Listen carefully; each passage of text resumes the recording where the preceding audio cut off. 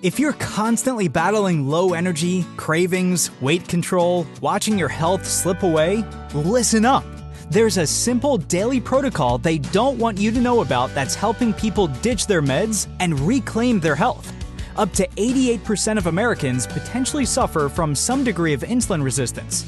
The Feel Great protocol is a simple two-step daily system designed to help your body work with you, not against you. Step 1. Unimate, a powerful yerba mate extract clinically shown to boost mood, increase mental clarity, and support fat burning. Step 2. A patented fiber matrix called Balance. Taken before meals, it helps regulate blood sugar, curb cravings, and support healthy insulin response. That's it. No crazy diets, no meds, just science-backed support your body actually understands. Feel Great is perfect for you if you have low energy, weight control, high blood pressure, high cholesterol, poor sleep, diabetes, snacking, sugar cravings, gut health, systemic inflammation. This isn't a trend, it's a transformation. Start today to reclaim your health with the Feel Great protocol.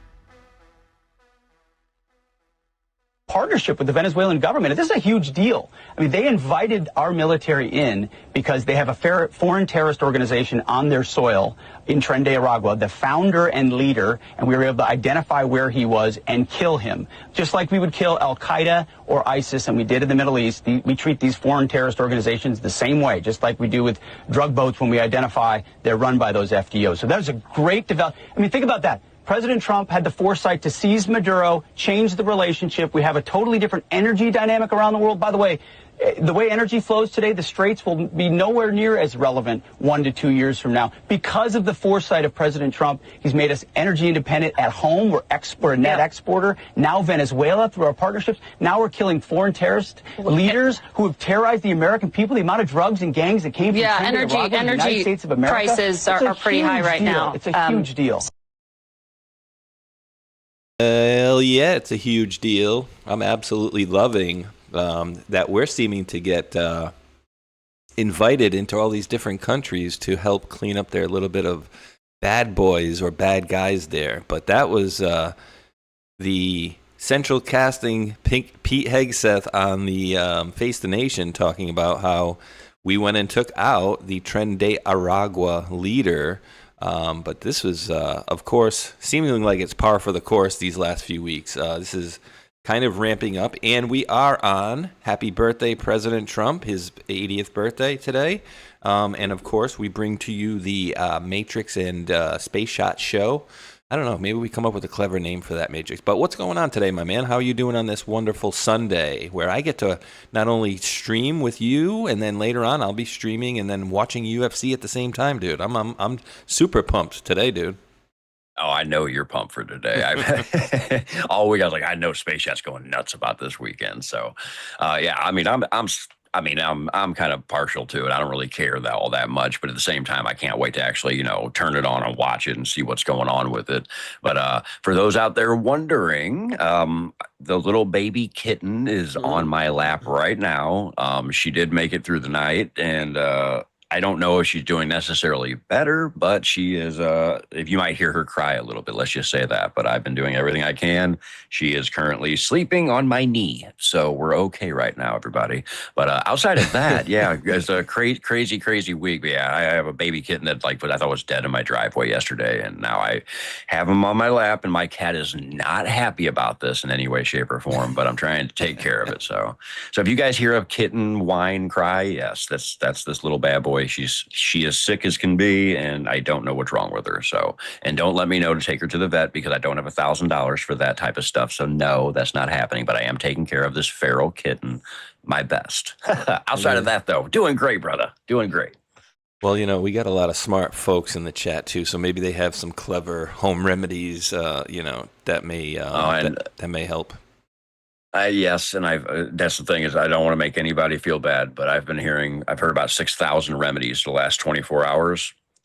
I've got them down. I've got them down, everybody. Just trust me. I got everybody's suggestions and whatnot, and let's just say that I think she's doing better because she's not breathing as funky. So there you go. Well, and I mean, yeah, and people want to do the right thing too, right? Like you don't want to see an animal, just left there. I was talking to my son the other day about, I don't know in what context, I forget exactly about. We were talking about like, I think it was maybe like a murder or something like that, where somebody essentially got killed during a situation, and the person was crying and. And, my son made a comment of something along the lines of like, oh, he's probably crying because he doesn't want to, get in trouble for this. And I'm like, maybe later on down the line. I said, but when an accident happens immediately, I think it was somebody hit like a biker or something like that, right? And I think the person ended up dying or something, or was close to being, dead. And I said, no, because if I hit somebody on a car, like I would feel horrible about it. That wouldn't even be coming into my head immediately. Like, oh my God, like, am I going to get sued? Am I going to go to jail? Like my immediate thought would be, crap, I just hit somebody. Like, are they going to die? Like that would be really bad on my conscience. And of course I would never want to kill anybody and harm anybody. But, going back to your point, that's why I asked you yesterday, or I asked you a little while ago about like, was it hot out? Was it dehydrated? And you had said it was like only in the 70s, right? So it wasn't like a dehydrated thing as well. So I don't know, man. Maybe, certain things get certain things. I don't know. And there's pieces of it that people don't know, and that's the babies were born in the backyard. I already knew the kittens, but this one specific cat that's whatever you want to call it, sick, had a problem already, a breathing issue already. I knew that, and so the last few weeks whenever the babies were all around, I was trying to get to her. She wouldn't let me get anywhere near her. And of course, here we are, and she came home, and she was in the driveway the way she was, and so. I don't know what's up. I think it's a birth defect of some kind, in my opinion, because she's been this way for a while, but now it's just, of course, life-threatening. So, hey, yeah, dude. I think I may have mentioned it, maybe not to you, maybe to Hulk on one of the shows one time. But my mother received a cat that was basically dying, and it was a white cat, and it was a miracle that the person that found it saw it at all because they found it in the snow, and it was a white cat. And the cat was like basically face first in the snow and like on death's doorstep, essentially. Well, my mother took it back and essentially brought it back to life and healed it. But it always had this thing where it was like, it had this breathing issue, kind of like you're talking about. And dude, once a day, and I've never seen this from any other dog, cat, or anything. And I'm sure maybe some folks out there have seen their own, example of it. But this cat, like once a day, would do this like, and it would do this nasty sneeze. And this tiny little cat would hawk up this nasty loogie out of its nostril like once a day. And it was just, oh my God, dude! Like, how is this big booger coming out of this little cat's nose? And it had it for its whole life essentially. So maybe it's something along those lines. That's kind of what I'm thinking. I think it's it's not necessarily a birth defect, but it's got something wrong in the lungs or something like what you're saying. But it can breathe though. That's what's weird. It's breathing through its mouth, but it can still breathe through its nose. There's no kind of snot or anything like that. His eyes are clear. It seems like a perfectly healthy cat outside of when it's coughing or yelping with the cough. It's hard to describe for everybody, but it's got a wheeze. If you saw the video I put out, you could tell it when it breathes. It's just like it goes.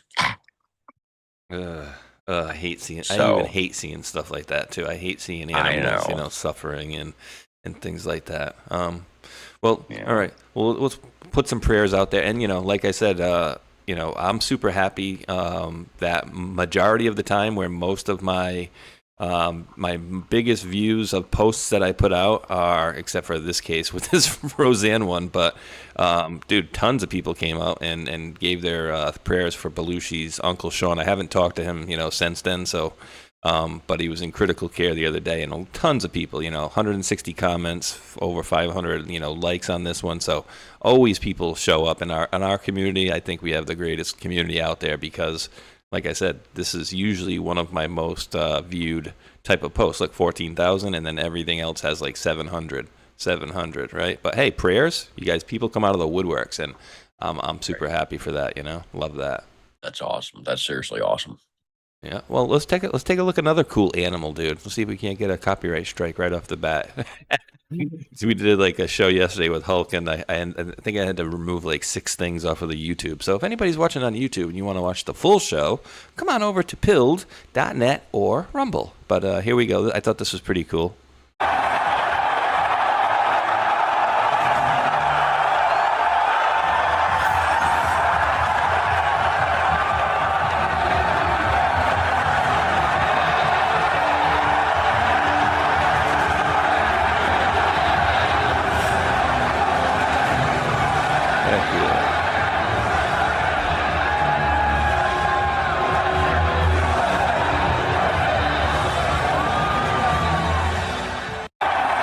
Awesome is actually, let me just let it keep playing without sound, dude. But how awesome is that? And then the chants at the end, the USA, and how is the eagle? I mean, I know they're birds of prey and they're obviously great hunting machines and stuff, but like how they not get distracted with tens of thousands, probably 100,000 people, maybe I don't know how many people there, but like all those people screaming, and the eagle just boom right to its cue, no problem. Hang on. Yeah, showing. He's probably looking at the screen and going, "Get that friggin' eagle away from me! I'm about to die." I mean, that is a magnificent animal. And some of these ones, obviously that's the American bald eagle. Which, wait, it's got fur. How does it bald? Have you guys ever seen the brown eagles that are on side of the mountains, where they go up and they like literally pick up goats and sheep off the side of the mountain, and they pick them up and literally flap their wings and throw them off the side of the mountain and then go down and eat them? I mean, dude, one of these, if they had it in their heart, could mess one of us up. You know what I mean? Like a few of these suckers could mess people up. Oh yeah. Dude, that is just awesome, dude. I mean, I absolutely love it. And dude, what do you think about I know you won't mind going into a little conspiracy land here. But what about I'm gonna pull something up that I think is pretty interesting here. Okay, let me just minimize this. So I'm gonna set the table with something here, and which one is my link? I'm gonna go with the Hill link first. So I'm going to set the table on this one here particularly, if I can finally find it. And then this is obviously straightforward type of stuff. And then I'm going to put a little bit of a conspiratorial swing on it for a second, and we'll see. But did you check this out the other day? Did you happen to see this? I thought this was interesting. Rubio Inc.'s public-private partnership with UFC ahead of White House cage fights. Signed a memorandum of understanding with the UFC to create a public-private partnership with the mixed martial arts company ahead of this weekend's fight. Rubio referred to the UFC as the United Nations of Fighting in his Thursday remarks, lauding the company for bringing together athletes from different countries. We're so divided by many things, we get our news from different places, we follow different accounts online, we do everything separate from one another in this country, and I would say increasingly around the world, we are so polarized. There are only a handful of things that bring people together in one place at one time, united by their interest in one thing. We need more of those. We need more of those forums and those settings in which we can bring people together to enjoy something together and find something in common. And if you've been to UFC fights, and I've been to many, and you look into the crowd is as diverse as you can imagine, he added. Rubio said the public-private partnership aims to promote sports diplomacy, similar to the Trump's administration memorandum of understanding with the NFL signed earlier this year. Some, however, have raised concerns about White House's ties to the UFC, noting President Trump's investment in the parent company TKO and the ethical issues around Sunday's cage matches, which have cost at least $60 million to put on. Trump is also friends with UFC President and CEO Dana White.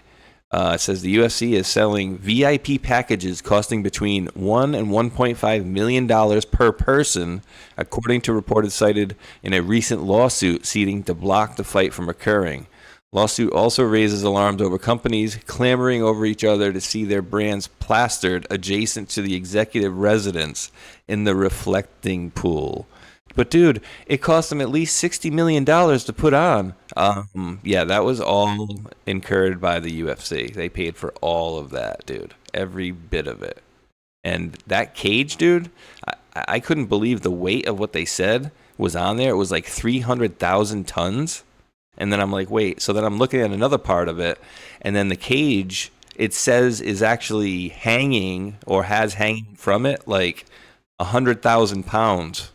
Hanging from the machine or that claw that's hanging over the White House lawn, dude. So what is it?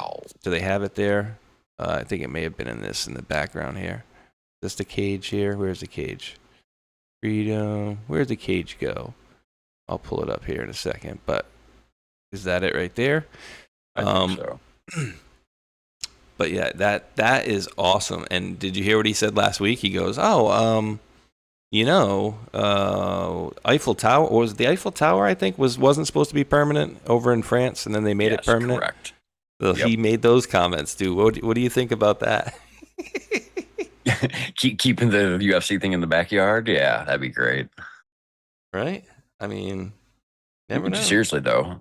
Well, with the Paris thing, yeah, that was. I wonder what they use it for now. Or at least what they have used it for, because of what it can possibly do. But yeah, Trump should mess around and be like, yeah, we're going to leave the UFC ring here forever. We're going to make it permanent. Why not? Well, he's already kind of, said it, essentially. So here's Paramount. Let me pull this one up here. So the stage is set, and some of the weight and stuff that goes into this, dude, like, I could not believe what they were talking about. So when they were talking about this in the very beginning, they saying that this thing that they call the claw that goes around this, that holds all the equipment, was holding the whole thing weighed like 300,000 tons. And I'm like, wait, can that even be right? Because 300,000 times 2,000, like, that's crazy. And then a minute or two later, I saw on there, it said that basically hanging from this was like 100,000. I almost shudder to say 100,000 tons, but I could have sworn it said 100,000 pounds of weight that's being held from this, because Dana White, the president of the UFC, said he doesn't want to see a bunch of cameras and this, that, and the other. When he's watching the fight, they want to see the White House. So, yeah, so check your chat in a second, Matrix. I want the folks in the chat to let us know, are you going to be tuning in? Because I know me and Hulk and Tron are going to be broadcasting, or at least kind of going along. We're not going to be putting the show on the TV screen or the show screen. Anybody that has Paramount Plus can watch it, but we'll kind of be commentating and commenting as we kind of go along there. So put a 0 in the chat if you're not going to watch tonight. Put a 1 in the chat if you are going to come and hang out with us. What are you doing tonight, Matrix? You doing any shows? Definitely not. With the cat here right now, the way it is, the way yesterday went with my Templar show yesterday got put on hold and all that with the cat. So right now I'm not planning anything. Honestly, I mean, I'm on my end. I will be turning my TV on to watch it, but outside of that, the cat's got my attention right now. Let's just leave it at that, because that's the simplest route to put it. So I gotcha. Little baby on my lap right now is struggling, so it's definitely got my attention. Yeah, it's tough. It's tough, dude. But Yeah, we'll give the chat a couple seconds to catch up. Ketchup and mustard. I'm trying to get. All right, so here was, just so everybody, and I'm not going to turn this into a commercial, dude, but I just wanted you to know, and because I'll let everybody else know that before the show, I will tell you as well that I got a new scale. So this thing right here, buddy. This scale with the kind of, they had some schmutz on there, and I had the Fruit of the Looms going there. So that stole my socks. Yeah, right. So that's where I actually started above there. I was 253 at my son's physical, right? So that was, going back to, mid-February here. And then once I go here, this was a couple of weeks. This actually was Memorial Day here, right? Nice. And then I got my own scale now, which apparently tells me if I had zero fat on my body, I would still weigh 160 pounds. It says I have 160 pounds of muscle mass. Figure that one out. I don't know how a scale could tell you that, but here we go. And so if you notice, we're going from this type of scale, and I had to actually get off the scale and take a picture of it because it was quite reflective. Let's just put it that way. But that was the latest as of yesterday morning, dude. 218.6, wow. Starting point of 253.5, bro. And I'm loving life. So just wanted to put that one out on the record there, that I have the new scale, and I don't have to wait every week or whatever to go get the weigh-in.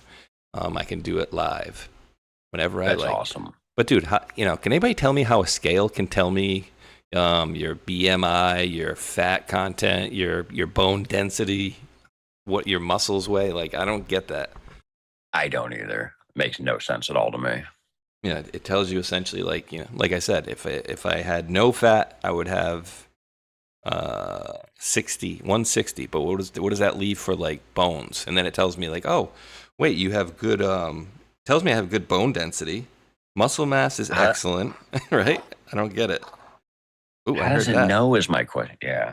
And it's just by your feet standing on it. So I don't know. It tells you all sorts of different stuff. It tells me I have 9.7 pounds of bone mass, 150.7 pounds of muscle mass, but then it says fat-free body weight 160 pounds. So again, I don't know. But I'm gonna bring a little conspiracy-laden realm to you guys. And again, I'm not 100% sure, but is it possible is kind of where I'm going to go with some of this stuff. So, is it possible that any of this stuff is leading towards a new America, or getting away from the corporation of the United States of America? Is that possible? Oh, and I got another very interesting thing that I hadn't planned on it, but I'm going to be putting it aside right now because I know Matrix and you guys and gals out there, excuse me, are going to find this very interesting. Something me and Hulk touched on really quickly yesterday, but we didn't really go much further into it, but I thought it was pretty interesting nonetheless. And actually, while Matrix is doing that, I'm right here. Oh, okay, cool. I found the link that I'm going for finally, and I wanted to play this, dude, for you and the viewers. And again, I'm not saying it's yes, I agree or I disagree, but I thought it was interesting that Miss Roseanne out here put out this video. I played a little bit for Matrix before the show, and again, I don't know. I see other people in the chat wrote, "Oh, well, she said this was going to happen." And again, I don't know. I just put it out there. And again, you guys see the wild things. We talk about prayer requests being some of the most viewed content. I put a video of Roseanne and it gets 100,000 views. But what she said was pretty interesting. And again, I'm not saying yes, she's saying is correct or 100% or right or whatever, but I found it to be interesting, especially with the time frame that we're going into right now. So let's take a listen here. I can't wait to tell you my news, but I can't yet till next week. It's just so awesome. Anybody who's been through a hard time and you wonder why did I do that? Why did something tell me to do that? And I did what I thought was right. I did what I thought was helpful, and it blew up in my face for everybody who's ever gone through that, and that's everybody. Don't forget, I'm here to testify. There's light at the end of that dark, dark, dark, dark tunnel. And not only light for me, but for the whole United States of America and the world. Light, and it's coming. It's coming this week and next week. Everything you were afraid of, everything you knew, everything you prayed about, your prayers were answered. So I don't know, dude. Early on, I had the feeling like, oh, maybe some of these celebrities know more than we do on certain things, but I quickly come to realize that no, they're in the dark as much as we are. But do they have certain contacts that could pass along something good? That's very possible. And again, I don't know. I don't know that she knows anything more than we do. But again, I don't know if she has any highly placed friends that may have gave her an indication of anything. I don't know. So I don't know if you saw that before, Matrix, or not. If you have any comment on that. No, I hadn't seen it till you showed it to me. But I would say this: those people, somebody like her, who we know she's tied in with the white hats and whatnot. I would say that whatever word she has, that to say this, she probably has good sources. But at the exact same time, what is she talking about? Like, you could literally, when saying that, you could be talking about a billion things. You have a disclosure movie coming out. There's literal disclosure. You could be walking through a dark tunnel when walking into the UFC ring. She could be talking about that. Like, you know what I'm saying? Like, she could be literally just like, it could be a million things, but like, it is very interesting. We have, what is it?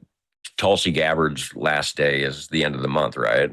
Oh. But she's already dropping bombs. So it's like, fire. I mean, exactly. So you could be referring to something like that. I mean, it could be a million things it could be referring to. So I would just tell people, don't get your hopes up like just everything, arrests are coming or something like that. Like, but she knows something. But what is it? I don't know. It could literally just be a D-class thing. So I don't know. Yeah, it's definitely I don't get more my hopes of that. Up anymore. There's definitely more of that coming out. And we did show this yesterday, and I was going to play this at the end. But this is essentially what Pete Hegseth was talking about there in the very beginning, how he went in and took out a Tren de Aragua leader. Look, ready? It's a magic trick. Check it out, Matrix. Ready? Now you see me? Now I'm toothpicks. That's a lot of DNA spread around that place. So yeah, they're taking out real bad hombres. El Nino Guerrero, the infamous leader of the Tren de Aragua. So he's gone, apparently.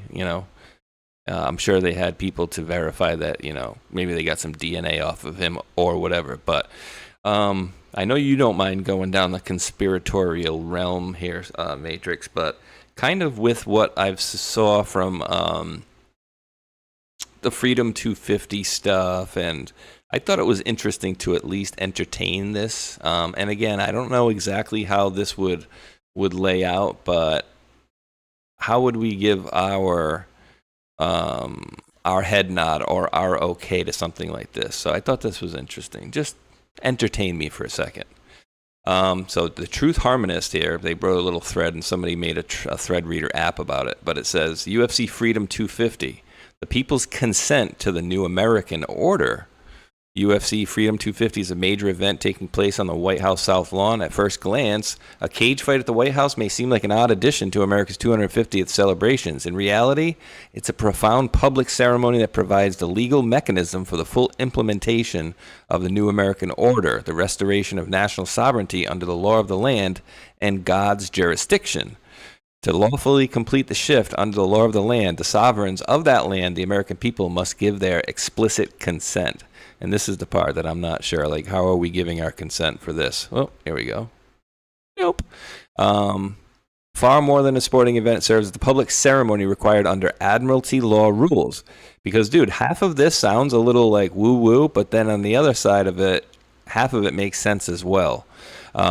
The people's visible endorsement of the transition into America's new order. I'm just wondering where this link goes. If it just goes back to the main thing there. 2 of 7, the 1-year process of restoring America's sovereignty. The following shows the steps that have already been taken in the dismantling of Admiralty law. America recapturing its flag, June 14th, 2025. Flag Day celebrates the adoption of the American flag on June 14th of 1777, the true symbol of land jurisdiction and national sovereignty. On this day in 2025 that America initiated the legal process of removing itself from British Admiralty jurisdiction in order to restore its sovereignty and law of the land. America asked to return to God, April 18, 2026. President Trump reads 2 Chronicles 7:11-12 to the nation as an appeal to return to God in recognition of the original covenant of 1776, the Declaration of Independence that places the nation under God's jurisdiction. A royal visit as a witness. We talk about the king and queen, watching what happened there. Fed chairman steps down May 15th. Federal Reserve has played a central role in upholding the British Admiralty maritime law-based commercial system that powers the debt-based economy. By stepping down, it signals the shift back to American jurisdiction. National Prayer of Dedication, May 17th, 26. This comes one full moon, a complete cycle after the appeal to the nation to turn back to God. National Jubilee of Prayer is the public act of rededicating America back to God. 2 Chronicles 7:14. It marks the withdrawal of consent from the 1871 commercial system that quietly gave jurisdiction back to the British maritime system and the restoration of the 1776 Covenant.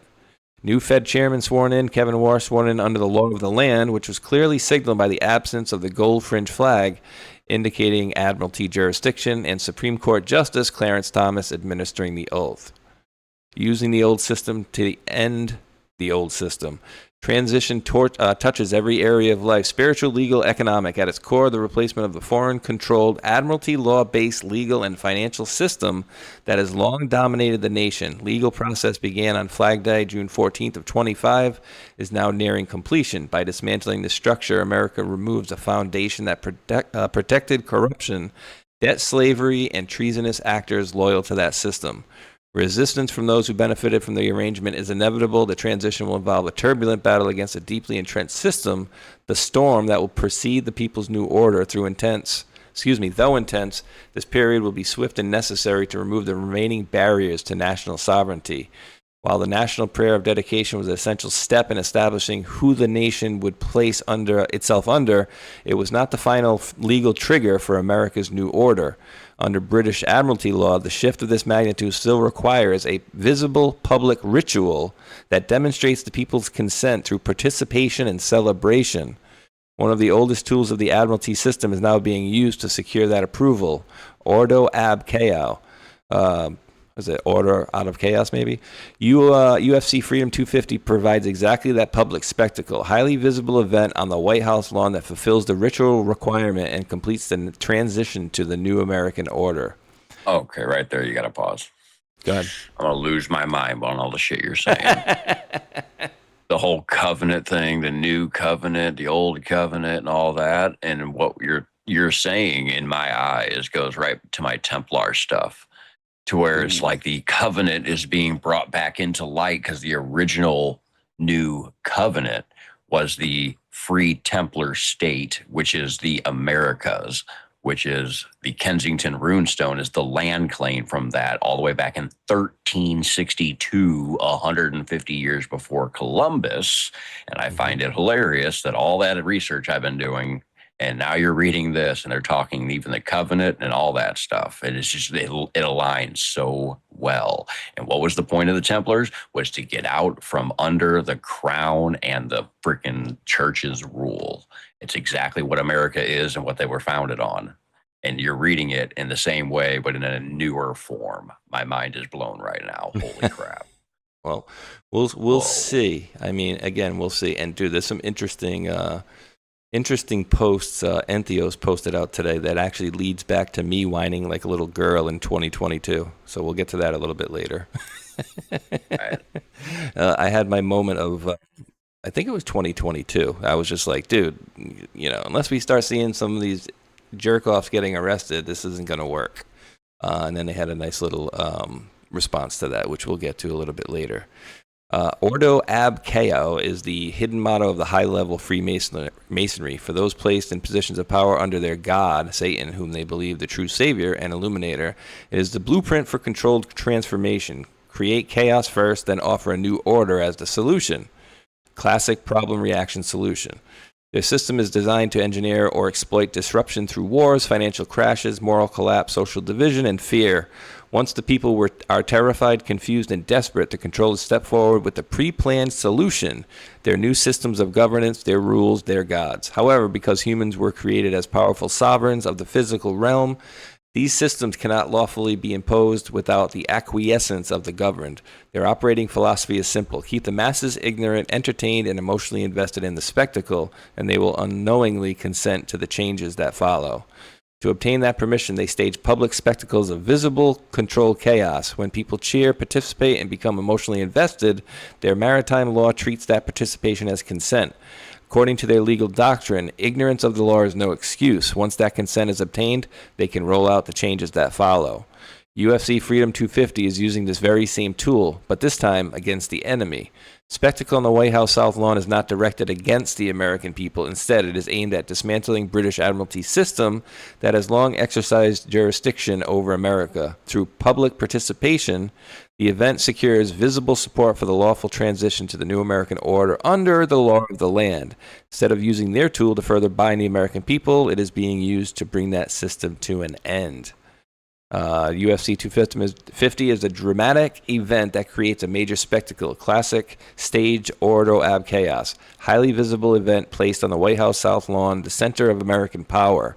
Two main events. Main event, lightweight title, Ilia Topuria, undefeated foreign champion, versus Justin Gaethje, American interim champion. Dude, and I'm telling you, I used to be a really big fan of this guy here, Ilia Topuria, because he is a really good fighter. But just the way he has been so super cocky, and I just can't stand, like, all the fighters should be cocky, right? Like, yeah, I believe I'm going to win. I'm going to knock this guy out. But this guy just takes it to another level, where Justin Gaethje, they were very cordial with each other up until last week, where Justin Gaethje said, yeah, this guy essentially goes around smelling his own farts, thinking he's the man. No wonder his wife left him. That's what he said. He goes, I would have left him too. This guy thinks everything he does is the best. I'm the best. I'm the this. I'm the that. And it's like, dude, people are just sick of hearing it. So I so hope, and it's going to be a tough order for the American to beat Ilia Topuria, who is from Georgia/Spain. The dude is a beast, but if anybody can do it, I think Justin could possibly do it. It's more likely Ilia Topuria will win, but I'm so pulling for Justin Gaethje to win this fight. I so hope he wins this fight. So that's the main event, you said, right? That's the main event, and then the co-main event. Like I said, don't expect Americans to do too well in the main and co-main event, because I hope Justin wins, and hopefully he can. But co-main event, you have a Brazilian fighting a Frenchman for the heavyweight belt. So, okay, that's weird. It says, while the heavyweight division represents the foreign established powers battling for control, the lightweight division represents the common people. So they kind of went, a little bit off the radar here for me on this one. But the remaining events related to Americans' restored sovereignty. Several key events still remain in the process of restoring American sovereignty and completing the transition to law of the land. UFC Freedom Day on Flag Day, June 14, 26, exactly 1 year after June 14, 25, when the legal process of removing Admiralty maritime law and restoring the law of the land publicly began.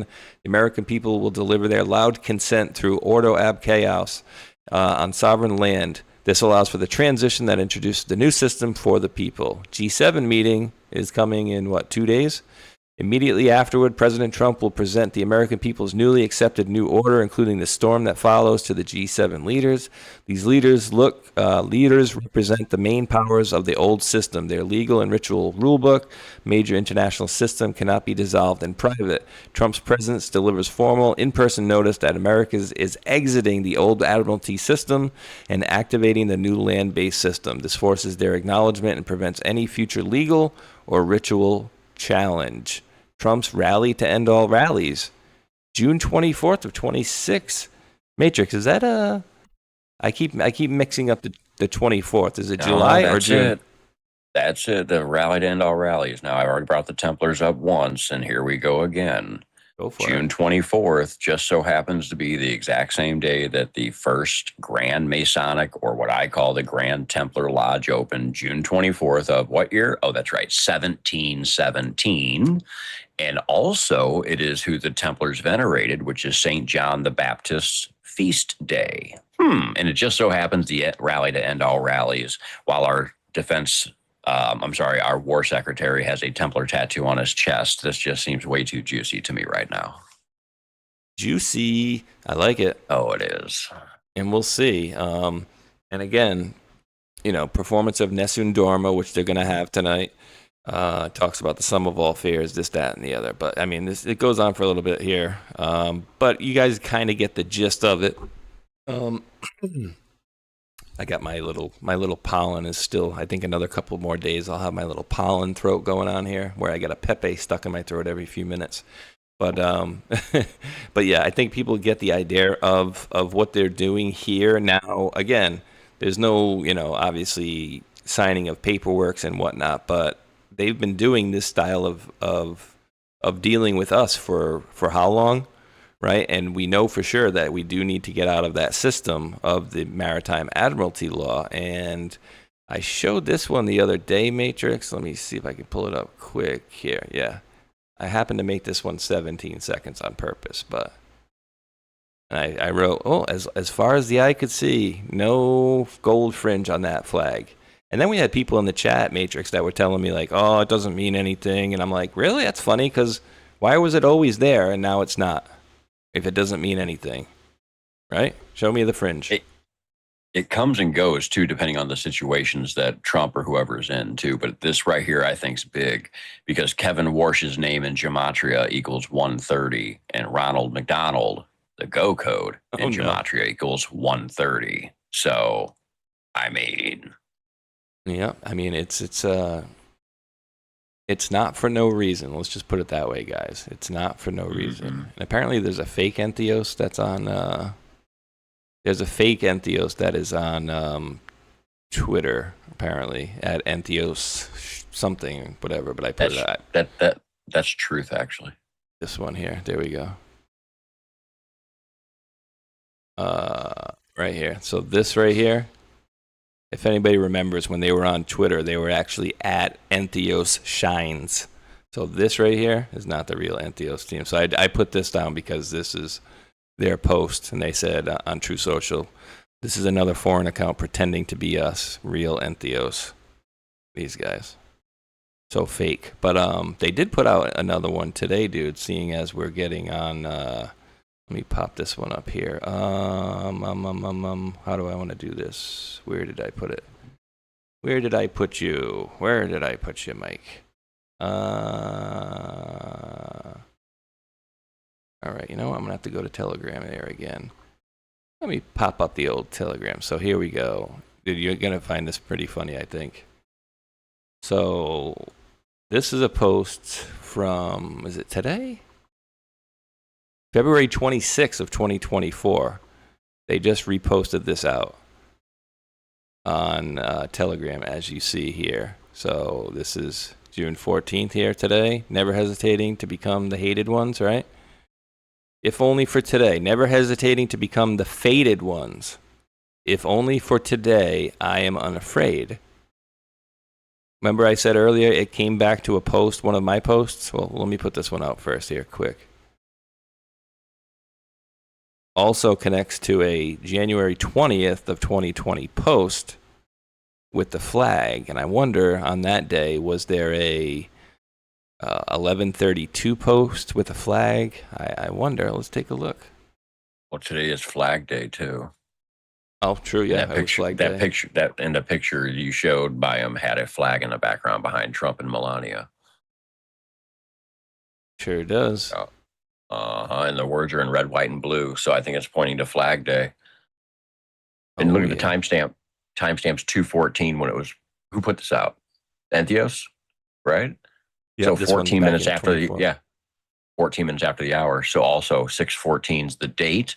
Red, white, and blue. You got the flag. Today's Flag Day. So when you combine it together, that perfectly links with what you're saying for today. That's crazy. And check this out. So when you go to this person's post here, so they posted this out and then reposted what we just saw here, the flag post. And then also on this post is this post, Patriot Z, at Patriot 727. So see this right here? It goes to this one. It's fatalism. He knows this is the end game, like our founding fathers felt signing their names. No turning back now for him. So again, constant threats from all directions. We'll never know the full extent. But close your eyes and step into his shoes for a moment. He feels the burden of the American people on his shoulders. This is why he needs God. This is why we need God. This is why our founding fathers needed God. Gather your family together. Pray that our Lord gives real Donald Trump strength and wisdom. Interesting. And where does this come from? Watch this. Look at this chat here, dude. That means China was going to take over. This was me hitting my breaking point in 2022. Like, what the hell was going on? See, better be getting arrested publicly. I'm sure I'm not the only one feeling this way. Hundreds of thousands on Right Side Broadcasting, and most of them posting the same. Entheos, any input on this? I know a lot of us respect your opinion. The only way this works, in my opinion, if the deep state starts getting publicly arrested soon. It says, easier said than done, Space Shot, but keep the faith. And so I thought this was very important, too. Let some time go by now, post-speech. Think about some of the known big guns yet to be drawn. Remember all the executive orders. Remember how colossal, 100-plus years undertaking this truly is. All the marbles. FTX, remember Sam Bankman-Fried? Giant domino falling out of nowhere. There are more, I think, cards maybe. Continue getting key information out to everyone. Remember the retruths. He's saying it without telling how and when. Remember what those closest, loyal to POTUS, have hinted. Dan, time and time again. And then he puts an eagle post out there. So, this was 2022, and it was just like frustration, right? So frustration hits us all. This was my frustrating point. I didn't start attacking people and going after folks, but that was my bit of frustration. Like, dude, there's so many people that agree with me in the chat. Like, we need to see something here. But, dude, as we fast forward to today, oh, my God, dude. The stuff we're seeing now is just, it's mind-boggling especially compared to right then, dude, in 2022. Not even close. Yeah. The stuff we're seeing now is crazy. Like, seriously, like the stuff that's coming out now and how everything links and ties together, it was really blowing all of our minds based on what I'm seeing. Like, I don't know. How big is this? And I don't think this is it either, dude. Like, I think you generally, when you're putting out information and things like that, don't you usually save the best for last? You don't lead out with the best, right? Yeah. And what you just said makes me think, okay, if this isn't last, what is? Yeah, I mean, we heard about this right here a while ago. We as an anons and people that paid attention knew about this stuff a long time ago, and we've been waiting for this stuff to come out, and here it is. And there's a lot of people out there that are like, wait, what? There's biolabs? And it's like, wow, we've been talking about this for like 6 years or whatever, however exactly long we found out about it was. Like, wow, this is crazy. This is a long time coming. So, dude, a very long time coming. And I've been trying to share this out with a couple people I've been trying to work on, my ex-co-workers and whatnot, and I'm literally sending him, or I literally just sent him this one a little while ago, because remember, everything's Russian disinformation, everybody's lying, and Trump's a bad guy, and he's a piece of crap, and blah, blah, blah, blah, blah. Well, let's take a little listen here. Or maybe I can unmute it first. All right, I'm just going to unmute the whole site so I don't have to do it every time. Here we go. Better be loud enough. Maze. Russia has a history also of inventing outright lies like this, which is the suggestion that the United States has a chemical and biological weapons program, or Ukraine does, that they're operating. Russia is the country that has a chemical and biological weapons program. So the objective was to make clear the inaccuracy of the information, the misinformation they're trying to put out, and make clear to the world that they not only have the capacity, they have a history of using chemical and biological weapons, and that in this moment we should have our eyes open for that possibility. Today, I'm releasing new evidence of longstanding U.S. government funding of more than 120 biolabs in over 30 countries. Now, these biolabs include labs in places like Ukraine, which could be at risk of compromise due to the ongoing Russia-Ukraine war. In fact, the intelligence community had previously warned that a U.S.-funded biolab in Ukraine likely housed dangerous pathogens, as the information surrounding the existence, history, locations, and funding of these U.S.-funded biolabs has been intentionally covered up by very powerful people who falsely claimed that these biolabs didn't exist. Now, they accuse anyone who says otherwise to be foreign assets and traitors to America. Ain't that convenient there, Matrix? Traitors, eh? Traitors to America. We're liars. It's all Russian disinformation, bro. Yeah, of course. It's always Russian disinformation. It's all it ever has been. Then, okay, so notice this. Right now, in the time we're living in, anything that happens, including if the Knicks lose a basketball game, they blame it on Donald Trump. But circle back to when Circleback was in the office. And before that, what did we hear the whole time? Not only did they blame Trump, but it was always Marsha, or Russia. So I've been saying this for a while on my end. It's like everything that we saw in the past, we are now seeing the exact opposite of. Everything that they used to complain about, now that they're doing. Everything that they used to say that Trump did, that we're finding out he didn't do. Everything they used to say that Ukraine didn't do, well, we're finding out they did. It's all the opposite. Everything's coming to light, dark to light. Again, I've been waiting forever for all these moments, and getting to do these shows and getting to like see it all happen. And it's about 2+ years ago, I said the things we're going to see is going to get crazier and crazier, and it's literally gone that way. So I'm happy as all get out about this, because things that I've been wanting to see are happening. So, hey, Chanley. Hey, Chanley. And yeah, I got a couple of Gutfeld posts for later. And dude, I can't figure out this for the life of me, why certain links, when I click on them, they automatically start playing in well, not even full screen mode, but like half full screen mode. And then other videos don't. So I'm still trying to parse that one out. But yeah, here's Chansley. What did you say her name was? Chanley Painter.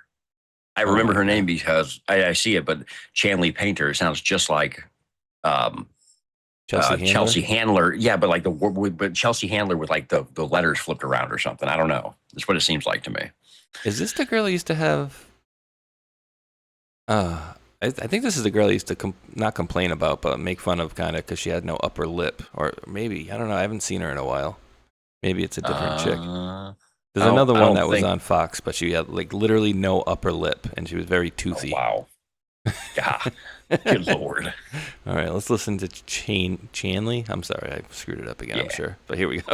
So DNI Tulsi Gabbard not only releasing this declassified information, she is also blasting the Biden administration for, quote, lying about the existence of such biolabs, saying this, quote, "Today, I'm releasing never-before-seen intelligence revealing new evidence of past U.S. government funding for more than 120 biolabs in over 30 countries, including Ukraine." Gabbard also adding that her efforts are in accordance with President Trump's executive order to end federal funding of dangerous research around the world. Watch. Despite the obvious potential for catastrophic global impact that research on dangerous pathogens in biolabs can have, politicians and so-called health professionals like Dr. Fauci, We saw it. We saw it. Covered up the existence of such. Here we go. Right. Of course, some experts have disputed that the Biden administration covered up the existence of such labs or their work posed any threat to the U.S. This all comes after years of media outlets calling biolab funding rumors a conspiracy or blaming rumors on Russia. Watch.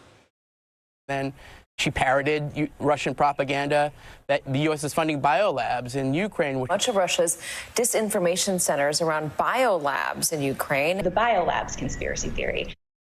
This announcement coming just a week before Gabbard is set to leave her post on June 19th. Yeah, remember Matrix that she said now, or I don't remember who exactly it was that came out and said it, but she's going to be leaving 10 days early now. Wait, what? Apparently, that's right. Chelsea's No, yeah, that's right. I did early. hear that. You're right. Yeah, that's right. I forgot all about that. Which I guess that would make sense why she would release this stuff early right now, huh?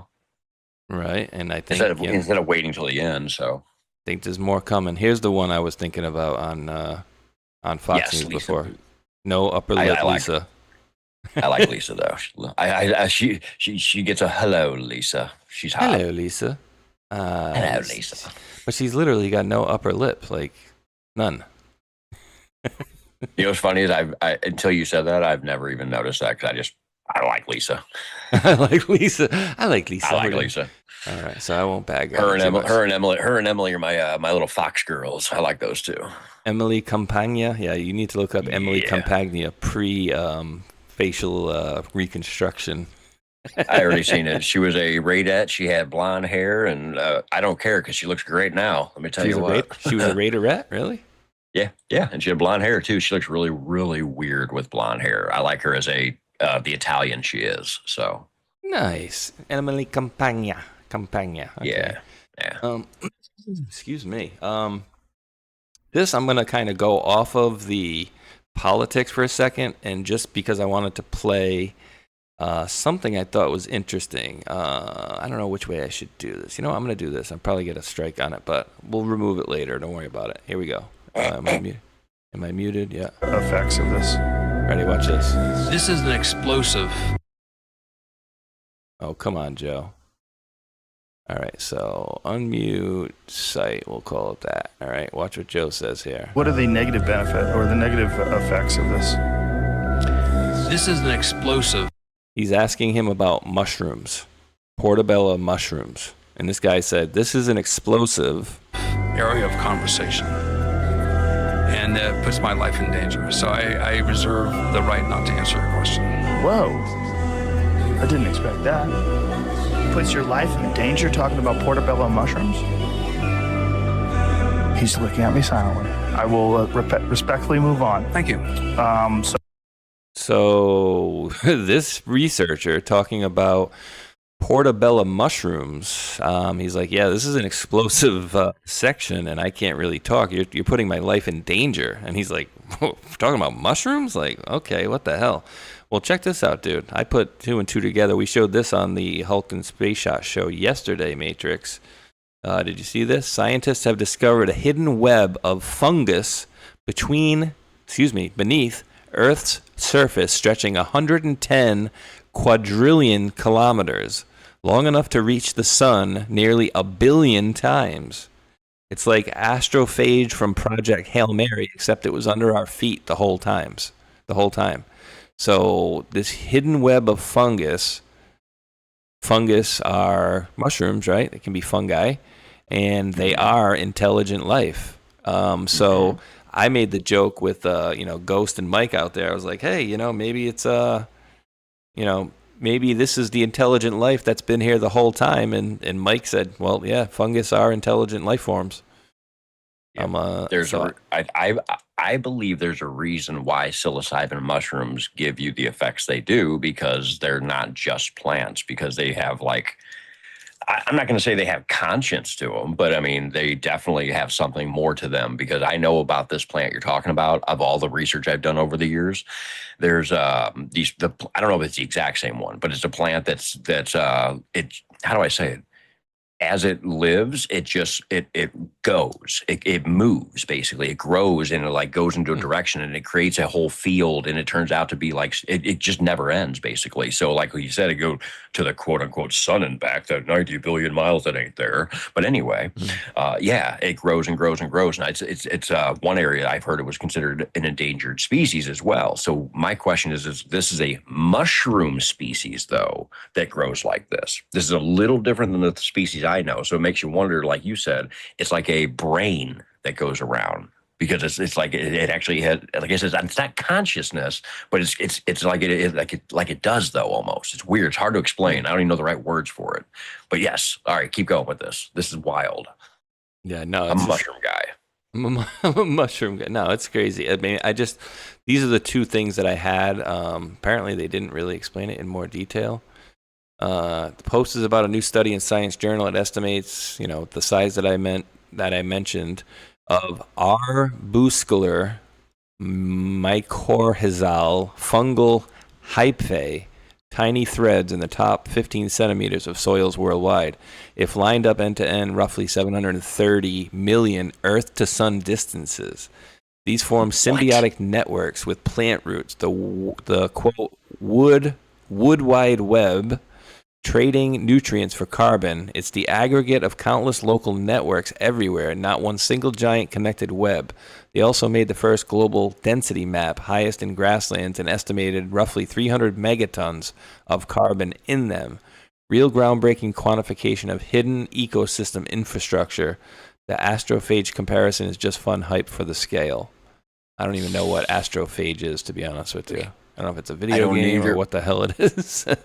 No, but okay, so it's interconnected. That's a better word for it. Instead of saying it's conscious, it's everywhere, but it's interlinked together. It's really weird how to say that. I don't know how to describe what I'm thinking here, but yeah, this stuff's wild. I've heard of this stuff before. That's wild, yeah. Astrophage is a fictional spacefaring alien microbe from Andy Weir's project Hail Mary book and film. So, okay. So that's made-up stuff. So science fiction, that part is, But yeah, dude, we got intelligent life all beneath us, and it's Well, think about it though. Isn't all plant life somewhat have some smarts to it to be able to do what they do? And I'm talking not all plants, but like they have to do certain things to survive, even plants, and they do it. So do they have some form of smarts to them that we don't understand? I think they do. I've had people that did. I just told the story the other day, actually. One of my buddy that I used to do DMT with, his buddy did a DMT trip and lived an entire life as a tree. That was one of the craziest things I've ever heard. I was like, what? But if you've ever done a DMT trip, it kind of makes sense to you. And it's like, that's pretty wild. And of course, then you hear about the mushroom stuff or the fungi that has, some form of, not a brain, but life form to it. It's crazy. And it makes sense to me. It does make sense to me. So, oh my God, they have faces. Dude, that's grass, bro. All right, so obviously we're kind of pushing the envelope here on stuff, but like I don't think this is a stretch right here, and I hate when it does this. I don't think it's a stretch to say that, boy, all right, yes or no, Matrix, this kind of looks like a smiley face emoji with the third eye. Yeah. That's why I said, oh my God, it's just got a face. And it looks like they're smiling, right? And it looks like they're alive. And it's like, what the hell is this? But again, we know this to be true. This is grass at a scanning electron microscope level. So, yeah, life is everywhere, apparently. So when you step on grass, does it hurt them, I wonder? I wonder how it feels when you light it up. Oh, sorry, wrong grass. Or a haircut, trim the lawn. Oh my God, I know, right? Can you imagine all the screams going on? Wow. No, he's coming back. he's turning around. Run. Yeah, imagine that. Yeah, we need a scanning electron microscope after a fresh lawn cutting. But yeah, I've never seen that before. That is the weirdest looking. I'm getting a screenshot of that real quick. Holy crap! I've never seen grass. I didn't know grass had faces. Yeah, and there's a lot of them, dude. If you want to take a picture of right here, dude, there's so many different examples of them, and they all see the same thing apparently. Like, it's it's amazing. That's crazy. And we can't tune into this stuff either. You know what I mean? Right. Exactly my point. All right, so let's get back to a little bit more politicky stuff here. Not politicky, but I think you're going to like this one. And then I asked Grok some questions yesterday. I paid for Super Grok for, I think I got 3 months for $10.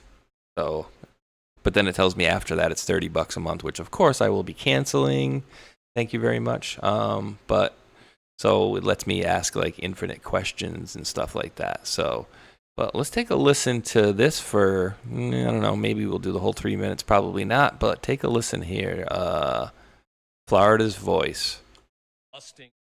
All right, we're going to make you louder for sure. Ding, there we go. National child pornography ring. We will be bringing charges against 8, busting an international child pornography ring. We will be bringing charges against 8 individuals this morning, 7 of whom are Florida residents.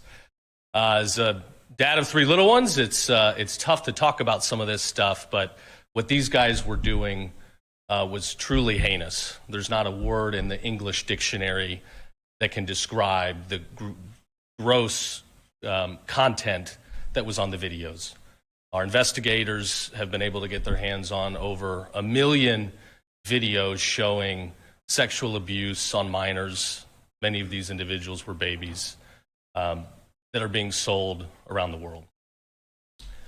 The 2023 National Center for Missing and Exploited Children reports over 36 million instances of suspected child sexual exploitation and over 100 million files related to child sex abuse material. And that's only what's getting reported. This continues to be a problem in our country, in our state. Protecting our kids is not an easy task to begin with. And today, with the access to the internet and social media, it allows these sick predators to more easily get access to our kids. And as I've said, my first 5-6 weeks on the job here, that's going to be a major priority for my office. The individuals that are being busted today that purchase this harmful content, many of them found it through TikTok. It was available online. They found access to a portal where they could purchase this dangerous material. TikTok has shown they can very quickly get stuff off their website. If there's unlicensed music or something going around, they've proven with a flip of a switch they can get it off. And it's taken too long for them to get some of this pornographic material. And Matrix, do you ever remember hearing about the story of I think it was a kid who had some like naked pictures of him, and I think he was underage, and he was reaching out to Twitter, and this was before Elon joined in, but essentially they were reaching out to Twitter over and over and over to like get this stuff removed, and they couldn't get the information or the pictures removed from said website because apparently Jack and his crew didn't care enough to do that. But we've seen this stuff happen where websites can remove stuff, but they choose not to in the past. So I don't know if you remember that one or not. It's just disgusting, dude. And dude, this is huge. And to try to stay so we can still get some reach on a certain platform that we're on. I'm trying to talk a little bit coded, but like when we say that these people are into doing things with younger folks, so to speak, we don't mean like, it's some 40, 30, 40, 50-year-old guy and some, 17, 18-year-old girl or, a girl that whatever looks like, some of these people are going after toddlers, infants, like, 6 months, 2 years, 3 years. And dude, for me, that is like, pray to God I'd never see anything like that happen or anything along those lines, because I would absolutely flip my lid, and I'm telling you, I would be a moment of temporary insanity. Yeah, absolutely. I might be in prison myself. Right? It's Let me so just say. nasty. I mean, dude, but here's the thing. I had to ask Rock a couple of times yesterday, What have we seen since 2016, 2017 with the ramp up of arrests in this venue? Essentially, we have seen so many of them starting back, in 2016, 2017. Excuse me, even going through the Biden administration, the whatever that thing was that we dealt with, and up until this very day, dude, we continue to get many, many, many arrests, right? So let's see how this conversation went at 4 a.m. or whatever it was. Who knows? This was yesterday. So, thoughts? All right. So I said, it seems to me a heck of a lot of child sexual predator or trafficking arrests, notably since 2016 and until now. So it talked about, excuse me, Key annual reoccurring operations. Operation Cross Country, part of Innocence Lost Initiative, annual since 2008, roughly, it says. Dude, this pollen is a friggin' nightmare for me, dude. Oh, I hate it. I cracked the windows yesterday, and this is the result of it. Like, I've literally had, the old batten down the hatches. That's my house for like the last 2.5 weeks. And then yesterday it's getting hot. So I'm like, let me crack the window at nighttime. But of course that let in pollen, which leads me to not be able to breathe half the time. But dude, 2016 arrests, 82 minors recovered, 239 traffickers arrested, 120 traffickers arrested, 100 plus traffickers arrested, thousands of recoveries and convictions. 1,000 plus arrests across 40 states, 1,700 arrests, 308 producers, abusers identified, 357 children helped. That's 2019. 2025, over 2,300 arrests, hundreds of children identified.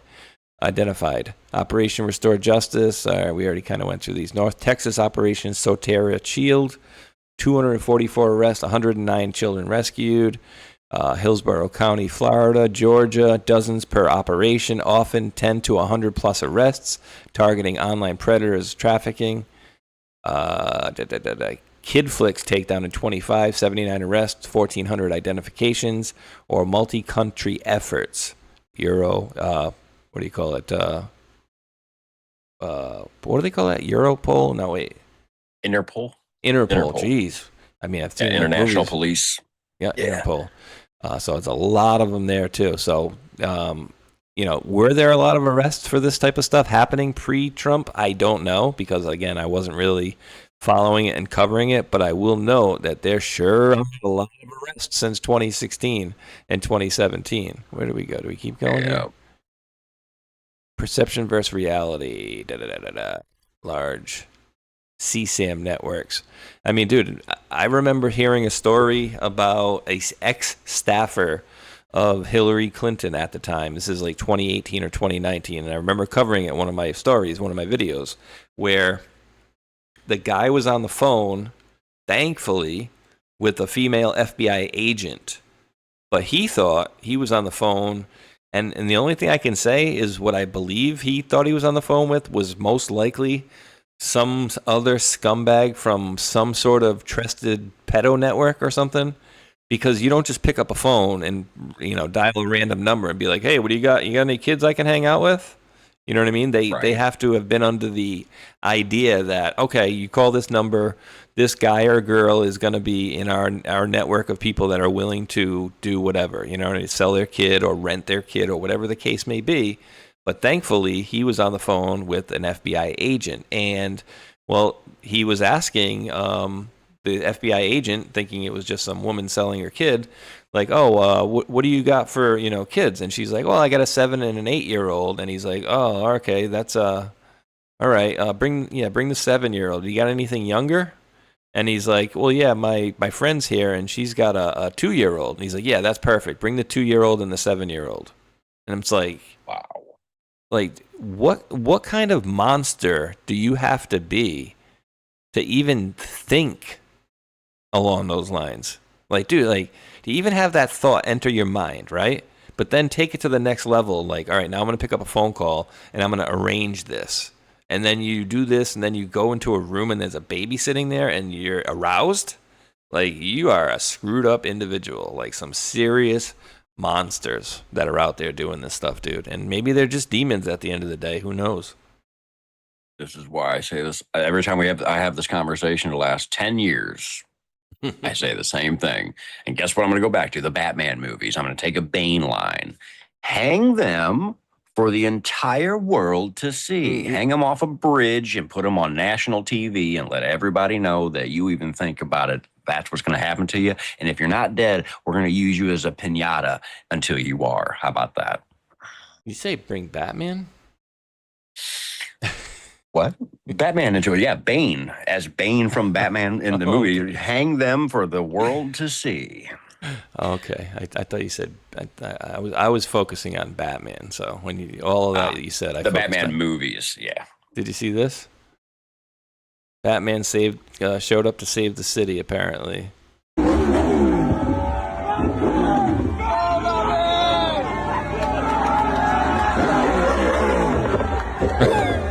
Are you serious? Wow. He's lucky he didn't get whacked off that machine. I was waiting for that to happen, actually. But dude, yeah, this whole stuff, dude, is just, yeah, I mean, these people are sick.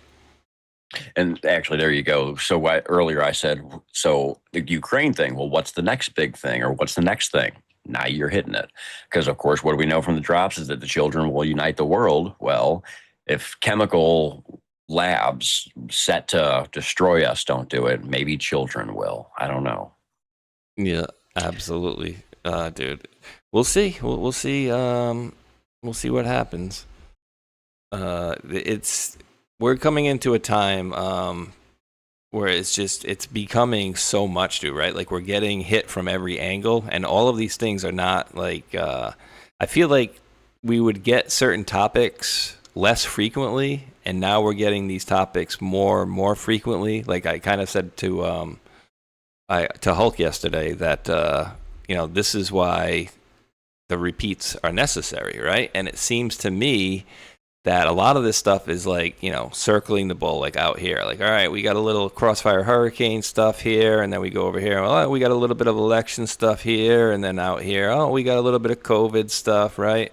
And then as we keep going, that window of time in between each of these drops, to me anyway, seems to be slowing down, or should I say rapiding or speeding up. So it's like, all right, today we get this stuff with Tulsi, right? And then the day before yesterday, more stuff on this and more stuff on this. And it seems to be coming out more rapidly as we're going. So that's why I say, like the toilet, it's circling the toilet bowl, but then it's getting smaller and smaller as we go until it hits the hole and gets out of your house.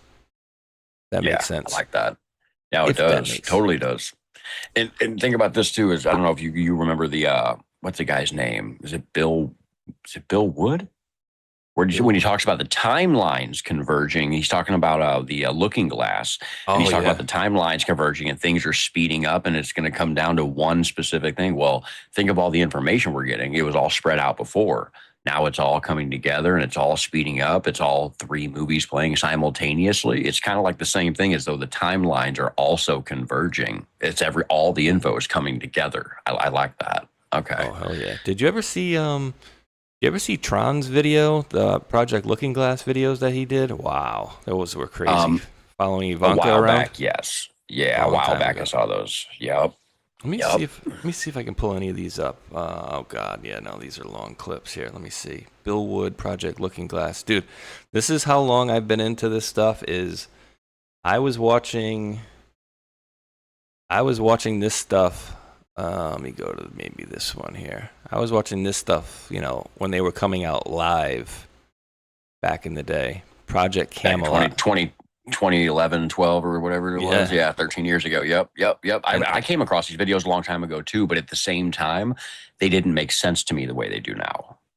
Yeah, it's different. It was different. It's different for me because back then, yes, I was a conspiracy theorist and going, into this stuff. But until Q showed up and until this stuff made things make sense, back then I saw this and was just like, oh, that's really cool. But I didn't get it. You know what I'm saying? It's like, to me, it just did not make sense to how it worked. Like, I didn't have all my research I did, I was still more logical brain, like, oh, that's crazy. But it's really cool. But I believed it, but I didn't believe it. You know what I'm saying? It was one of those situations. But now, this makes 100% sense. Let me see if I can put in converge. Convergence, yes. He talked about the convergent point. Yep, there it is. Let me see. See that, dude? I absolutely love the fact that a lot of these websites now you can use, like, Pilled, I know, does it, and YouTube does it, where you can look through the transcript and look for certain keywords. So let's take a listen. I love watching you do it because I've never done it yet, but now I know how to do it. Yeah, just go to the transcript and then basically look for your keyword, and then it'll bring up all these different words here. And you just made my whole life easier, me trying to find stuff in something. Holy crap. Let's see, certain element, reduce the pain. I'm trying to see like what, because I know roughly, I think this is the part we want to hear. Let's see what we got here. And again, this video is not uploaded in 2013. This was more like 2010, I want to say, 2011. And this person uploaded after. You're right, because in this video they talk about the 2012 conversions and all that too. And so so this is put out in 2013. This is after the 2012 calendar part. So you're 100% right. I think the video was like 2010. I think you're actually 100% right on that.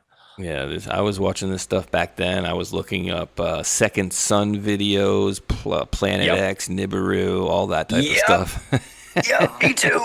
That's all the stuff I was into. And dude, I didn't have a clue why I was like in full consumption mode. Like, yes, more. Give me more of this. All right, what else do we got over here? Give me some more of this. What else do we got? And like, dude, for like literally up until I started doing videos on YouTube and then constitutional type videos. And then when Q came out, then I was like, oh, okay, maybe that's why I was stuck in front of my computer for a few years there.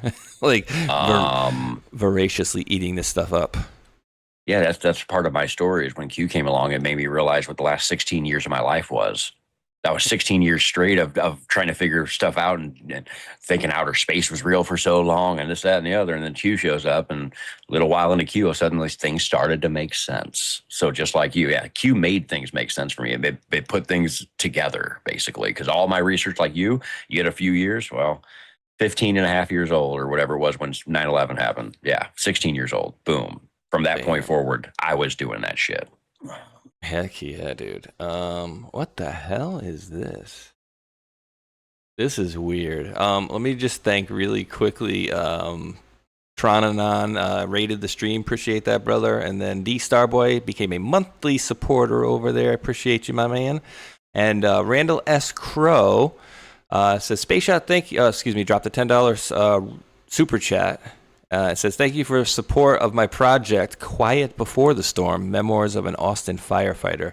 And you guys may have heard me saying, like, wait, what the hell is this? Apparently this is the book, but this is from India. It's telling me I'm going to be, this is, apparently Randall Crow here is an author, but he's also a singer. I saw some songs there on YouTube too, buddy. But dude, check this out. The Quiet Before the Storm. Look at the price, $3,664. This is India.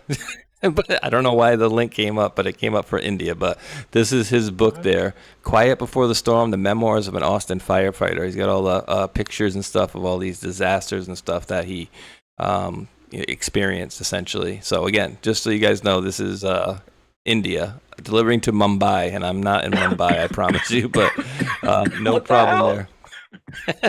Right? What the hell? I just looked it up. I just literally went to put a Google search so I could show it up on the screen quick, and then the first one came up was the Indian version of Amazon. Go figure. Oh my God. Right, I bet they got great customer service. Yes, may I help you? May I help you, sir? All right, what are we at? 221.24. I'm just going to go back a little slice here. 221. All right, here we go. And this one, Kerry Cassidy here, to this day, or I don't know about this today, to at least a year ago, she's telling Juan 07, like, no, you're JFK Jr. And he's like, no, I'm not. And she's like arguing with him about it. And I'm like, what are you going to do, bro? She's thinks that you are. And, you know, I'm 100% sure it's not. And Ghost is not JFK Jr. Yeah. Wayne. Can't see the board and see that there's only 7. Oh, crap. Okay, but when we come to this convergence, and again, you've seen, or the looking glass has seen up to that point. Now, let me say why I believe that it comes down to one inevitability, is because I was entrusted in getting it down to 2 possibilities. And I've heard both of those possibilities talked about in massive proportions, the good and the bad.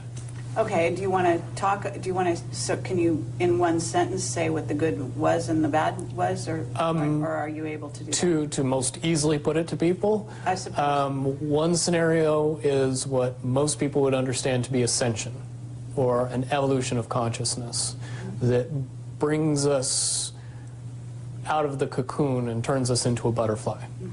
Timeline 2 is some kind of major global catastrophe that drives most of us underground and leaves a few of us on top to fend for ourselves. So Matrix, we've talked about in the past, or people have talked about in the past, like a kill shot, and some of these remote viewers also talk about a kill shot, which is like a CME coming from the sun that, you know, EMPs our planet and worse, right? Like makes it to the point where people have to go underground. But alternatively, he also talked about on the other side of it is ascension, right? And so he also, during another part of this interview, talked about once they went into this machine, there was a certain point in which the only way I can equivalent it is kind of go off the Q drops, which is nothing can stop what is coming, right? It said no matter what they inputted into that machine, that end result was always the same thing. Once they hit that certain point after, I believe they said after 2012. I don't know, but the end of the Mayan calendar, 2012. That is correct. And so, okay, so they're saying that the timelines converge. They can't see past a certain point. Mm-hmm. I don't know how to take that, but yeah, you're right. And this is the part I was telling you about. This is where the timelines converge. So you're going to end up at the same end point. So no matter what choices you make, if you're alive when that time shift basically hits, or whenever that point happens, no matter what you do, you'll still end up at that one point. That's kind of how it's, and of course, here's the thing is it starts in 2012. They can't see past a certain point in 2012. So I've seen that video so many times. I've had multiple theories to it, but it makes me wonder as if starting at 2012 from that point forward to where we are now, the reason they couldn't see past it is because that's when the white hats took over. And they couldn't see past that point anymore because that's whenever the takeover happened. Because if you think about it, that it kind of aligns with the 60,000 man army as well. I mean, within a few years of it. So it's like I have that thought process about it that's changed over the years about what, when, and why. But like, why exactly couldn't they see past 2012? Well, they said, oh, well, it was the end of the world. That's why. No, I don't think so. I think it was the end of their world, like he says in that video. It was the end of their reign over all of us. And I don't know why they couldn't get the info, but they couldn't. So I'm not sure. Yeah, we will. Oh, God. Russian asset. My ex-coworker sending me back some funny stuff. All right, so I brought this old video up. Now, this is like a 3-hour video. This is Ian Lungold. Ian X-E-L Lungold. But apparently he is now deceased, so rest in peace, sir. But they found, not him, but people in Mexico found this obelisk, and basically what this obelisk did was explained the way the Mayan calendar worked. And this, I'll drop this in the chat for the folks that want to see it. I love, long documentaries like this. But essentially, remember how I've been saying for for at least the last year, and pretty much my whole life, how it seems like time seems to be speeding up. And for me, dude, I cannot believe it's halfway through June already. It is just wild to me that it's halfway through this year already. But so the long and short of it is fastest way I can describe this to you is we experience time in days and nights, obviously, right? You got 7 days and 6 nights. 7 days and 6 nights, essentially. So you're doing 1, 2, 3, 4, 5, 6, 7, 8, 9, 10, 11, 12, 13, right? So 7 days, 6 nights is 13. So 13 periods, okay? So what they're saying and what he's saying, the way that the Mayan calendar was broken down was they're saying it's 16.4 billion years, right, is essentially life on Earth so far. And the whole thing, 16.4 billion years, is broken up into 13 parts. So you'd have to take 16.4 billion divided by 13, and that's the rate of change that they felt. So 16 billion divided by 13, let's just say it's 1 or whatever. It's however many days. I'm going to do some math when we start getting into here, but I'll do this one right here. So the next one's 820 million years, right? We're going to go 820 million divided by 13. 63,076,000 days per each one of these days and nights. Okay, so All of this time is broken down. As you guys see, it gets smaller and smaller and smaller. And this is what they say, how we experience time. So 16.4, we'll just call it double of the, 820 million, which I think it's a lot more than that. But then if we go into 40 million, right? 40 million versus this. The rate in which we're experiencing time is 40 million divided by 13. That comes down to 3 million. 3 million days per each one of these, right? As we get up to here, to the time we are now, essentially, we're experiencing change like every month and a half or something like that, right? The amount of change that back then, or at this point, say this point here, still took 3 million for each one of these. So 3 million, that's 3 million, that's 3 million, that's 3 million. The way that we're experiencing time is now we're up here, and I think the whole thing was like 20 days. So then if you do the whole, obviously, 20 days divided by 13, you're experiencing change every 1.5 days, comparably to back here where it was 800 million per each day. You get what I'm saying? So the way we experience time is speeding up, is what they're saying, essentially. Hopefully that made sense to you guys out there. Did it make sense to you, dude? Yeah, no, I already have a slight understanding of the Mayan calendar too. So yeah, when you said if that's correct though about the 20 days and 13 days, 2013 just so happens to be right after the Mayan calendar ended. So that's kind of crazy. Holy shnikes! Okay, it's time for a Rumble Wallet commercial. Oh my goodness! Let me make sure. I think it might be the exact same as it was last week. Oh no, we're good. We're actually good. You can do a Rumble Wallet? Yes, sir. I can do a Rumble Wallet. Let's bring the right screen over. Boom, boom, boom. And whenever you're ready, go for it. Heck yeah. All right, ladies and gentlemen, we hear a lot about crypto, but here's the part most people miss. Crypto was created so you can actually own and control your own money. After the 2008 financial crisis, Bitcoin was designed as an alternative to banks. So instead of a bank holding your money, delaying transfers, or limiting access, you're the one in control. And if you ever had to wait for a transfer to clear, you've felt that problem too. Now fast forward to today. Everybody's heard of crypto, but getting started still feels complicated. And that's exactly why I use Rumble Wallet. It takes all that complexity and makes it simple. Choose what you want: Bitcoin, dollar-backed stablecoins, or even digital gold backed by real gold. No complicated setup. It connects with MoonPay, so you can use your credit card, debit card, or bank and be up and running in minutes. And once you're set up, you can even support your favorite Rumble creators like Matrix or me directly.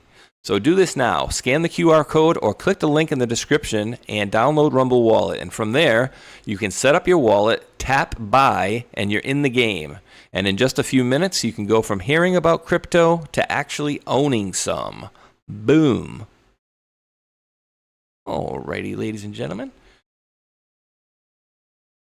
Do appreciate you giving us a minute to handle the keeping the lights on there. So I do appreciate that. But yeah, dude, this is wild. And actually, now that we were talking a little bit about crypto, did you happen to get yourself any of the SpaceX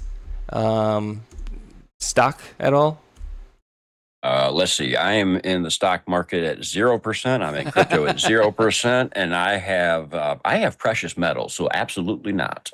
All right. I got two whole big stocks. I mean, I'm not a high roller, but it came out at 135 and went up to 160, or currently sits at 160.95 right now.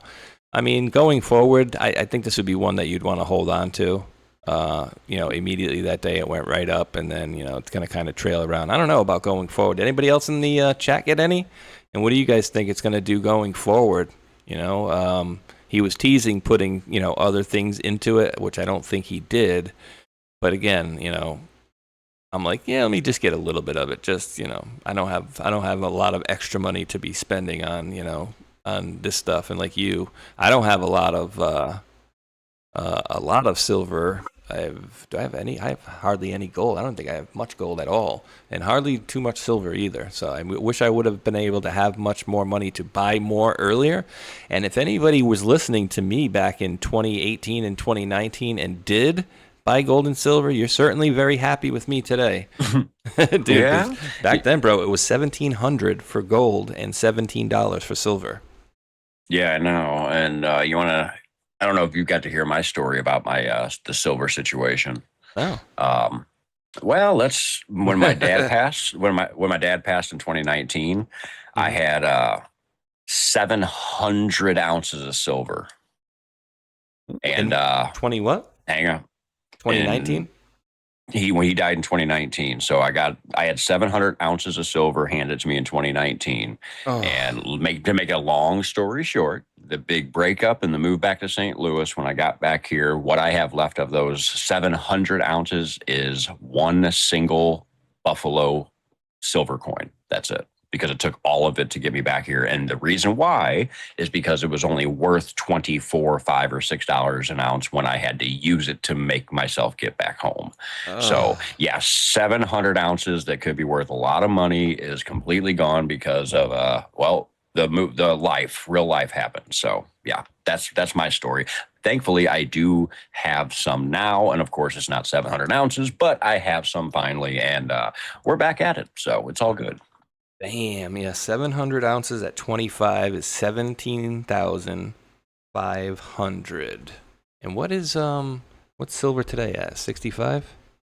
60? Yeah, it was 80 just a couple weeks ago, but I have it on my end. 67.91. There you go. Dude, imagine that, bro. 700. Let's just say even if you had it at 60, that would be 42 grand. But again, situations and timelines sometimes don't allow us to, hindsight's 2020, of course, right? Everything is in the background. Yep.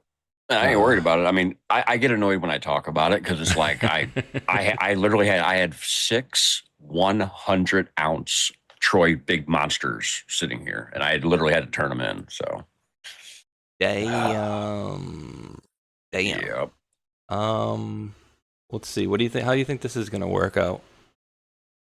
This was from yesterday, 8 p.m. Florida Voice posted this out. President Trump has formally nominated Todd Blanche to serve as Attorney General after leading the Justice Department in an acting capacity since April. The nomination now heads to the Senate floor for consideration. We might have to have JD come in there. What do you think? I don't know. Not sure. I hope not. I just hope it goes through. But of course, we're watching a movie, so of course that's probably going to happen. But I love this. I really like him a lot. Actually, Todd Blanche has been awesome since he stepped in. I think this goes to what a lot of us were thinking with the women that were Scaramucci models to make people say, "Oh, hey, look at that. We got something to look at." And they were just there for the show. And now you bring the boys in to do the finishing jobs. And so that's what I'm liking about this. I see the Scaramucci model come into play. And I don't know if Todd Blanche is also Scaramucci. That could be too. But he could be also the finisher that's actually the big boy. I don't know. So I love this. And then we got, who is it? Jay Clayton is going to be the DNI, apparently. I think it's Jay Clayton. Is it Jay Clayton? Jonathan Clayton? Let me see. I'll pull it up here. And again, what do you have to be afraid of, bro? Let's see. Here we go. Ding. This is, what do they have to be afraid of? Republicans are moving too fast on nominations. Mark Warner says Intel community terrified of showing information to Bill Pulte. What do you think, dude? 241 is 1441 or 241. But any thoughts on this and why a person like specifically Mark Warner might be shitting his pants this week and the last 7 years, maybe? Yeah, and Bill Pulte, of course, if I'm correct, that's Pulte's the one that was a Q guy who was posting Q stuff back in 2022, 23, 24, and then he deleted it all. Yep, thought so. I got screenshots. And so I think that would be a big reason, not the reason why they're shitting their pants, but I think that shows he's a true good guy and a white hat. So that would be why they're shitting their pants because, of course, it's an actual good guy coming into play. Yeah, where is it? Right here. And so I don't even have to go look for a thing here. Where was it? Oh, that's right. You have it inside the video. That's right. Yeah, I have it in one of the videos, one of these parts of the videos where you went up. I think it was during this stuff here. But yeah, it's the my diggers. There's Matrix, Patrick, and Awaken Outlaw 2. Oh, come on, where'd it go? Was it in the very beginning? Let's do this, put this down. Because, yeah, it's, and dude, you know what was really funny about that, too? Is we were told back in the day in the Q post, and I think you actually show it on yours, in wherever I show your addition to it, is essentially they were telling us back then that there were O's made into Q's and that there would be more to be coming or more to be unveiled over time. Happy hunting, too, so we got to find them. Come on, where did you go? It's probably in the middle here. But yeah, Bill Pulte, he was out there putting in the Q stuff. So again, let's see. Here we go. Oh, simulation walls trying to. There we go. Simulation walls trying to. There you go. Let's turn the music down for a second here. Ding. Confirmed. O made into Q. More to find over time. Happy hunting. And then so Matrix, on one of his shows was showing this. There's Bill Pulte. Oh, look, it's Culty. Or Bill Quilty. Do you trust the plan? Is it culty? We're part of a culty? Yeah, we're so culty. Yeah. We don't know who the leader is. Or kind of. Look at the timestamp. 322, Skull and Bones number. Not that one, actually, right below his name where he wrote it. Pulte. Oh, okay. Culty. Okay, yeah. There you right there. 322. That's your Skull and Bones number. So my thought process here is, so the date is 10/25. That is the day before Hillary's birthday. Oh, damn. And then the timestamp's 322 is Skull and Bones. So I see that combo. I'm like, okay, that's really interesting. Then you have the O turned into a Q at the same time. And then you put in the drop, what is that, 2597 that says confirmed, O made into a Q, more to find over time. Happy hunting. So think about it. So it's not just this guy or the other ones that have been found. I can almost guarantee you there's more out there that are not going to be known or found until that person comes to light. That's very possible. Yeah, and this was in reference, if I'm not mistaken, to the elevator at was it a Trump Hotel in Chicago or something? Where was that? Tory MP. I'm 99% sure. Yeah, see, with the stockings? The stockings, that's in Trump Tower, the stockings, I think. Yeah, one of them was in remember they made a whole elevator to be like a Trump Hotel status. Here we go. This might be it. This might be the one where they're making cookies. Yep, that's it. Take a listen she got to this. She got the frog on her thing, doesn't she? The chef. She has something on her. Yeah. You'll get to it in the video. Yeah, thought so. Ooh, I was thinking, dude, for a really quick merch idea, right? You know how like what is that? What is that company that has like the 3-button golf shirts that has the alligator on the thing there? I know what you're talking about. I can't think of the name. Yeah, so instead of the alligator there, you have an embroidered Pepe instead of the alligator. What do you think? All right, so I like it. So remember, guys, this is going back to like 2018, December of 2018, Trump Hotel. So anybody who hasn't seen this, they did a whole elevator, if I'm not mistaken, for Q themed. I've had a team of 7 pastry employees that have been working night and day for about 2 months, piece by piece, brick by brick, night and day. That didn't even look like the Q. The same thing. Wasn't even supposed to be there, right? You realize that's the exact same Q. It's an O with a piece of tape or a Band-Aid on it, just like the Pulte one we just looked at. It's exactly the same. It's not as solid. Like this part right here is not as dark as the rest of it for sure. So yep. And when you got to that, go ahead, bud. When you got to that part, we both did the exact same thing. We took our mouse and circled the freaking Q. We did exactly the same. There it is. Little Pepe. Yeah. Oh, come on. Little Brie action there.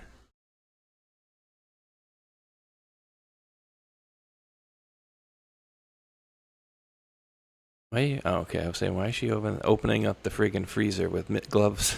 That ain't the freezer. Putting all the little bricks. You need the whole damn elevator. Don't let a homeless guy in there. He'll eat the whole thing.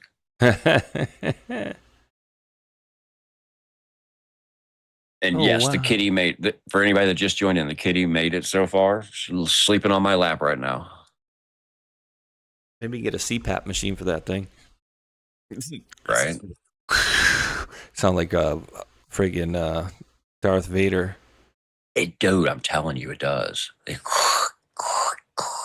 At the Gingerbread Express. 100% of proceeds for Trump's Chicago holiday. Nice. But yeah, these were fun times, dude. And, you know, I had no idea I was going to go this far ahead. Say hi, kitty. See if you can hear her breathing. Oh, wow. The way I'm holding her, she's not breathing funky. That worked out. Holy crap. Maybe she's got some sort of a lump or something that you're moving aside. Well, again, that's the thing, though, is certain I can tell that there's something like that. I think it's something to do with her lungs, and it's something to do with maybe being born with. Because again, she was had a funky breathing thing for weeks since I've seen this cat. So it's nothing brand new. So I don't know, but yeah, it's something's putting her in pain. So we were spinning. Let's see. 249. Debbie was letting me know we're spinning on. Let me see if I'm spinning here. It looks like I'm good here. Let me see. Somebody in the chat, Willow Lady 6 has a spinning icon in the picture. Let me see if I'm playing here. It looks like. Double check on my end. Let's see. Let me just switch the screen so I can see. Looks like we're good now. Yeah, Crystal Loves David put the Bakers. Yeah, we're back on here again. I don't know if he put me on the other platform or the other server yet. I'll reach out to Matt. I don't think we've had too many issues though lately. No. We've been good on. Actually, I've had more problems on Rumble than I've had on Pilled lately because Pilled upgraded all their stuff. It's been about a month or so ago now because I had problems, and it's because they were doing an upgrade. And when they fixed did the upgrade and they fixed the little issue, I have literally not had a single dropped frame or any problems. But since that moment, I've had a lot of problems on Rumble. I think that's kind of funny. And you, sir, are running perfectly good on both Rumble and on Pilled. And I'm checking your YouTube. I'm pretty sure it's the same thing. So, yep, here you go, and you're good on all three.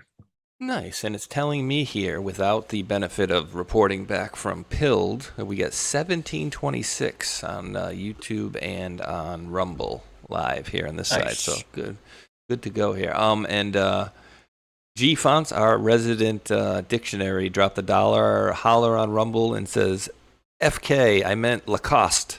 That was originally provided by Kawasaki Kid prior to my multiple misspellings." So the Lacoste shirt. But yeah, I think it would be a cool, like, instead of having a little alligator on your shirt there, a 3-button, white polo, or maybe even a green with a white Pepe, or, a white with a green Pepe, and maybe a little thing on the sleeve, 1745, something like that. But yeah, appreciate the heads up there, G Fonts. And then Canadian Patriot dropped $20 Canadian super chat and says some Canadian pesos. I appreciate you over there, Canadian Patriot. And then MacGyver dropped the $2 super chat and says, "Good afternoon, Patriots." Good afternoon to you, Mr. MacGyver.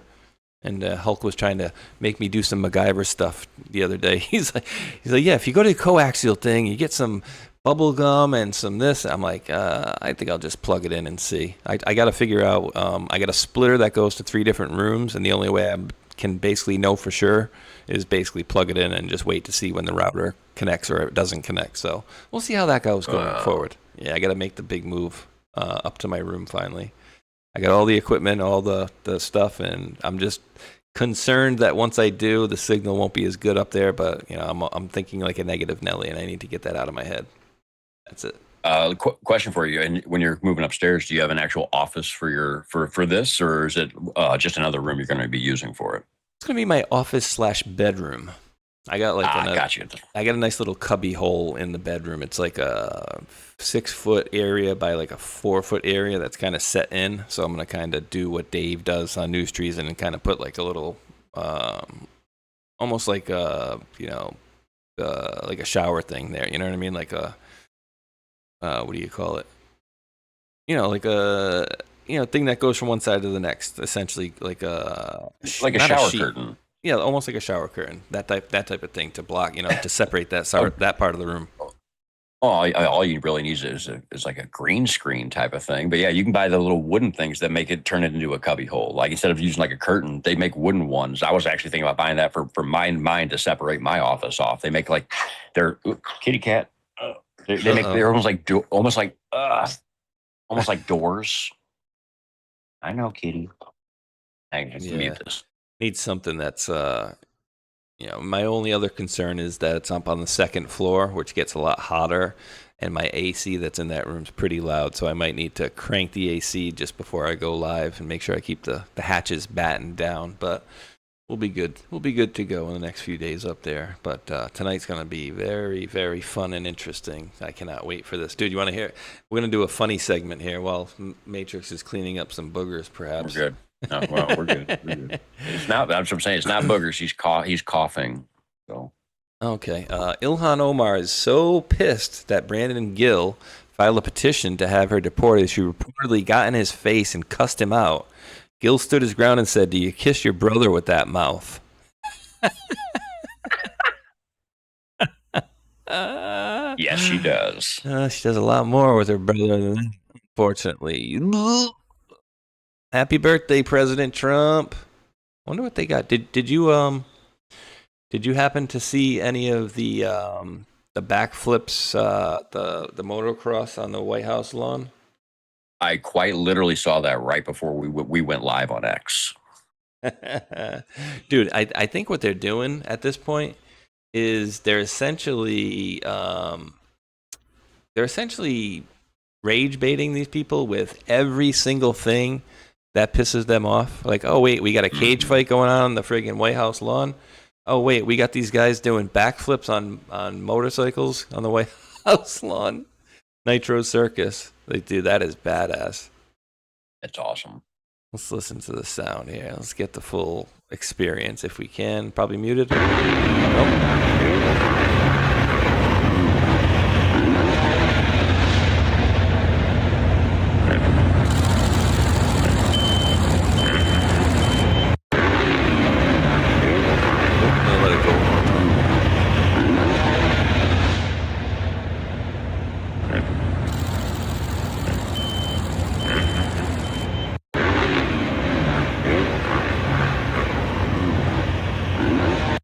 Pretty cool, dude, huh?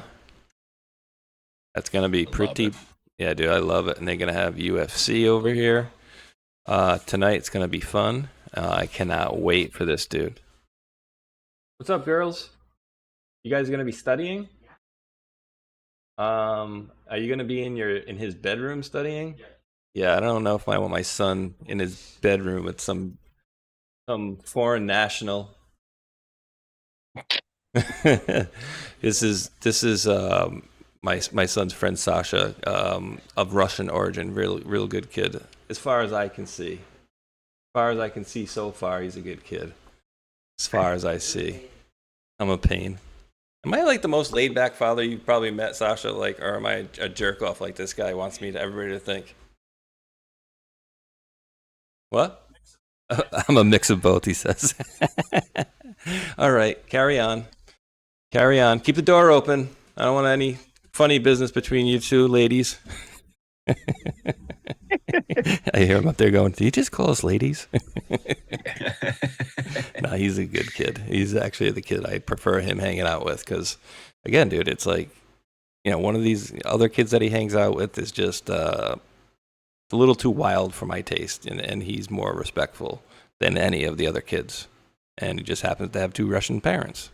Isn't that a coinky dink? Yeah, teach their kids right, actually. Huh. Go figure. Well, one of the other parents, I don't know what the hell he's doing with the with the kid, because apparently discipline is not in the repertoire. Well, I think you just figured something out. Now we know why there's the whole Russia thing, because they actually teach their kids correctly. Maybe that's why. Yeah, and it's so different over there, dude. And Hulk played this clip yesterday of a guy from Europe walking into, I think it was like our Walmart or one of these big stores or whatever, right? He's like, oh, let's go check out the bread. And he starts looking at it, and he's like, what the hell? How many friggin' ingredients in your bread? Oh my God. And he's right, dude. Yep. We should not have a friggin' laundry list of ingredients in a friggin' bread. Should be like, what, 3 or 4 things, tops? Yep. Flour, and what's funny yeast. is Salt. I went grocery shopping yesterday, literally, and I choose my bread wisely. I know I don't go for the bread that only has 3 or 4 ingredients, but I do go for a bread that has less ingredients. And I go for a very specific one. Some of you guys out there don't know what I'm talking about, but I get a bread that has no folic acid in it, which I did find one that's a regular bread with no folic acid. That's hard to find. And I will say this, since I started eating that bread instead of the other bread, which has been about a month now, I don't have how do I say this? I don't have issues with the bread itself, but I can put it like this. The bread itself tastes better, feels better, and it feels more real compared to the bread with the folic acid. And here's the cool part. I have a loaf of bread, the last loaf of bread with the folic acid I bought it 2 months ago.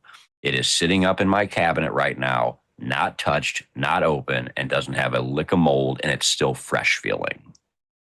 That tells you how much shit is in your food. The bread's not real. Right, let me there's real bread.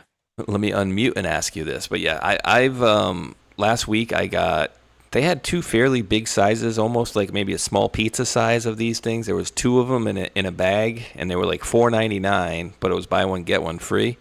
And this isn't the best stuff, but it's not horrible for you either. I like this stuff because it's like pita bread that they.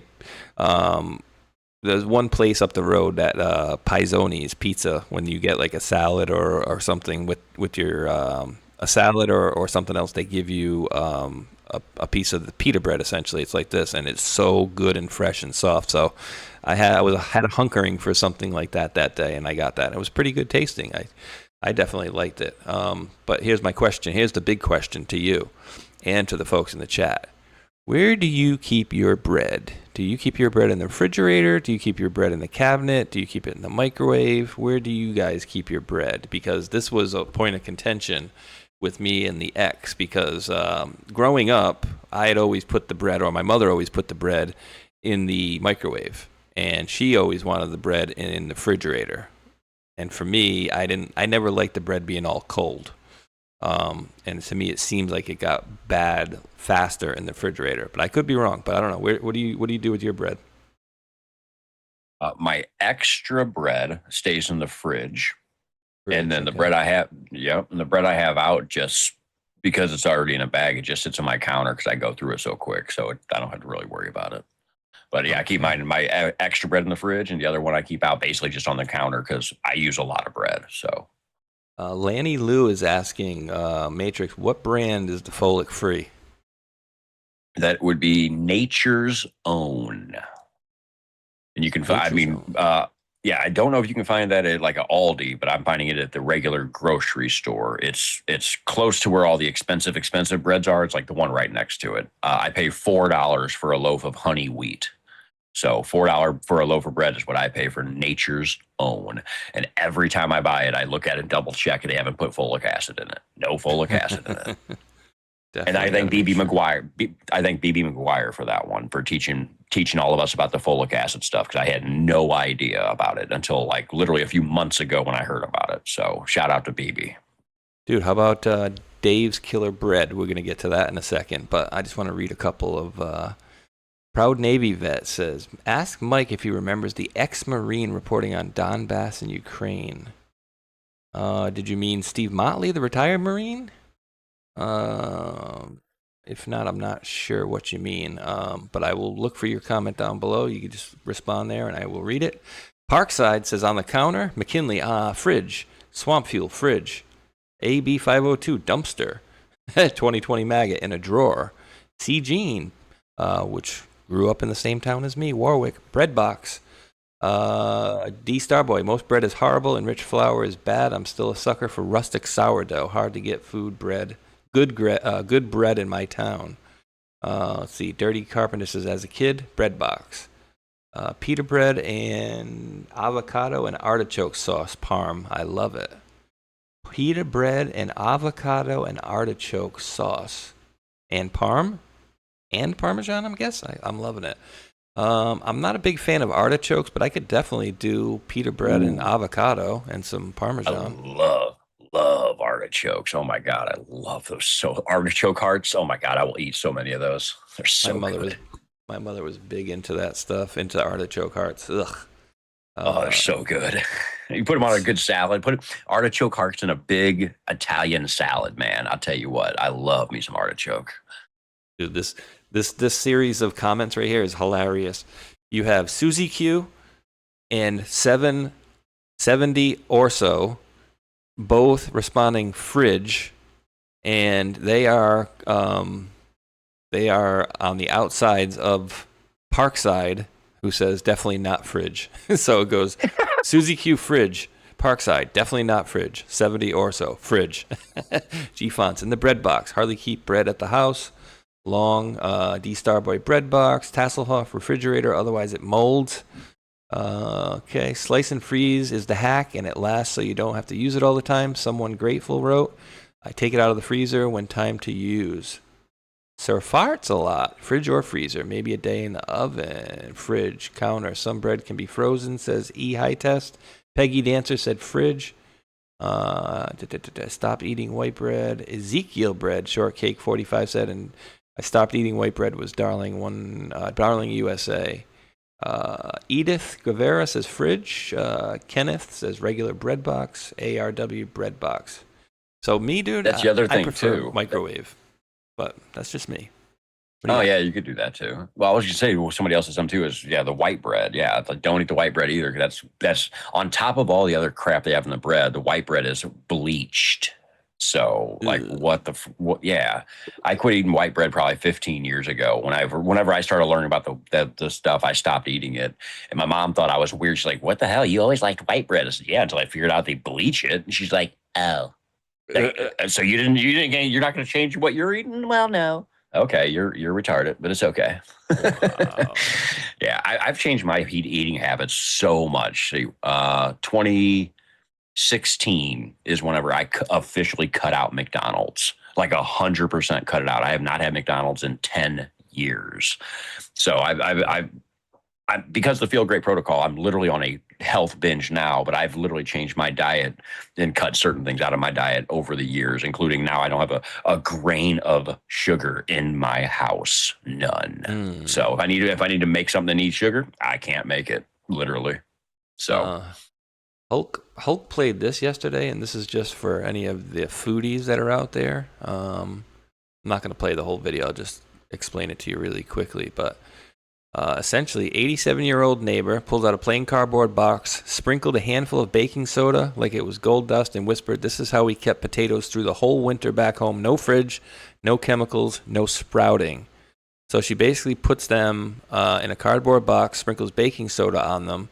But I think the other key is light, too. You have to have them in a dark area, right? Because you need the light. Yeah. But she says for 3 months they've been in here for. It's 3 months. 3 months with the baking soda? Yeah. Baking soda. Yeah, when you take a sprout. Oh, so baking soda. This way they don't get the sprout. So if you get the, I don't know if it's the baking soda or the combination of baking soda plus no light, but in there, I know for certain, dude, when I put even, because we don't eat regular potatoes here, we do sweet potatoes, and even if I keep them wherever I keep them, I put it this way, I found one that I didn't know I had in a bag, like in the back, when I was cleaning stuff out a couple of weeks ago, and it probably would have been in there a couple of months, dude. It had sprouts coming out of it everywhere. It was trying to regrow. So I know that they definitely regrow being just in a dark area, even if no light's getting on them. So it has to be the baking powder or baking soda. Yeah, a lot of good uses for that stuff, dude. I was just going to say that, literally, like, you can do so much with baking soda. It is literally just stupid. And it's like good for brushing. It's one of the best things in the world, brushing your teeth too. Takes You your make stink crack out of with your it shoe. too, right? That's what I'm saying. You can go from making crack to making your feet stop stinking to making your teeth look good. Like, what the hell is going on? That stuff's a miracle thing. I'm telling you. Speaking of crack, let's see what Hunter Biden's been up to today. Dude, he is so freaking funny. Oh, look at this. $2.4 billion fund under Hunter Biden involved in financing U.S.-backed biolabs in Ukraine. Geez, I wonder if people should have reported on that a couple of years ago and then have been called Russian disinformation agents. Oh, wait, we did. Rosemont Seneca Investment Fund, led by Hunter Biden, son of Joe Biden, is involved in financing biological laboratories in Ukraine. Chief of the Russia Radiation, Chemical, and Bio Defensive Forces, Igor Kirillov. Let me see. Anybody going to say anything? Oh, yes. I'm going to read this for you guys.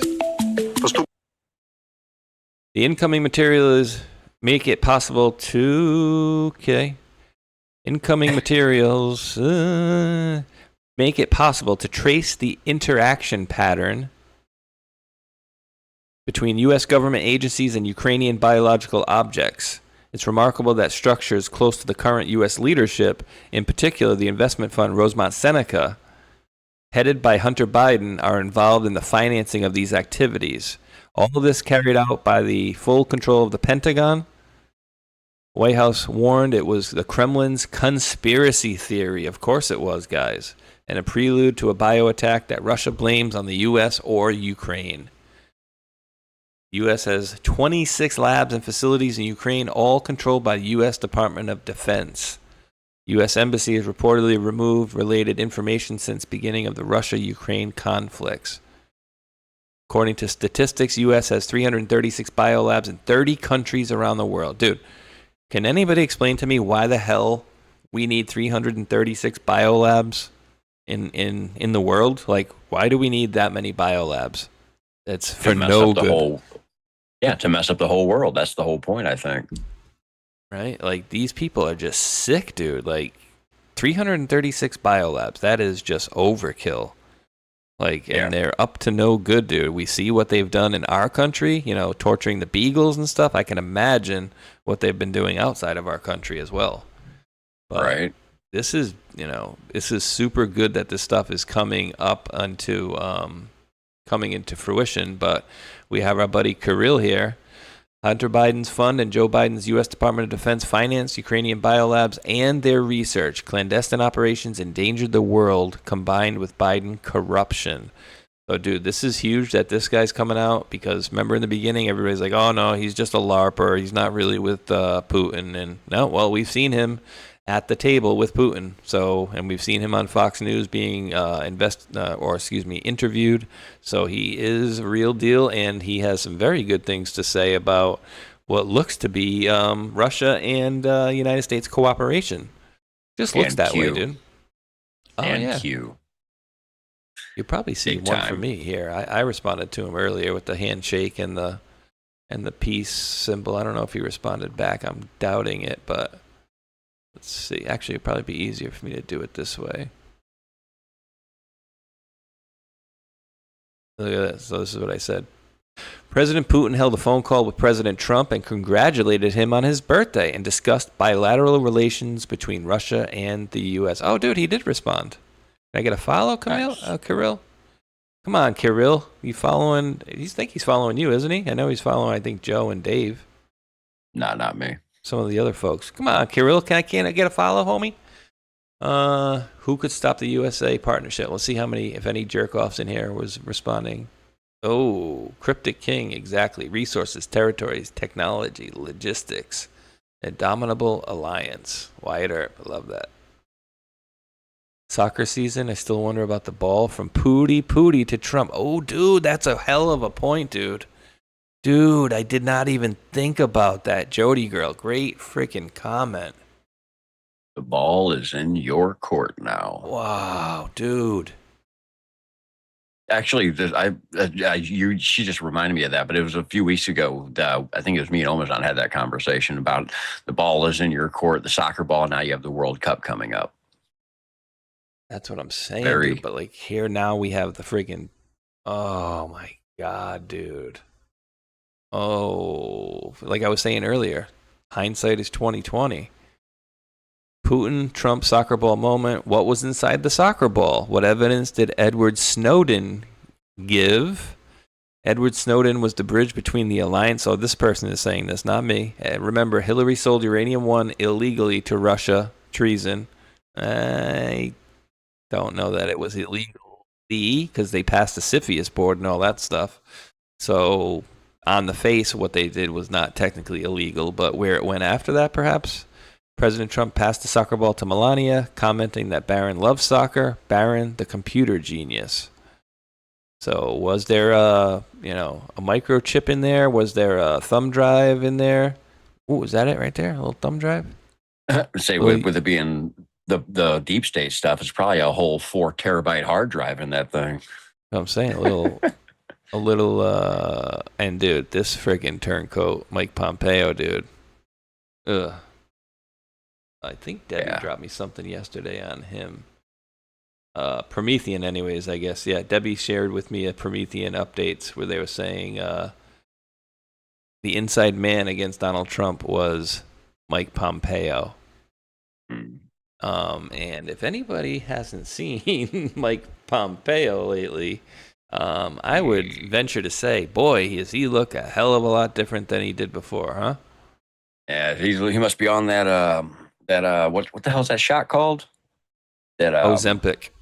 Ozempic, thank you. It looks like he's on that Ozempic. Yeah. The stuff that just makes you look like you're like you're a homeless hobo that hasn't eaten in 6 years. Yeah. You're dying. Oh, let's see. Media. Can we find some Mike Pompeo interviews? I mean, dude, look at this guy. We going back to war. Good morning, Bill. Good morning, Dan. It's great to be with you all. Look, in the end, I think that... Dude, what was the excuse that we were given right off the bat? Didn't they say he was like really sick or something like that? I could have sworn that they said he lost a lot of weight because he was like really sick and had something. But then I'm like, what happened after cancer? that? Was it cancer? I don't know. I honestly don't remember the reason why, but I remember the first time I saw him after a while, I didn't even know who he was. And I was like, what the hell? And I had to look into like double check that was even him. And since that moment, I was like, is that even him? It does look like the same dude that lost a lot of weight, but it's definitely really weird. He's lost, 100 pounds or something? Oh, at least. I just what we need to find is Mike Pompeo from like 2018 and look at that. Because, yeah, it does look like a thinner version of, let me see, 2018, if I can pull up anything. He's one of the few, I would say, that even though he lost like 100 or more pounds, it actually does look like it's really him that lost the weight. That's one of the few times I can say that. Like, it doesn't look like an actor wearing the skin mask, acting like this actually does look like him. So, okay, wait, I'll hold that thought. Wow. All I can say is wow. When I look at these two side by side, watch this.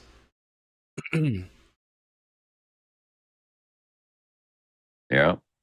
It's a big dude. Let's listen to a little bit of the voice, and then we'll listen to a little bit of the face here as well. Iranian leader is in control of almost nothing, but I think his message is very clear. This regime is not going to go away without a lot more American pressure.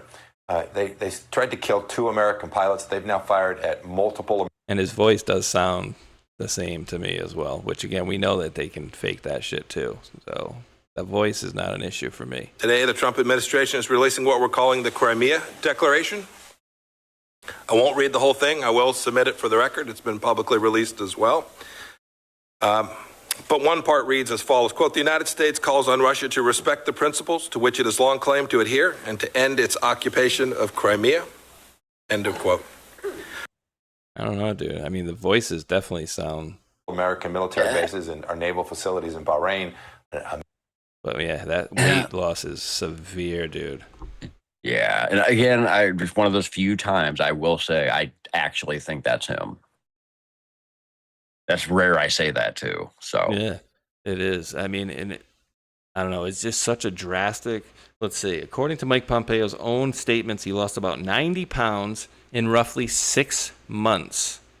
After leaving government service in 21, he said the key changes were building a small home gym in his basement with dumbbells, exercising 30 minutes a day, 5 to 6 days a week, greatly reducing carbs, eating smaller portions, replacing high-calorie breakfast with junk food with healthier choices, staying consistent after realizing he was approaching 300 pounds.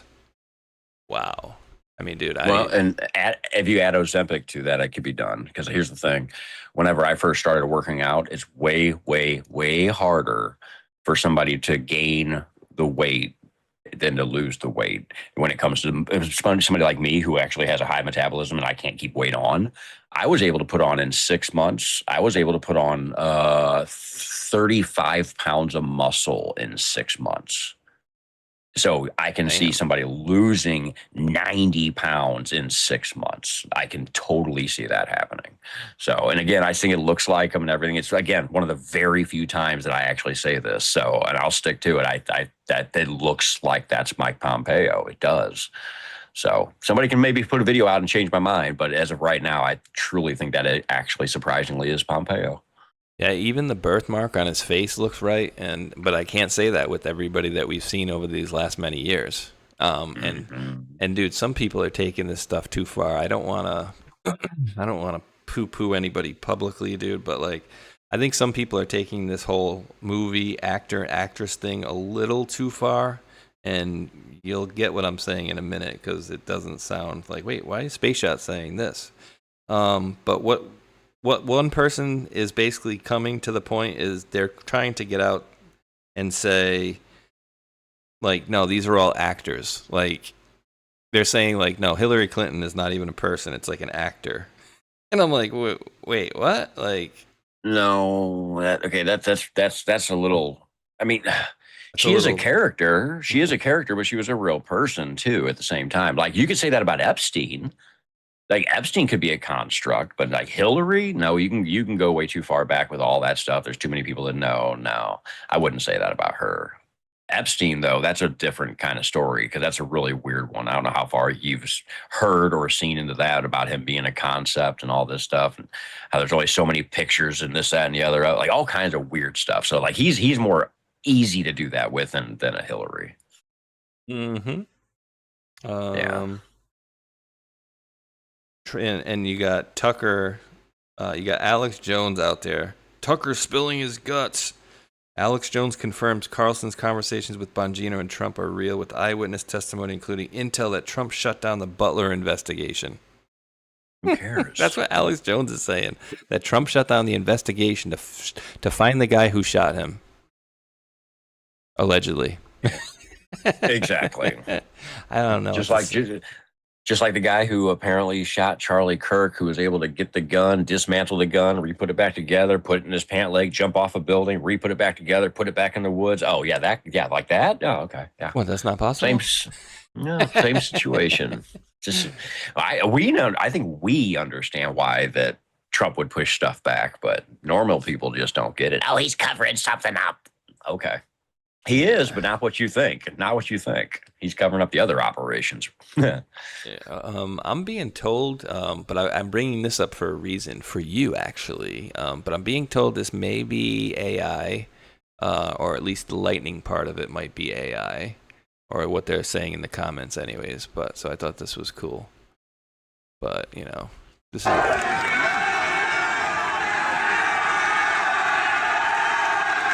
Nice little cool lightning going across there. But I did this one as a funny, because 433 equals 1633, and I wanted to get you. What's the difference between a Mason and your guys there? What is it? What's the word I'm looking for? Okay. Well, there's Templars. Templars. There we go. Templars stemmed the Freemasons and the Masons. They're basically offshoots that started from all the way back from the Templars. Freemasons are what we know as the people that founded our country, which when you go deeper, you find out they were the 53 on the Declaration was actually Templars, which is a As in a way, the way we look at it now would be like a quote unquote subset of the Masonic community would be the Templars. But in reality, when you go back in time, the Templars are what stemmed them. So it's kind of weird. So with this, the Freemasons are, let's see, what's it say here? Find everything stated has meaning, find paper articles, Freemasons controlled. All right, so here's where we got to do a multiple thing. Number 2, the Freemasons are going to be looked at along with the Masons and the Illuminati, and some people think the Templars too, as evil people. So oddly enough, earlier in something we watched directly on this show, it brought up the 1871 Organics Act when our country was taken over. So through, again, my research, I'm starting to realize that the original founders of our country, who, again, can go back to the Templars, also Freemasons. Now, as you move forward in time, even those secret societies were also infiltrated, also taken over the same way our country was. So as we move forward to these Q drops here, when we're referring to these Freemasons here, I truly believe we're referring to the evil Freemasonry, the evil Masonry that has taken over, and that is who the Q drops are referring to. But the Freemasons are an offshoot, yes, of the Templars, just like the Masons are. Interesting. Okay.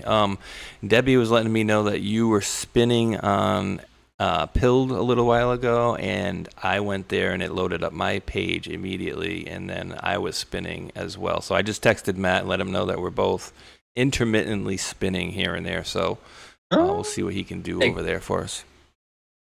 I'm just going to double check on my end real quick just to make sure. You look to be good right now, so you should be okay. Okay, so if that's the case, then I'll say this. If anybody didn't hear me say it over the last week, there's been interesting internet issues since last Friday. I've had it personally with YouTube, but it's also causing people around the internet to have random issues. So that issue you just saw, probably, I bet you only a couple people had that, and it's going to be random people that have that, not everybody, which is it's a regional thing that's been happening lately. So just want to throw that out there too. It's probably not everybody, but certain pockets of people are having those issues. Damn. Oh, come on, bro. Killing me here, Starboy. What the hell is that? Text me what that is, dude. That looks so good. It looks like something I couldn't eat. And just fair warning, anything you send me could and possibly will go online. I don't even know what this is, dude, but that shit looks good. I'm going to show you guys. So this is what I do with sourdough. I think he told me last week what he did with it. I forgot, though. But yeah, this is it. And then I'm going to get into this post here for you. I don't know what this is, dude, but this look yum yum. Ooh. What is that, dude? I can't even tell. That steak or something on the bottom? That looks like a piece of meat, like pork chop or something on the bottom, along with, like, I don't even know what's up top. It looks good, though. I'd eat it. I can't tell what's on it, though, but I'd eat it. So, dude, you're going to love this one. This one kind of hits on both the daytime and the nighttime post here, or excuse me, the 12:45 and the 24:45. Interestingly, on these ones, and dude, I don't want to forget too about that. I gotta leave myself a note here. FIFA soccer ball. FIFA Putin soccer ball, because I think there is more to that, dude. Like the coincidentalness of him giving him a soccer ball, and then, oh, by the way, we just happen to have, you know, the World Cup starting here this week as the walls are closing in on these deep state scumbags. I'm loving this for sure, dude. But again, here we're talking about, and you're going to see some of the things that we've been seeing before many times, dude. B2 is 2. What's 22? What's post 22? You know, we all know it's one of my favorite posts. Wait, what am I doing? Here we go. That ain't it. Ding. National Guard. Why was National Guard activated in select cities within the United States? And you could say specifically Washington, D.C., where they have a surge of them right now. And Pete Hegseth said they were going to be surging this summer. So they will be here in numbers in D.C. at the very least. So that's 22, and that's B-2 bombers. But anyway, also talking about the $1.7 billion But Barack Hussein Obama's deal with Iran, the JCPOA, was an easy, beautiful, smooth road to a nuclear weapon, which Iran would have had 6 years ago and would have used long before now. My agreement with Iran is the exact opposite. A wall to no nuclear weapon. In fact, they no longer want a nuclear weapon, nor will they have one, either through purchase, development, or any other form of procurement. The deal is scheduled to get signed tomorrow, and immediately after it is signed, the Hormuz Strait is open to all. Our relationship with Iran is much different and better one. What? Our relationship with Iran is a much different and better one than previous administrations have had. Unlike Obama's hundreds of billions of dollars in payments to them, including $1.7 billion in green, cold cash. No money will exchange hands. At the appropriate time, when all is calm, we will go and get the nuclear dust. And guess what? That's when, I believe, that's when people are going to start literally sharding their pants, dude. And we'll talk about that in a minute. But we will go in and get the nuclear dust buried deep under the powerful sunken granite mountains, thanks to our beautiful B-2 bombers and their brilliant pilots, and downblend and destroy it, whether in Iran or the United States. We look forward to working with Iran and the entire Middle East long into the future. Hopefully, this process will all work out quickly, easily, and smoothly. If it doesn't, we have the ultimate alternative, hopefully never to be used again. Thank you for your attention to this matter, President Donald J. Trump. Dude, I'm loving that post right there, and I'm trying to find this one. But anything you want to say about this before I go on to any of the attaching posts that look to me to go with it?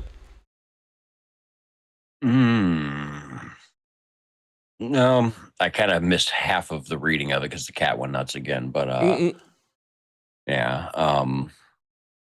Hang on, where am I trying rereading it right now? It's like there was a piece of it I wanted to say something about. Where'd it go? 6 years ago. Jeez, I didn't think Matrix would be so what's the word I'm looking for? Distracted by pussy cat.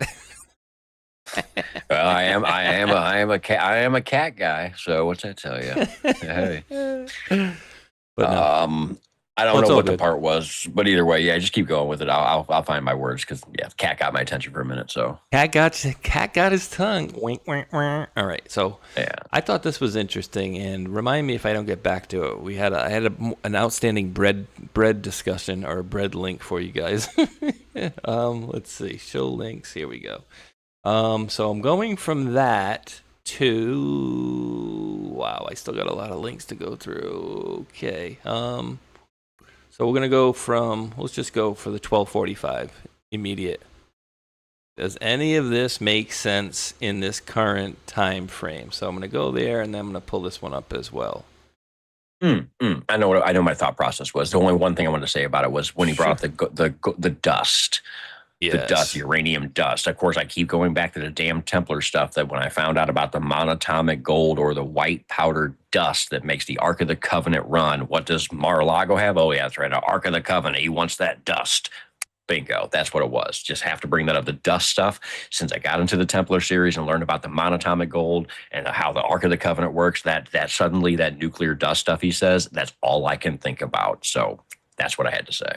Heck yeah. And again, what is going to be not so good for these folks is, well, why do they care about the dust? You think they're going to go in there and just, okay, we need to find the dust and then we need to down blend it and destroy it. And that's it. Case closed. Okay, move on. Wrong. They are going to test said nuclear dust, and they're going to find out through the isotopes exactly where said nuclear dust came from. And boy, I got a stinking suspicion I know where that dust came from, Matrix. You got any guesses where you think it may have came from? Any? Actually, I know the answer actually, but for some strange reason, now that I'm trying to think of it, I'm having a brain fart because I literally was reading or hearing people talk about this in the last week. Say it so I can just know. My contention is they're going to find out it came from the United States. That's right. That's right. Duh. It came directly from us because we're the one that funded it. That's right. Duh. Yep. And so, we sold stuff to certain countries. Did it leave certain countries? Did other countries share stuff? We'll see. I don't know. Because remember, we have all that stuff with, what was it, Frank Justra out of Canada and his company as well. But, with all this stuff we're talking about, obviously we're over in Iran and whatnot. So I think I'll bring up this one first. This one first, just because whatever. Believe in coincidence, who ran the investigations, whatever. House over to Senate, trust Grassley, Senate Judiciary Chairman, House of Cards. I just thought it was interesting that it said military planning at its finest to end. So that one links up with that one when you add military time. But when you go directly to the 1245 timestamp, think Saudi Arabia. Order is important. Saudi Arabia over to North Korea, North Korea to Armenia, Armenia to Iran, Iran over to, nobody left over there, right? Is there any other rogue nuclear states? What do you got? Somebody for last, maybe. Iran over to any other rogue nuclear states? Define hostage, define protection. Who is protected by rogue nuclear states? Trust the plan. The world is connected. Why are broader states like Arizona and California important?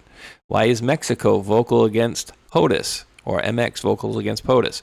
Those who are loudest. Where we go one, we go all. The Great Awakening, Iron Eagle. But again, Iran and the order is important. And again, to the folks that were, following this stuff the whole time and for the life of them can't understand why we are in Iran right now or why we're messing with Iran right now, I can't understand why they don't understand. This was part of the plan the whole way through. And they told us. So I just thought that was some couple interesting posts here. And just to, anything else you want to add to that, Matrix, at all before I just switch topics back to that one other thing I wanted to add?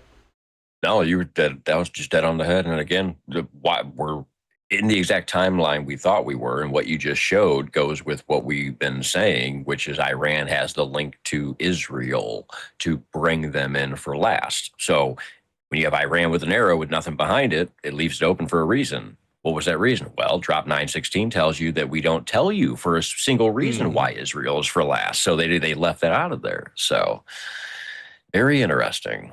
Reason not mentioned. Whatever happened to this Pakistani guy who worked with the DNC? Whatever happened to them? What about Awan? Is Israel involved? We're saving Israel for last. Very specific reason not mentioned a single time. Well, except for this, of course. Of course, except for right here where you mentioned it. But anyway, this I just wanted to bring to other people's attentions because we were talking about bread earlier, and I think these people would be up for a libel lawsuit if what they were putting out here wasn't legit, but wood chips were found in Dave's killer bread, and this is the kind of bread the ex-wife used to eat, and I forget what it was, but there was another issue with a different kind of their bread, like maybe 2 months before this one came out, and look what she's finding. Wood chips in the loaf of bread. And at first I was gaslighting myself. I was like, maybe it's some sort of grain or oat or something. But no, it's for sure a wood chip. And they're all throughout this bread. And I've gone through literally the entire loaf now feeling for it. I thought it was just in one piece. Not that that makes it better. But there's literal wood chips throughout. Dude, why would they be using wood chips at all? Like filler, perhaps? We actually had that conversation before, because of sawdust, it's in the cereal and stuff. So now they're just putting whole damn chunks in there so you can choke on it. Apparently, I don't have an explanation for this one. This is just retardation at its finest. And again, you would think that if she'd probably get sued for libel. Oh my God. Oh no, dude, that is not good at all. Ugh, you're gonna love this one. Yeah, no, this is bad, dude. Do bread companies use wood as filler? I put. My answer is not the one I wanted to get, dude. Oh wait, do not use. Wait, what the hell? Do what the fudge? All right, dude, this is crazy. Oh, dude. Wait, hold on. What is this? Is this Brave? What browser is this? I think this is the Brave browser. Dude, you're going to be like, what the hell? So check this out. I'm pretty sure this is the Brave browser. And what I'm about to show you is, wait, hold on. Yeah, this is Brave. I see it. This is Brave because I'm clicking on the Brave thing here. And then what I'm about to show you next is the friggin' Google. Dude, this is crazy. All right, I got to make a short out of this. Ready? Here we go. Bing. All right, so we're searching on Brave browser on Google. Do bread companies use wood as filler? Bread companies do not use raw wood as a filler, but they frequently use powdered cellulose. Okay.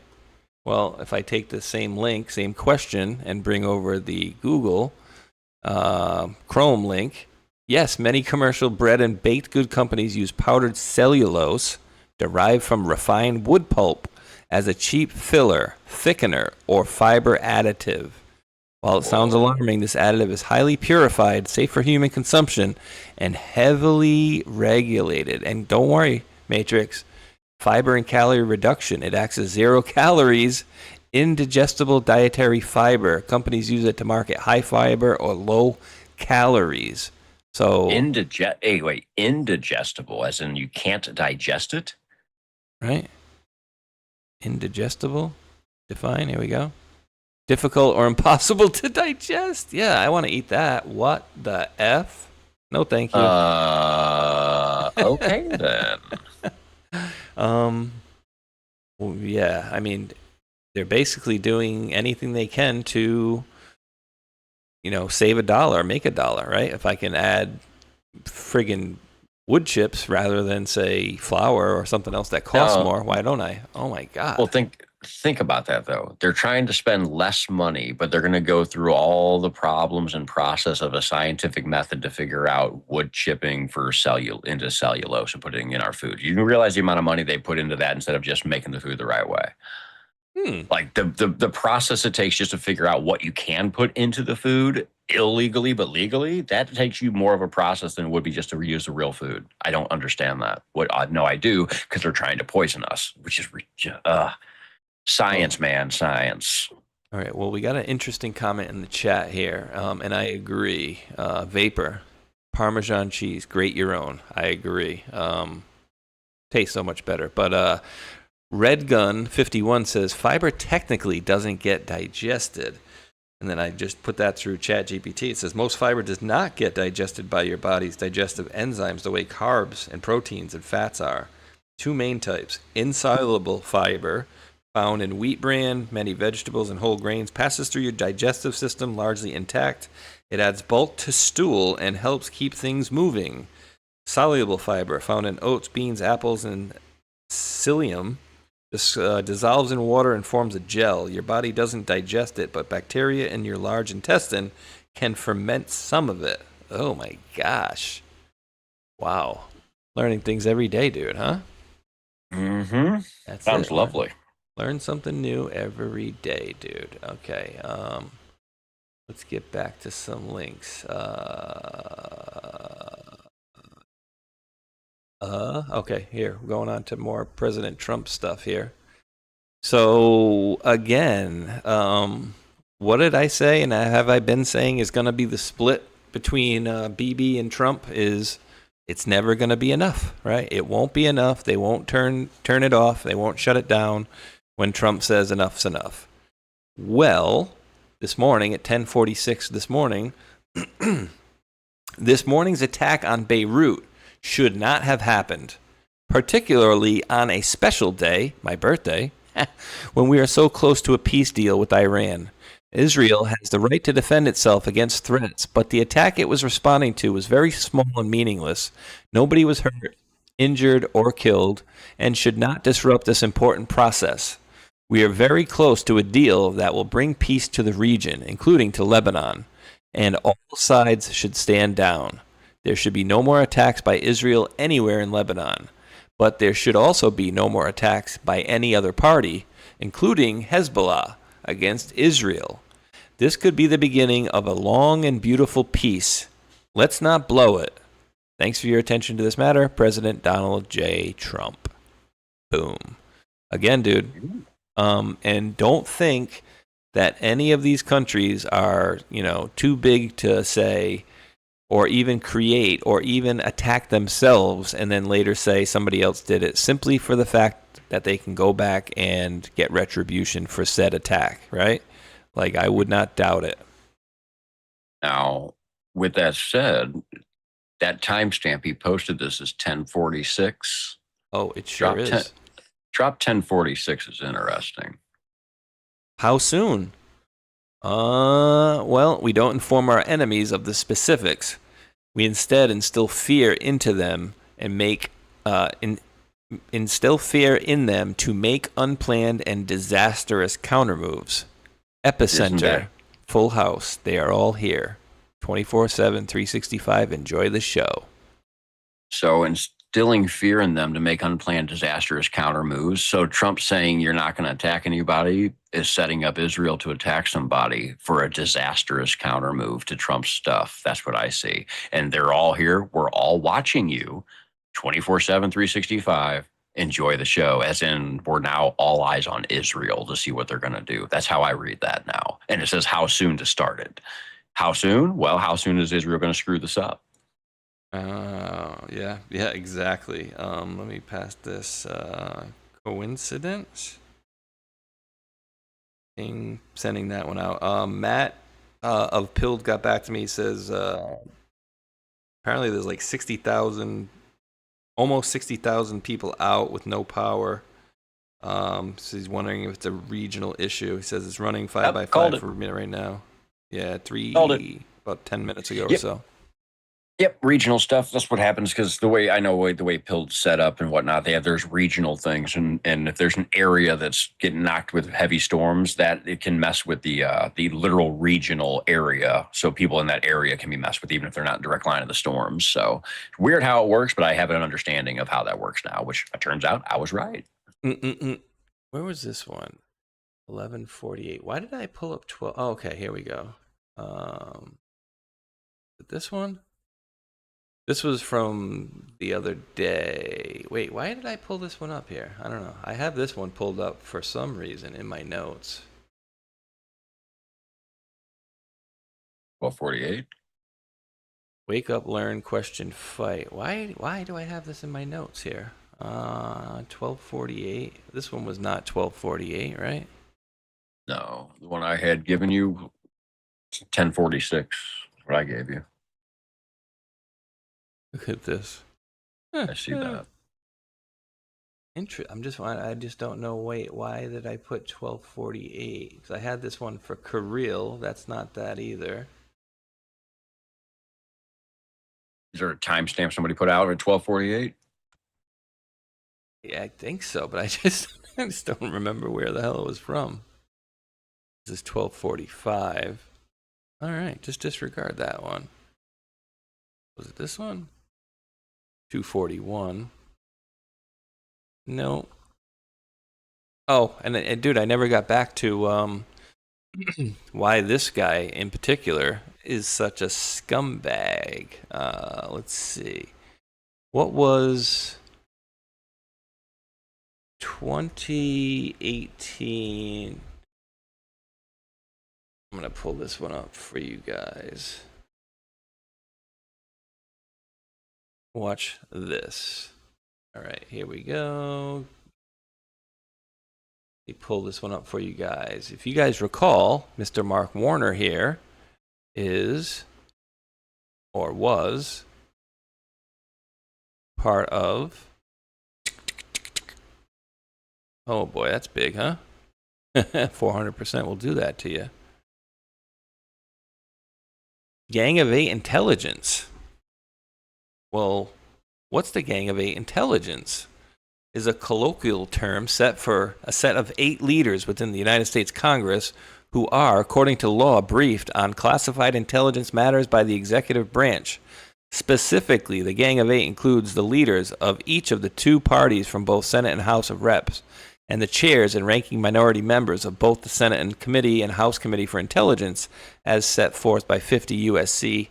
3093. Under normal conditions, the President of the United States is required to ensure that the Congressional Intelligence Committees are kept fully and currently informed of the intelligence activities of the United States, including any significant anticipated intelligence activity as required by the title. However, under extraordinary circumstances, when the president thinks it is essential to limit access to information about a covert action, allows the president to limit reporting. Okay. Well, who do we have here in these? Now, what is this? Let me see. 119th Congress. So he is still United States Senate Select Committee on Intelligence. He is still the vice chair, dude, of the Gang of Eight. Right? From past Congresses, 118th. Well, guess who knew what? Marco Rubio, Mark Warner. Who do we have on the other side? We had Devin Nunes. We had Adam Schiff. Remember, we had the Nunes memo versus the Schiff memo. The shifty Schiff bullshit memo made up all this fake Russian disinformation crap. Well, we had Devin Nunes on the other side. And he knew what was going on. And that happened to be the 117th Congress. Wink, wink. And, well, who did he get with? Mr. Devin Nunes got with somebody who goes by the title of director now, who was a congressional staffer at the time, had helped him write the Nunes memo, where they outed this stuff on, was it the steps of Congress? I forget exactly where it was. They held a press conference where Devin Nunes basically called them out on this stuff and said they're spying on the president. They're doing stuff they should not be doing. They're making up all this stuff. But meanwhile, this guy, who also knew everything that was going on, decided to keep piling on with Adam Schiff. Knew the whole time. So when we talk about knowingly, this dark is a knowingly. 100%. This dork is a knowingly 100%. Interestingly, back then we had Rubio was the vice chair. I mean, what is he doing? Well, what is he not doing for Trump now, rather, should I say? Secretary of State, National Security Advisor. I think he's the janitor. I think he works in the kitchen as well. I think he does some IT work as well. I mean, dude, what does he not do? But, and then we know Nunes, right, was right up there with President Trump in True Social and heavily tied to President Trump as well. But leadership in the House of Reps, Nancy Pelosi, Kevin McCarthy, Chuck Schumer, Mitch, pause button, McConnell. Remember how many times has he powered down during a speech? So, dude, all these people that were on the Gang of Eight, especially, dude, they knew of all of this stuff, what was going on. Right? But the only person to actually stand up and do anything about it was Devin Nunes back then. So, big time hero as far as I see. But this piece of crap, he knew exactly what was going on. He knew it was BS. And they did nothing to stand up. Because guess what? You don't step out and talk against your own party, right? You can't do that, bro. Cannot do that. So, I'm loving it, dude. He is going to be one of the guys going down like a $2 hooker on 2-for-1 crack night. I'm loving that one. I brought this one in specifically for you, dude. And, dude, I love this dude. I think he's absolutely hilarious. Gutfeld. Absolutely hilarious. He says, I came to the conclusion that this story is so awful that we have no way to punish it. To commit an appropriate measure of justice is beyond our willingness to do it. Jeffrey Tucker. He's responding to the revelations 6 years later are pouring out so quickly that it's impossible to keep up, much less mentally process all of this. The DNI has documented 120 U.S. funded, owned biolabs in 30 countries, which are manufacturing and manipulating infectious diseases. Senator Paul's committee has released the receipts concerning U.S. funding and backing of the manufactured SARS-CoV-2 virus and vaccine as part of the program. Senator Johnson has produced definitive evidence that U.S. public health agencies knew of the grave dangers of the shot to everyone, but said nothing. Many officials are privately admitting and proving that the whole point of the lockdowns was to preserve population immunity for the shot and block other avenues towards wellness. Hardly any of this makes the national news, and one wonders if the public mind has any awareness at all. And I wonder too, dude. I really do wonder, because the general population, my man, is just kind of numb to this stuff, and they don't look at it at the level in which we do. You know what I mean? They don't get as deep as we do with this stuff. And so, as a result, a lot of these folks out there don't know the level of how bad this was. And it was. Tita Peters telethon? Ann Vandersteel's doing a telethon? Funded by countries that want their resources. I don't see Tina Peters. You there with me still, Matrix? Are you having a cat emergency? Or is my internet breaking down again? Let's see. Is everybody in the chat still with me here? Let's see. Turn the sound off. Tree hugger. Let me see if I can see my cursor. Let's move this up and down. Tree hugger says agree, so hopefully somebody's hearing me still. Let's see. Turn the sound off. Yeah, okay. They're hearing me. I think Matrix just went for a walk or something. Oh no, he says you can't hear me? No, I cannot hear you. Let me see. Did I turn you down? Did I mute you? Let me do this for a second. No, I cannot hear you, my man. Let me see what's going on here. You're in here. Did you want to maybe leave and come back in quick? And I'll let you right back in? I cannot hear Mr. Matrix right now. That's interesting. And this is Zoom. All right, so he is Lee. He has just left, and he's coming back in. This is weird. How weird. All right, Mr. Matrix Codebreaker's coming in. Now, guys, if you guys and gals out there answered, I didn't see. So let me know. Oh, I just let him in the room, and he disappeared. Oh, wait, he's back. Okay. Let me know in the chat. How about now? There you go. What's up, buddy? What up? Yeah, there we go. I don't know what happened there. You just straight up couldn't hear me. I mean, you might not have heard me the entire time. I don't even know what was said, but you apparently hadn't heard me for a minute. So, oh, wow. All right. No, I basically read this whole thing, and then I couldn't hear you after that. I was asking, any comments on this, and basically the fact that, most people are just going and living their own lives, and they're not into this as deep as we are. So they're not into the weeds and seeing the ins and outs of it all like we are. Yeah. What the hell was this about again? I just had lost my whole train of thought. What were we talking about with this? This was the write-up of Gutfeld was basically saying, yeah, we need to do, it's so awful that we don't have a way to punish it, because to commit an appropriate measure of justice is beyond our willingness to do so. But he laid out all this person laid out all the COVID stuff and how they knew about it and what the shots would do. And, they blocked it all. So basically the whole COVID thing in a nutshell, essentially. Yeah, well, look at the stuff that's coming out now. So over the last 6 years, over the last 6 years, stuff's been pouring out, but nobody listened to it. And here's the thing: over the last 6 years, think about this. We're in 2026. So 6 years ago, when COVID started up, any part of truth that came out was denied. So over the last, let's say, first 4 years of COVID, what did we hear of anybody said anything online about anything to do with COVID? You got shunned, you got banned, you got censored.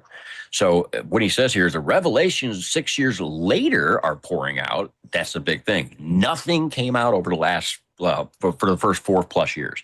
We get Trump in office, everything comes out. Now, here's my question is, how many people are going to still listen or start to listen with all this stuff coming out, with all the different things that are coming out, all the, my mother, put it like this, my mother, when it comes to the booster shots and all that, she'll hit me up and be like, hey, the doctor's asked me again for a booster. And of course I say, it'd be like, just, you're not going to do it, this, that, and the other. But what does she know? According to the news, according to what, without listening to me, the booster shots have been okay and perfect. Now, with all the information we have coming out, guess what my mother still sees on the news? Everything is just fine. Until Fox News and somebody like Greg Gutfeld hops in on his nighttime show at night and says this type of stuff. And suddenly a few people start to wake up. So all this information over the last 6 years has been hidden from us. And now all of it's coming out at one time. I hope you guys are ready for the flood. And we need to get this information that comes out to other people too. And we're talking about the people that are retarded and don't listen because they're the ones still out there going to get the damn booster shots. Like my mother's husband, who still to this day doesn't listen to a damn word I say or that my mother tells him because the news told him so. So remember, we are the news now for a reason. So yeah, last 6 years, we've been just destroyed. Now we have the ability to take this information that's all coming out and get it to the world. That is our job. Heck yeah. And remember, he was called by another senator. This man was called a Russian disinformation agent. Remember, this man, a sitting senator on Senate floor, by another senator, was saying that he was spreading Russian disinformation. Senator Johnson, can we get you on the COVID cover-up? So why do you think legacy media such as CNN is not covering this? Why aren't you covering that? I want to ask you about Iran, the war in Iran. You really ought to cover the fact that Peter Marks knew on March 1st of 2021 that their algorithms were hiding safety signals. On 26 days later, found out 25 serious adverse events like sudden cardiac death, pulmonary infarction, Bell's palsy, different types of strokes, and they buried it. They hid it. Major scandal. It's even as big a scandal that the major media is completely ignoring the story. It's been out now for almost 6 weeks. Can I ask you about anyway, I'm sure that was your question, trying to ambush me. But no, I want to ask you about Iran. ambush you? No, her. So I ask you about Iran. Do you think we could see people suing the U.S. government over this COVID cover-up? It's hard to say. I mean, the government really does a good job of protecting itself and people that carry out its mission. So, the legal ramifications for what harm these government officials did by not informing the American public, not giving them the information they had the right and had deserved to hear. I'm not sure what that is. My job right now is to expose it. I appreciate Secretary Kennedy's commitment to radical transparency. That's why we know about this. We have a lot more documents, a lot more people to interview. So stay tuned. Again, biggest scandal of my lifetime because people weren't warned, they were mandated to take the shot, or they were coerced, or they're convinced without the kind of information they should have had for informed consent. And millions suffered adverse events. At least tens of thousands died after that March 1st date. So the conspiracy theorists were right again, and these 25 serious adverse events with the COVID vaccine were hidden from the public. They call it masking, but what that is obscuring, which means that it just didn't come up. So let's go over some of these. I'm not a doctor, so it's kind of hard to pronounce some of these things, but these are the neurological side effects. I'll give you guys a second to read through these. Here are some cardiac. Now we know some of these already, the sudden death.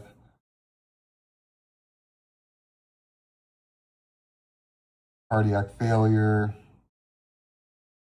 Then we have some pulmonary, causing stroke. And here's some more obscure things. But all these side effects you should have been warned about before getting the vaccine, not being told it was 100% safe and effective. Geez, I wish we were out there telling people, Matrix, because, wait, I know I was. That's for sure. Yeah, I know. I just brought the story about my mom when COVID all that popped up. First thing I did was tell my mother, do not get a shot. They are going to hurt people. And it was before all the stuff had actually hit the news in the official ways because of what we knew. It all came out. She hit me up. She's like, yep, there's the shot. And she's like, so don't get it? I said, no, don't get it. It's going to come out eventually that it's a bad thing. And of course, years later, she still looks at me and goes, you told me before it even came out not to take it. And so my mother's living proof of that we had the knowledge that this stuff was bad. And all these years later, the people that did not listen to us and got the shot, I don't know if you're hurt or not now. I'm sorry for that, but you should have freaking listened when people were trying to tell you, don't do it. Don't do it. So And I feel bad because I know people that got hurt off it too. So my sister and her whole family took it, even though I told her not to. They wanted to go on a cruise that bad that they all took it. And guess who's all having health problems now? All the people that went on the cruise. Just not cool. Yeah, it's the UFC at the White House. So if you got Sasha, if you want to come by, you can check it out with us later on. If you want, we'll be streaming. Yeah, we'll talk later. Have fun. We'll talk about it once I get some changes to my website. My son's trying to hit me up for his project, dude. Did you see this, dude? Had him do this a few weeks ago while we were doing the move. I told him there's a few things I wanted to get changed, like this. And, you can click that to get me an email, but you have to kind of scroll all the way down to get to the different websites. So I want him to make a few different changes, like menus at the top. Here's my Rumble, here's my YouTube, here's this, bing, bing, bing. Nice and easy. Right, that's dope. That's dope, though. Yeah, he took the pictures that I had here. Essentially, he's like, oh, you don't have anything with the rounded? So just basically made this just for a little project for him to have some fun with. But yeah, dude, this stuff here I've been sending back to, back to my ex-coworker, and he comes back with, so I sent him the one that we showed earlier of, remember the one we had with Jen Psaki, and it had Tulsi on there, the same video, and he says, yep. Oh, I'm confused though. This person is a Russian asset, or are you agreeing with Russia, or is this some big Democrat gotcha moment? And I'm like, what? I'm like, they said it was Russian disinformation, but it wasn't. It was all factual, and even Hunter Biden's Rosemont Seneca company helped fund it. I said, they said this guy, Ron Johnson, a sitting senator, was spreading Russian disinformation. We now know for sure it was all facts. So we'll see what they come back with. But again, they were calling him a Russian disinformation on the friggin' Senate floor, dude. Yeah. Crazy, right? I mean, it's absolutely bananas. And wanted to thank Gonzo Rules for gifting out 5 subscriptions to the old channel over here. That's greatly appreciated. We do appreciate your contributions to the channel there. So yes, thank you, Gonzo Rules. Dude, I can't wait for tonight, dude. I really cannot wait for tonight. It's going to get interesting. Oh, Debbie dropped something. It's a short, too, so let's play this. And I don't know if this is the new one or was this the other day, but I like what the title says. Just spoke with President Trump. He tells Fox News he believes a deal with Iran will be signed in the next 2 to 3 hours. I asked him about the Israeli strikes earlier today against Hezbollah in the Lebanese capital of Beirut. He tells me he spoke on the phone with Israeli Prime Minister Benjamin Netanyahu, asking him, what the F are you doing? He told the Prime Minister not to conduct additional strikes against Hezbollah so that it doesn't affect this deal from moving forward. Now, the Israelis are bracing for the possibility of incoming Iranian ballistic missile fire, according to the IDF. And President Trump tells Fox News he will ask Iran not to respond with missile fire toward Israel, with this deal on the horizon expected to be signed tonight. All of this taking place amid the backdrop of these latest conversations to get this final agreement across the finish line. The president talked about the strikes in the middle of last week when he was hammering many of those Iranian positions, pushing the Iranians back to the negotiating table. You might remember, Kevin, I was on the phone with the president as he was in the Situation Room, and the Iranians called him and asked him to stop the bombing. The president believes that moment was able to shift the equation and again get the Iranians to make these concessions. President Trump says if they sign the deal tonight, he will immediately order the blockade on Iranian ports to be lifted and then move forward into these more detailed discussions as it relates to Iran's nuclear program. Just spoke with... Dude, I'm loving that. They don't know what they're doing. Right? Asking him, what the F are you doing? Dude. Telling you. Dude, you crazy son of a bitch. Everybody hates you. Everybody hates Israel because of this. Like, dude, it's the writing on the freaking wall. But no, you know what it is, Matrix? It's all a fake sham. It's a fake fight, and they're making it up just because everybody knows that, he's in BB's pocket, and Lutnick, and Susie Wiles, and Jared, and rah. But no, this is a fake fight. Okay. Oh, dude, it's been building up for so long. And again, is that dude even alive? And I don't know if you noticed, but the last time they played a clip of, I think it was like the White House played a clip of President Trump like shaking Bibi's hand. In that video, it was like December of 2025. If you note, they've not, as to my previous points, they've not showed a single video of this guy being. Why didn't they show the last time where he was at the White House in February shaking Trump's hand? Why? Because I don't think he was there, dude. I really don't. Please, somebody show me the proof that he was there on February 5th of 20, or 5th through 12th, or whatever it was supposed to be, because he wasn't. Yeah, that or also they might not want him to show him shaking his hand because they don't want to show Trump with 5 fingers and Netanyahu with 6. Exactly. Too many fingers messes up the party, my man. That's it. Exactly. And by the way, everybody in my side chats, just so you guys are aware, I am trying to at least see the chats. My hands are taken up by the kitten right now, so like I've not been in my chats at all. But I do see you guys. Thank you guys very much. We'll get to the donations and the support there at the very end. So but yeah, I'm sorry, I'm not in the chat at all because my right hand, instead of being on the mouse, it's on the kitten. So how rude. Yeah, playing with pussy during the game. He can't even. Yeah. Yeah, I'm stroking this pussy over here real good. Ron L. White, no vax is safe. Period. Never ever was. Very good point there, Ron. Absolutely. No, none ever was. This is pretty cute, or pretty cool, I thought. I think there's a video attached to it. Dude, check this out. Autonomous robots driving through the fields at night. No chemicals, no pesticides, just UV light killing pathogens and pests while everyone sleeps. This is Trico Robotics, or Trike Robotics. Really cool, too. Ain't it, dude? Let me look at that. And hopefully he's just recording, but dude, that is badass. Yeah. I want my fruits and veggies from this place. Right. And here's the thing, too, is now you're seeing why people can easily get put out of business as far as regular jobs go, because you get this going, you don't need people to do the farms. Yeah, that's crazy. But yeah, if you can keep this stuff, I mean, we want to automate this type of stuff, right? Like we want, you don't want to have people out in fields picking, fruits and veggies at 100 degrees or whatever it is. But if you can do it, automated, that's great. I think we're coming into a time, dude. It's unprecedented on many different levels for technology, the way the monetary systems are going. I'm still pretty up in the air as to like. Did you hear the thing that Katie Couric said last week? I think it was Katie Couric says, "Oh, why don't we have these AI companies pay the national debt down?"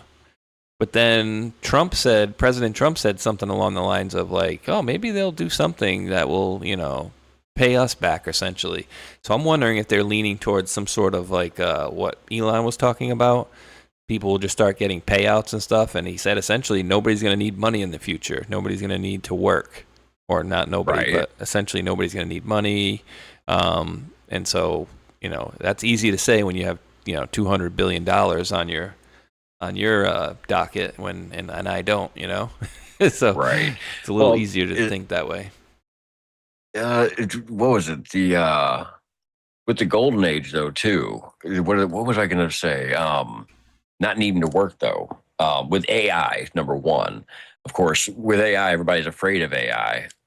I mean, everybody's like, oh, it's going to end up being evil. But at the exact same time, it allows you to have less jobs for people. It literally can do the work for you. And of course, some people go, oh, well, that's going to take away our jobs. Well, like you said, that's the word I was looking for. I know what it was. So as we move forward, you said we won't need money. How would we not need money? Well, how would we get the money? Think about our country, and what Trump used the word was dividends, getting dividends back from our country, which means you're getting basically a piece of the pie back from all the stuff that we do from the country direct. Cat's going nuts.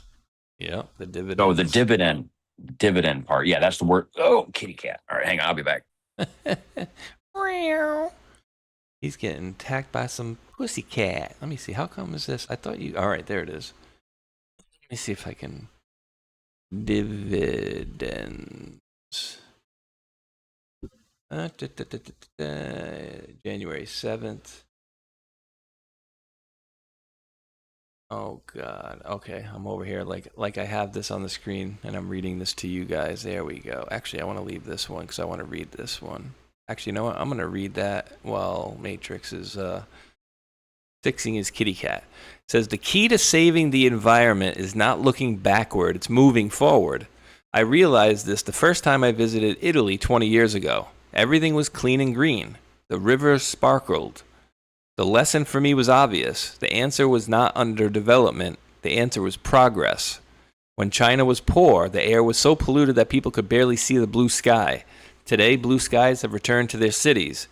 Development does not only create wealth, it also provides the resources needed to restore and protect the environment. Some environmentalists want us to preserve every aspect of our biodiversity, including the mosquitoes, for example, so that researchers can fly in once every 10 years from their universities, which build particle accelerators and billion-dollar laboratories with their pocket money, study our ecosystems, and count how many people died from dengue outbreaks. They want to buy our air through carbon credits. If carbon credits were such a great deal, they would be selling them to us, not the other way around. Cleaning every river, lake, and water source in El Salvador and ensuring they remain clean and sparkling would cost roughly $12 billion. Where is that money supposed to come from without economic development? Carbon credits? The path forward to our country is the path of Japan and Singapore, not the path of the Congo. So that is just crazy tech, dude. All this stuff, the pesticides, the chemicals, nope, no thank you. I'd rather have no bugs, no pesticides, no chemicals other than, the plant and the water essentially to feed me. And it's tough though. Apparently they say even when they've used certain chemicals and pesticides in the dirt that it stays in there. So I don't know how they ensure that some of this, some of these chemicals can get out of there because apparently they stay around a while, dude. What is it? I don't know how many years. Each chemical's different, but some chemicals are a long time. So you need, that's the other, I think it was in the Bible, it even says you got for 6 years you plant your food, and then you got to have 1 year where you don't. And of course, back then it wasn't for the chemicals, but it's also to allow the land to heal itself. So that's kind of a piece of it too. We don't ever let our land heal itself ever. So. Oh my goodness, dude. Look at this. Justin Trudeau lives in America, cheering on America at FIFA with his American girlfriend drinking American beer. Just 12 months ago, he told Canadians, F the United States, boycott U.S. travel, don't buy anything American, and boo the national anthems at games. But Canadians are hurt. Canadians are angry. We're going to choose to not go on vacation, Florida or Orchard Beach or wherever. We're going to choose. They go any louder. Try to buy Canadian products and forego bourbon and other classic American products. And yeah, we're probably going to keep booing the American anthem. But let me tell Americans, we're not booing you. We're not booing your teams. We're not booing your players. We're booing a policy that is designed to hurt us. And we're insulted. And we're angry. But we're Canadian, which means we're going to stand up for each other. Oh, God. It means we're Canadians. We're going to fight. We're going to sit down. But Canadian. We're going to have somebody else come fight our battles for us. Dude, Who do you think you are, the French? I know, dude. What's up with the eyebrows, too? Like, as I'm watching that, too, I'm like, wait, is this like another one where his eyebrow's going to fall off? Because it looks like he's got two sets of eyebrows on each side. He's got this thing, which I think is his real eyebrow, and then this addition. Remember a few years ago when he was talking and his eyebrow freaking fell off? Wait, what? Fell off? Oh, God. What? You never saw that? Oh, God. No, I don't. At least I don't remember off the top of my head. I don't. Like, what? Straight up fell off? Pretty much. I got to see this. Yeah, I don't remember that. Can't control his fake eyebrows from falling. Watch how his left eyebrow starts falling. I have consistently stood up for Canadian interests, consistently demonstrated where we disagree, but done so in a polite and cordial context. I think that's what Canadians have always expected of me, and that's exactly what we're. I have consistently stood up for Canadian interests, consistently. Don't look his eyebrow. Like I said, dude, I think he's got like faint eyebrows, and then he puts these Grouchos on there, and I want to say the one that I'm remembering was even worse than that, and I don't know why this keeps doing this. Stay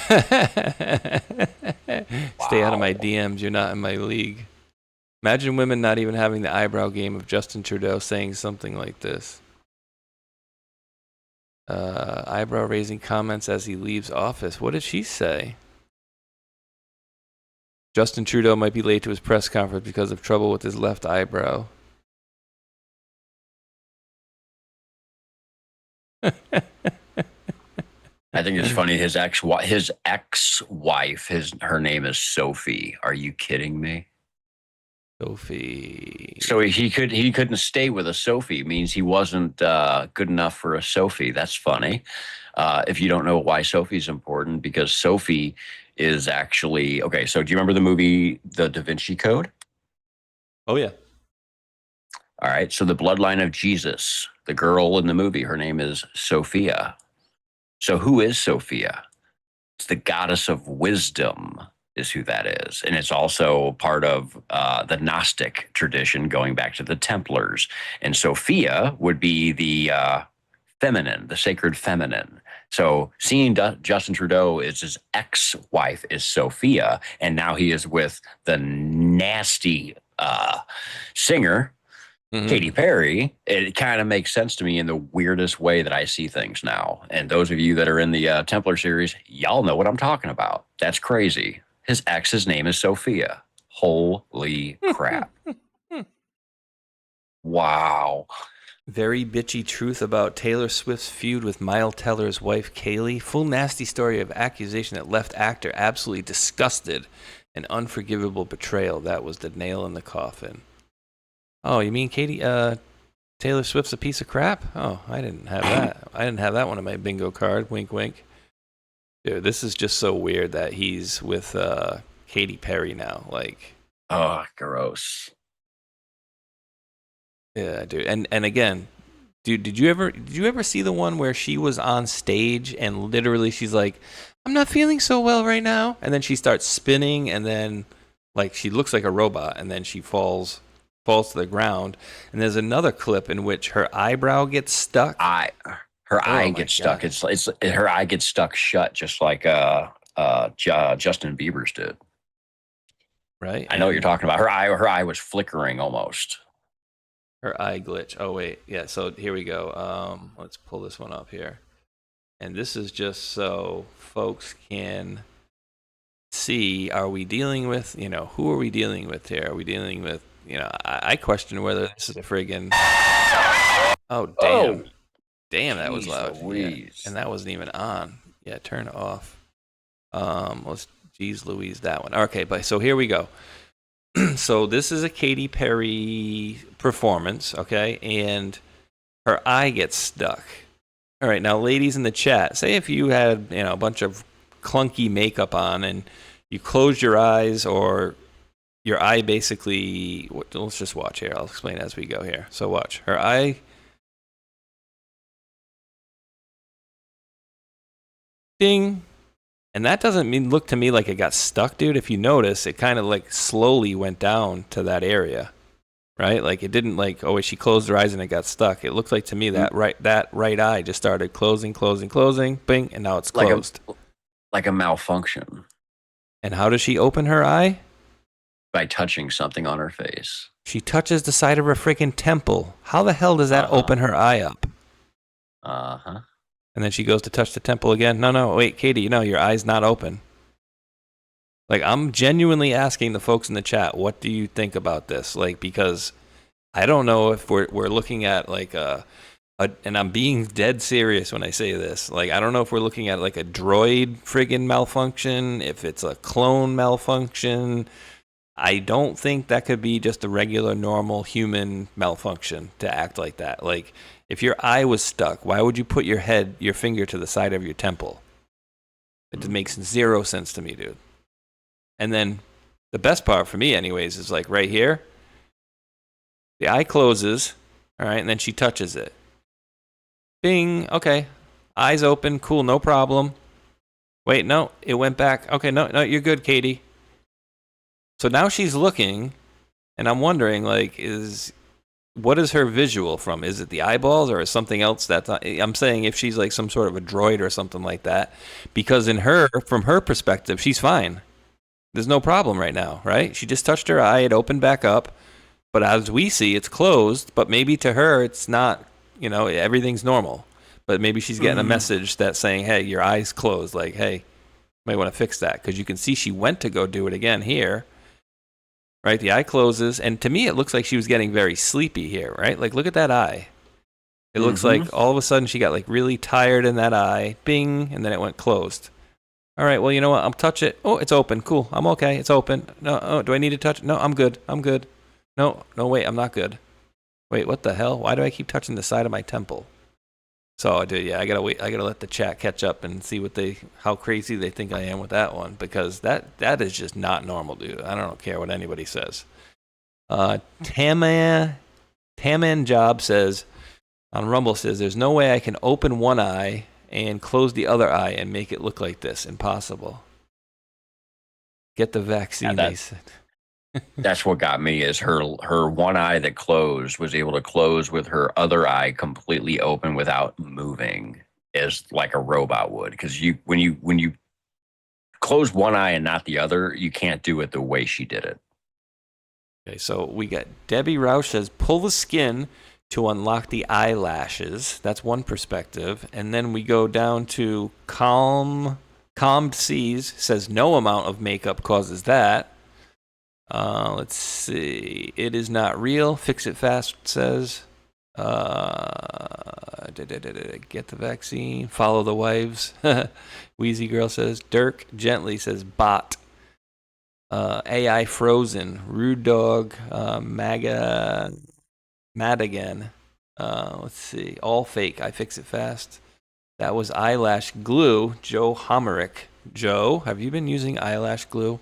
How would you know? Flu vaccine.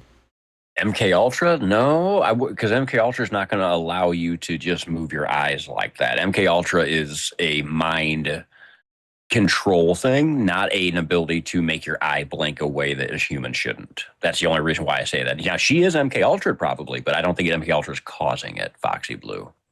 I don't know what this comment means, but I like it, and I'm gonna go see if I can find it in the chat to copy it. Actually, you know what? Michael Charles Emile Trudeau. Do you know that name? I do not. I'm gonna look it up as we speak right here. Let me pull that pinned comment off. Every time I go to comments in Rumble Studio and I go to like copy a message somebody does, it pins it every time. So let me search. I'm searching Michael Charles Emile Trudeau. Pierre Trudeau's son. Okay. Let's see, is he dead? Let's see what we got here. 1975 to 1998, find a grave. So he would have been, what, 23 years old? Died in an avalanche on November 13th, 1998, while skiing in Kokanee Glacier Provincial Park.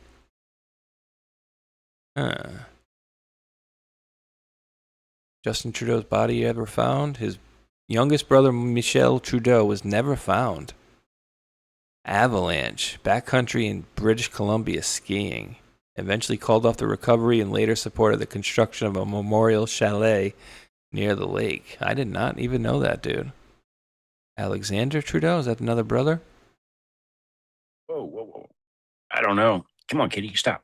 Barbarian lost? Yeah. Wow. Yeah, I had no idea he had other brothers as well. But yeah, this for me, it was just super weird. And where was... I think there was... Oh, wait. If I go back to YouTube and I put in Katy Perry let me see. Katy Perry and then there was a short that she's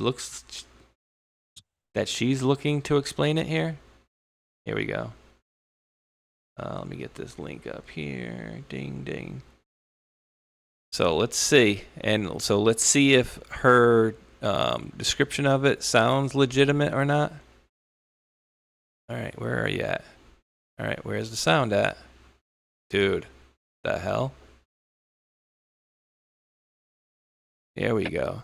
And still like maintain all function. People started going like, oh, she's a robot, or oh, she needs to really detox. If they're putting eyeshadow on this eye, do this pose called doll eye. I can close one eye at a time and still like maintain all function. People started going like, oh, she's a robot, or oh, she needs to really detox. If they're putting eyeshadow on this eye and someone's putting my hair up into a French twist, I want to give notes in real time. Wait, what? I do this pose called doll eye. I can close one eye. So, wait, Matrix, that was a pose called doll eye. That looked totally like it was supposed to happen. Not? Dude, like, what? I do this pose called doll eye? Okay, so what I see here is this is the excuse. But at the same time, let me ask, the video I'm looking at right now, is that actually Katy Perry? I think so. Or is that AI? Yeah, or is it AI? It seems to be her. At a time and still like maintain all function. People started going like, oh, she's a robot, or oh, she. There's background ambiance sounds to it, so it could have been a fake thing. But I think it's her. Okay. Interesting. Interesting. Right. I've never met anybody. I can't close my one eye without my other eye not moving in any way, shape, or form the way she did it. I can cross my eyes. I can even cross one eye and keep the other eye straight. Yep, I can do that too. No problem. I do a great retard impression, let me tell you. Ready for this one? You're going to love this one. If you haven't seen this one, you're going to find it quite freaky, I think.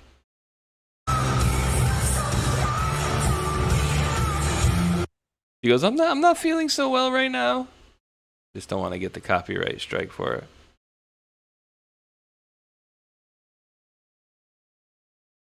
I kissed a girl, almost like fake vomiting, and she's like, oh, I don't feel so good. All right, somebody slowed it down.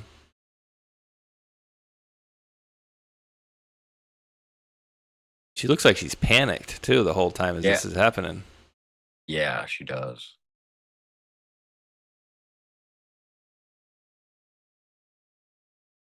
And they literally come carry her off stage.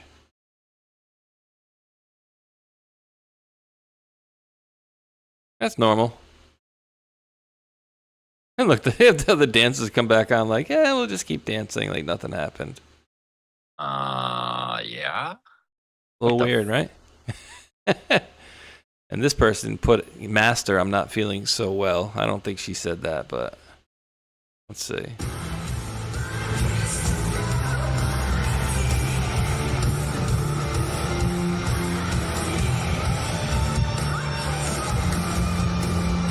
Oh my God.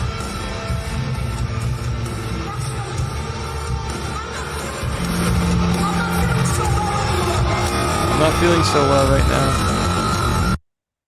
Dude, who's she looking at? That's what I want to know, bro. I have so many things I can say about this.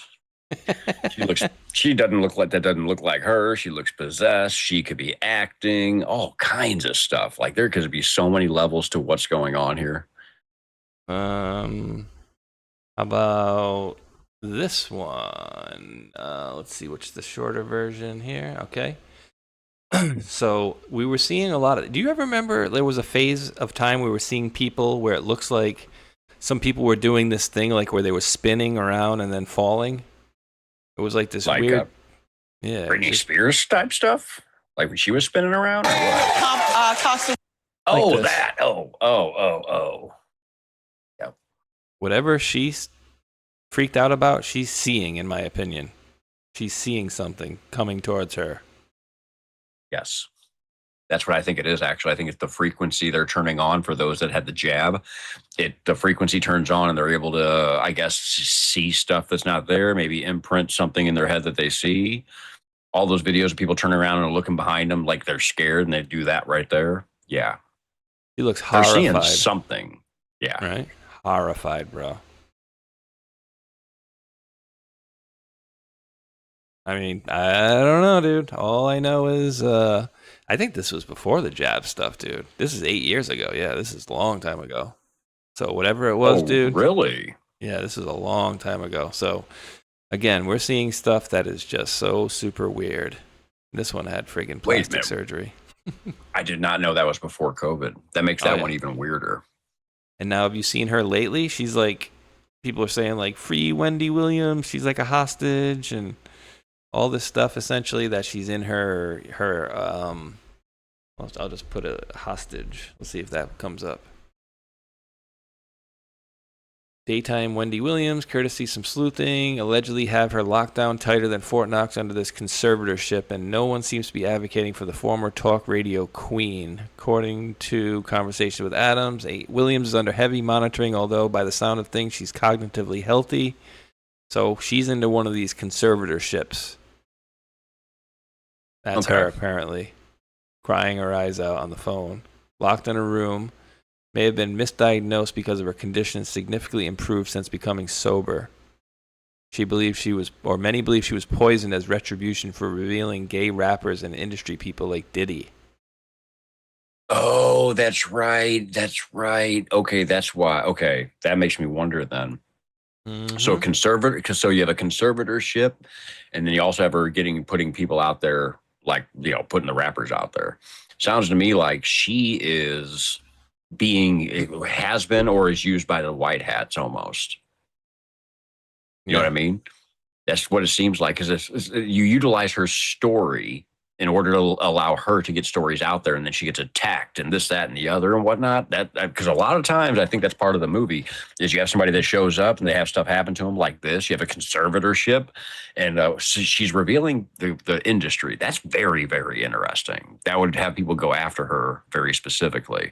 But you use that before you get to the point where we are now, where Diddy's in prison, right? If this was 8 years ago and she's sitting there having a fainting on TV, that's weird, bro.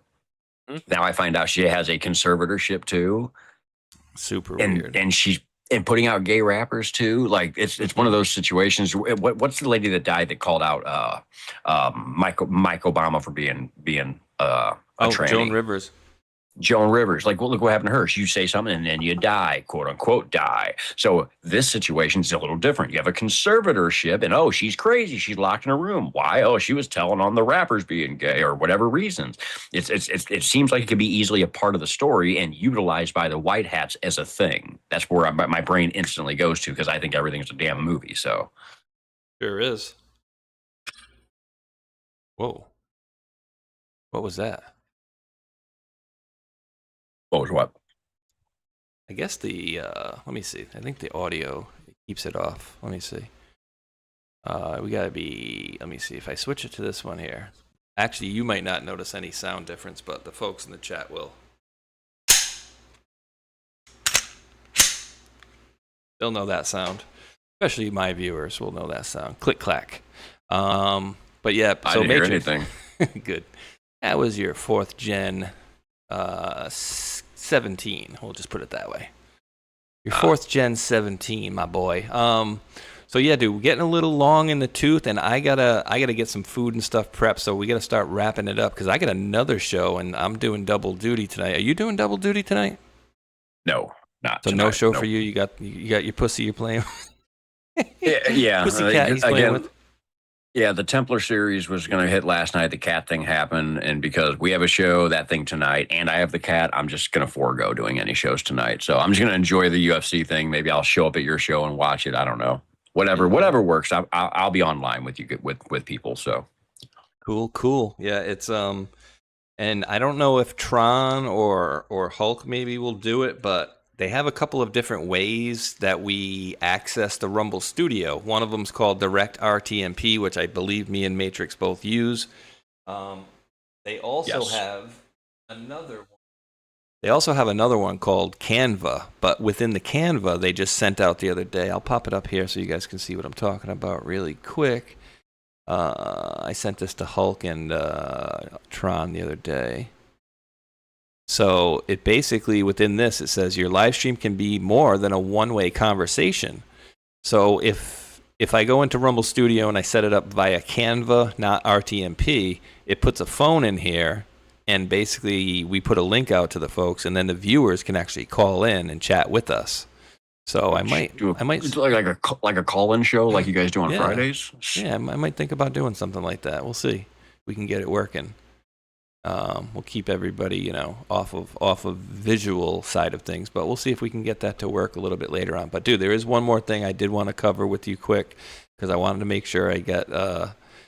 I'm just a very confused individual, as many of you out there may know. But no, so I'm basically showing this Matrix because for a very long time, I have been back and forth with a certain individual, and I'll give you some little clues as we go here. So pretty early on X and Twitter, I had a couple of stars in my my bio, and then as time went on, I started feeling a certain different way about a certain individual, and I was like, I don't know, good guy, bad guy, good guy, bad guy, I don't know. And I've been 50-50 with this individual for a while, and again, I don't 100% know, and I think anybody that's telling you they 100% know could be incorrect, is all I'm going to say. But here, I'm going to put this out here for you. Did you see this the other day? I just thought this was very interesting, to say the least. So we had a day where Linz Piper Loomis apparently is a SA survivor. And then, as we know, Liz Crokin, she was part of, help the kids type of stuff too. And Sun Tzu, as far as I understood, is General Flynn's attorney. All these people resigned from that board of America's Future, essentially May 8th, 7th, 8th, 9th, roughly in that time zone. I don't know. I've heard some things out there about Farah and that he was getting paid $100,000 a month by somebody that was connected to Putin or something like that. And again, I don't know, right? I don't know. But I don't know if you had any thoughts on that at all whatsoever, or any input. Again, I don't know. On who? So these three people all resigned from General Flynn's America's Future board. Oh, okay. Last week on the 7th, between the 7th, or it looks like the 8th and the 9th of May. So actually, yeah, this is going back June. So this is June 8th, 2026, May 9th, 2026. And basically, people put this posting out this week, essentially. What? I didn't know anything about this. This is brand new to me. What? That's interesting. So you're referring to, do I think if Flynn himself is good or bad? Well, no, I mean, it's just any thoughts in general, like any idea what this could be, what it is. And again, I don't, I just try to do the best I can and report the news as best as I can. And, I've been saying it for a long time, the folks that are good and bad out there, I even thought for a while that the team wanted General Flynn to look bad for a certain period of time. Because remember, we knew the whole thing about, and we talked about it on the roundtable. We were speaking about him glowingly just this Thursday, remember? On the roundtable, and about the whole thing about him and being questioned by Stroke and this, that, and the other. And again, what was the end result of what he had to do through court?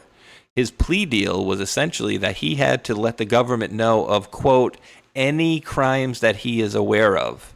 And I would say he knows where a lot of bodies are buried as well. So again, I don't know enough to sit here and tell you, yes, 100% General Flynn is America first, and 1,000,000% for President Trump in our country. And I also can't say 100% I know he's a bad guy and he's against our country. I don't know. Again, actors acting, people, certain places. I don't know. I'm kind of in the same boat as you, and I've said this on my own show. I'm on the leaning that he is a good guy, but at the same time, I'm literally like a 50-50 that I'm not sure. And I say that because of multiple reasons. One of which, the way that Joe and Dave have presented everything with General Flynn. There's one side of it, but then I go to the other side of it where I have actually gone and done the other research to where what the hell the other people are saying and why General Flynn's a bad guy. And those guys are fairly convincing too. So I literally am kind of like you. I don't really know which way to go. I'm leaning like 51-49 good guy, but I'm at the 100% hope that he's the good guy that we all expect him to be. But because I've done that research, I truly don't know. And I've said that on my show before. I don't know, but I think he's a good guy. I'm pretty sure he's a good guy, but I'm literally like, if you ask me if I had to put bet money on it, I'm 51-49. I really don't know. I truly don't. Yeah. I'm wondering what the folks in the chat are saying too, because Flynn shaking the nut tree. Really? That's funny. Luigi, nobody knows but Trump. Yeah. Oh, Tree Hugger says Kent just joined a Soros group. I wouldn't doubt that. UFC main event starts at 8 p.m. off Anon. And we know banned me for the slightest criticism, D Starboy said. Oh, well, maybe you can ask chat, and anybody in chat can ask, and we know why 3 emails and correspondence have gone unanswered from Spaceshot.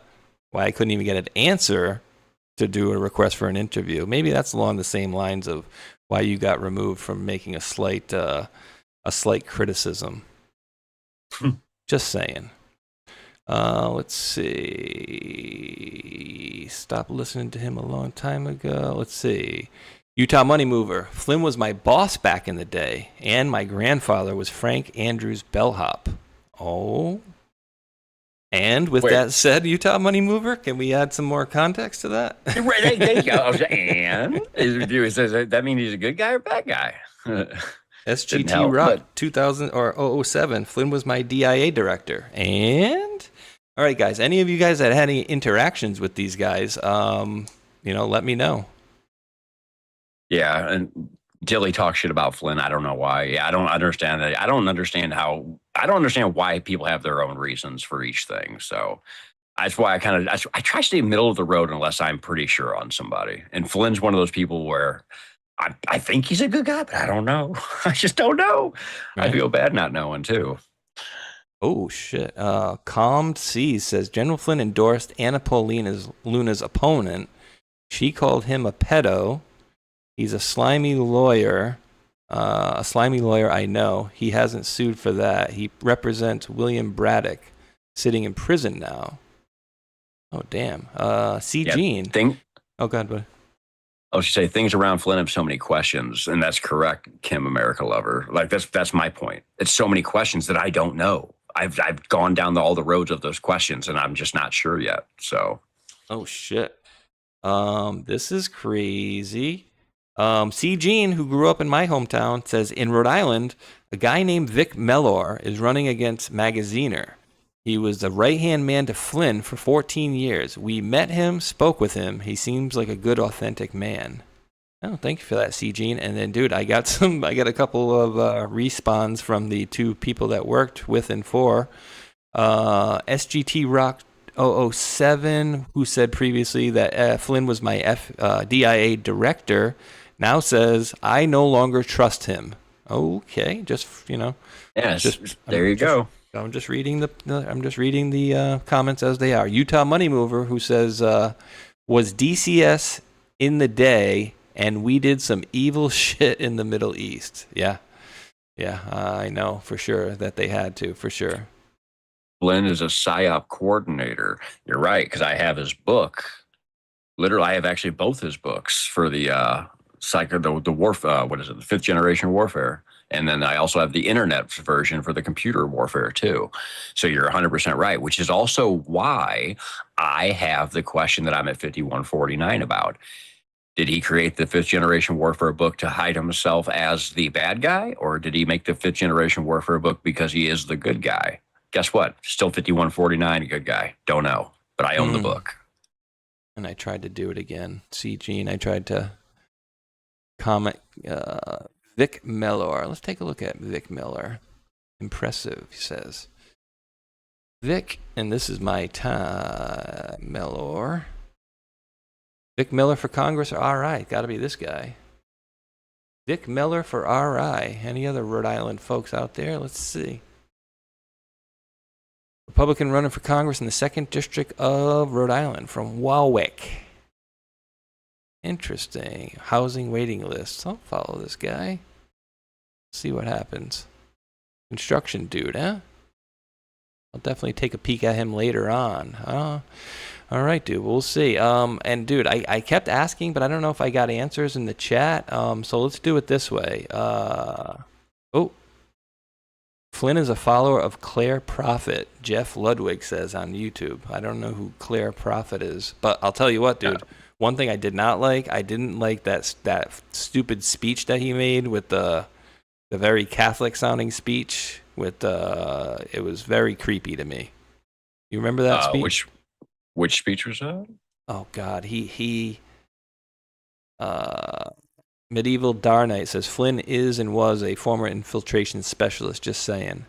Why would Barack Obama tell him to fire Flynn? You think DJT didn't know? Darth Vader's mom says. Tina Anon, my 2 cents. Flynn is all for himself. DJT doesn't support him anymore. Also, he was the fastest made general in history under Clinton. Really? Oh. Didn't know that. Let's see. General Flynn endorsed Kevin Haslett when Trump endorsed Luna. Flynn has a large ego and mean as a cat shat. Don't get along with anyone. Doesn't get along with anyone. Corey F.L. Beer says. Hold up. Wait a minute. I have a question about that, though. 7 Rays of Light speech. That's what it was. Did you remember hearing that? I'm bad with names. I literally would have to hear it to know. Oh, you would not like it, dude. Will not like it. Well, think about this though too. If Flynn is such a bad guy, why would Trump let him hold all these big events that cost money and you pay Flynn for at Mar-a-Lago, his own house? Because he pays. That's just like me or you renting the place out. I guess, but I still find that if he was that big of a bad guy, I don't think he would allow him to, is my point. I don't know. That's just my thought process. Again, all facts, all good points here. Let me see. Oh no, keep your enemies closer. Duh, I'm an idiot. Hidden in the Statue of Liberty. Let me see. See, where is it? But yeah, he made this very weird. Oh, here it is. It says, watch how, and I don't, nothing factual for me here. This is just me reading somebody's post. It says, watch how easy it was for Freemason, General Mike Flynn, so-called holy warrior, to lead this Nebraska church audience into reciting the 7 Rays of Light occultic prayer with him. And just for, as far as I understand it too, some people say it's some sort of a Catholic prayer. I don't know. I'm not the big Bible beater, to be honest. But again, well, as soon as somebody says occultic, I roll my eyes and laugh at them because everything occultic is so evil. Do your fucking research and you'll realize, no, it's not. That's what the church taught you, and that church has everybody by the balls. Trust me, the occult is not all evil. Jeez Louise, let me get that off of there. Okay, let's listen to a little bit of it. I'll let you hear it since I don't know if you've heard this or not. So here you go. Instrument of those 7-fold rays and all your archangels, all of them. I am here, O God, and I am the instrument of those 7-fold rays and archangels. We will not retreat. We will not retreat. We will stand our ground. And I will not retreat. I will take my stand. We will not fear to speak. We will be the instrument of your will, whatever it is. I will not fear to speak, and I will be the instrument of God's will, whatever it is. In your name, and the name of your legions. Here I am, so help me God, in the name of Archangel Michael and his legions. We are freeborn, and we shall remain freeborn. I am freeborn, and I shall remain freeborn. I think you get the idea, right? What kind of speech is, and again, I don't know what's all behind the speech itself, what any deeper meaning it may have to it or not. I don't know. But any thoughts you got, my man? I would literally have to hear it again to try and have any kind of breakdowns. I'll send it to you in the chat so you can take a listen later. I have a different outlook than I did literally just a few months ago when it comes to the word occult, the Masons, the Freemasons, and all that stuff. And I have a lot more of an idea of when people get into the whole, oh, it's an occult, it means it's evil. Anything Freemason or Masons is evil. Anything that's not the damn Catholic Church is evil. Y'all need to wake the hell up, because the people that have run the world for hundreds of years has made you believe that everything that's not what they say is good is evil. So whether the prayer or not is an evil occultic thing or not, I don't know. I can't tell you that.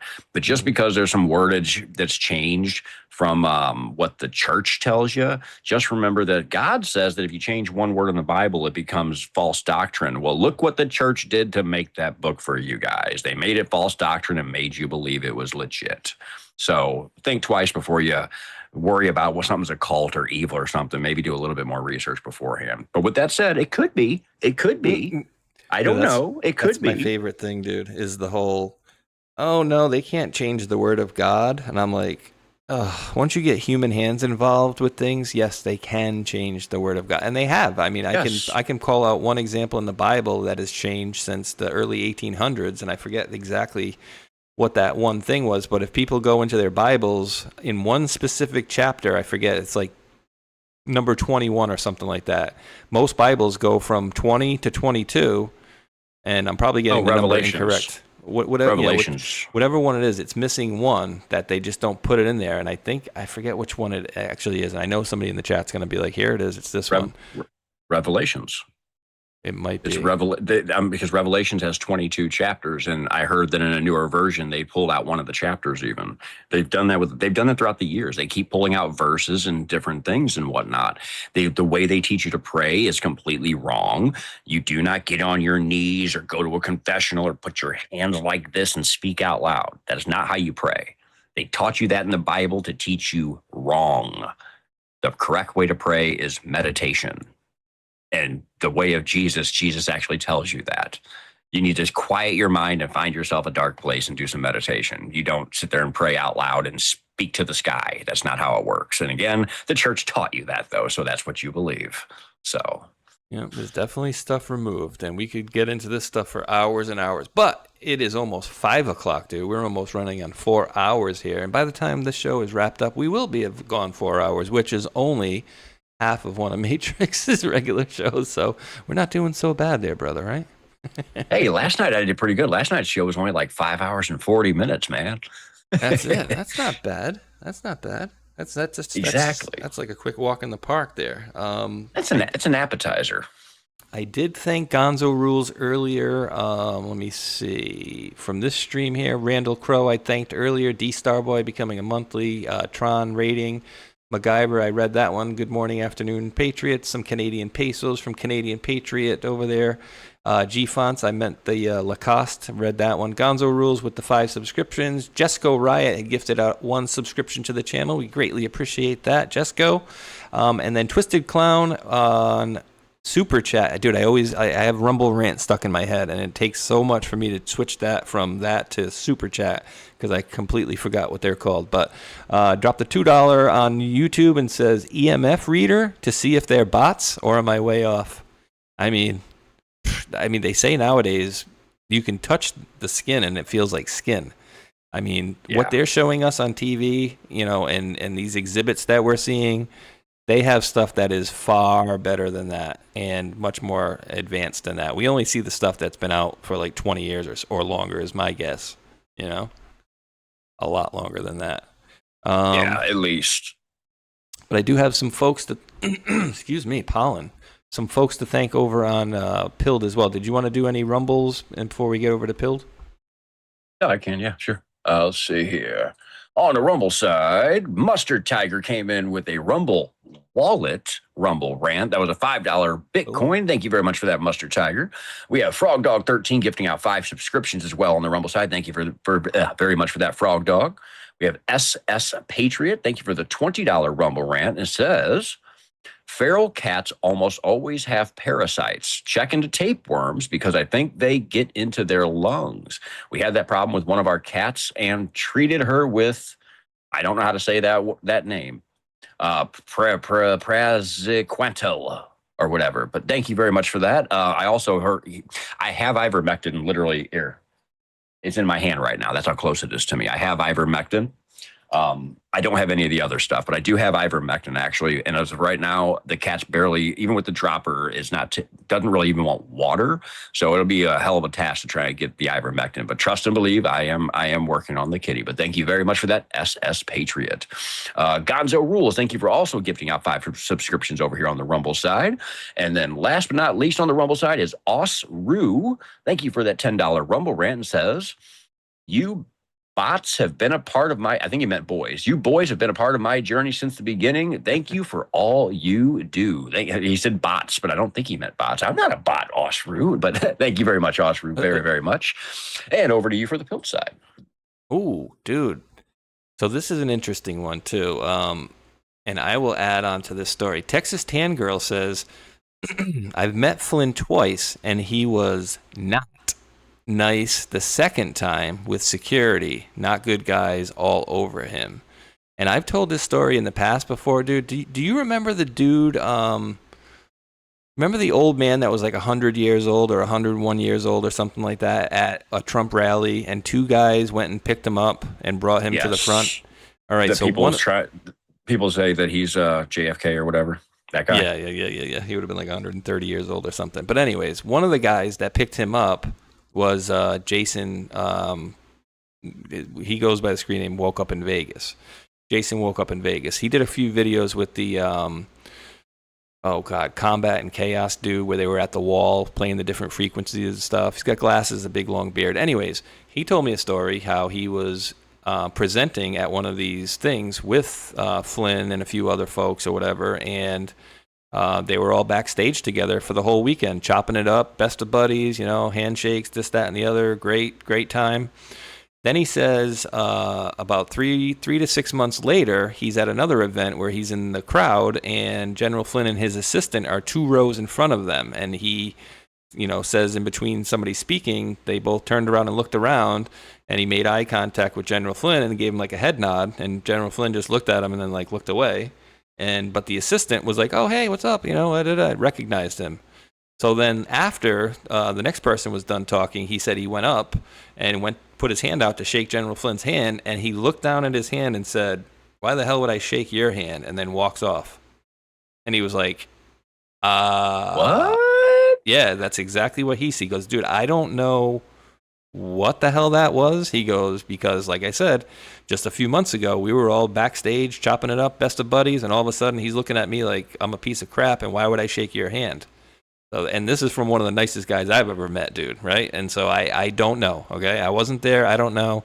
But, this was at the time when General Flynn was buddies with Matrix and the Groove Show there, and Jason and them two were having a little bit of, mixing it up. But I don't know that it would lead to that, or that would be enough to say, why would I shake your hand, that you're arguing with Matrix and Shady, who then later turned on him as well.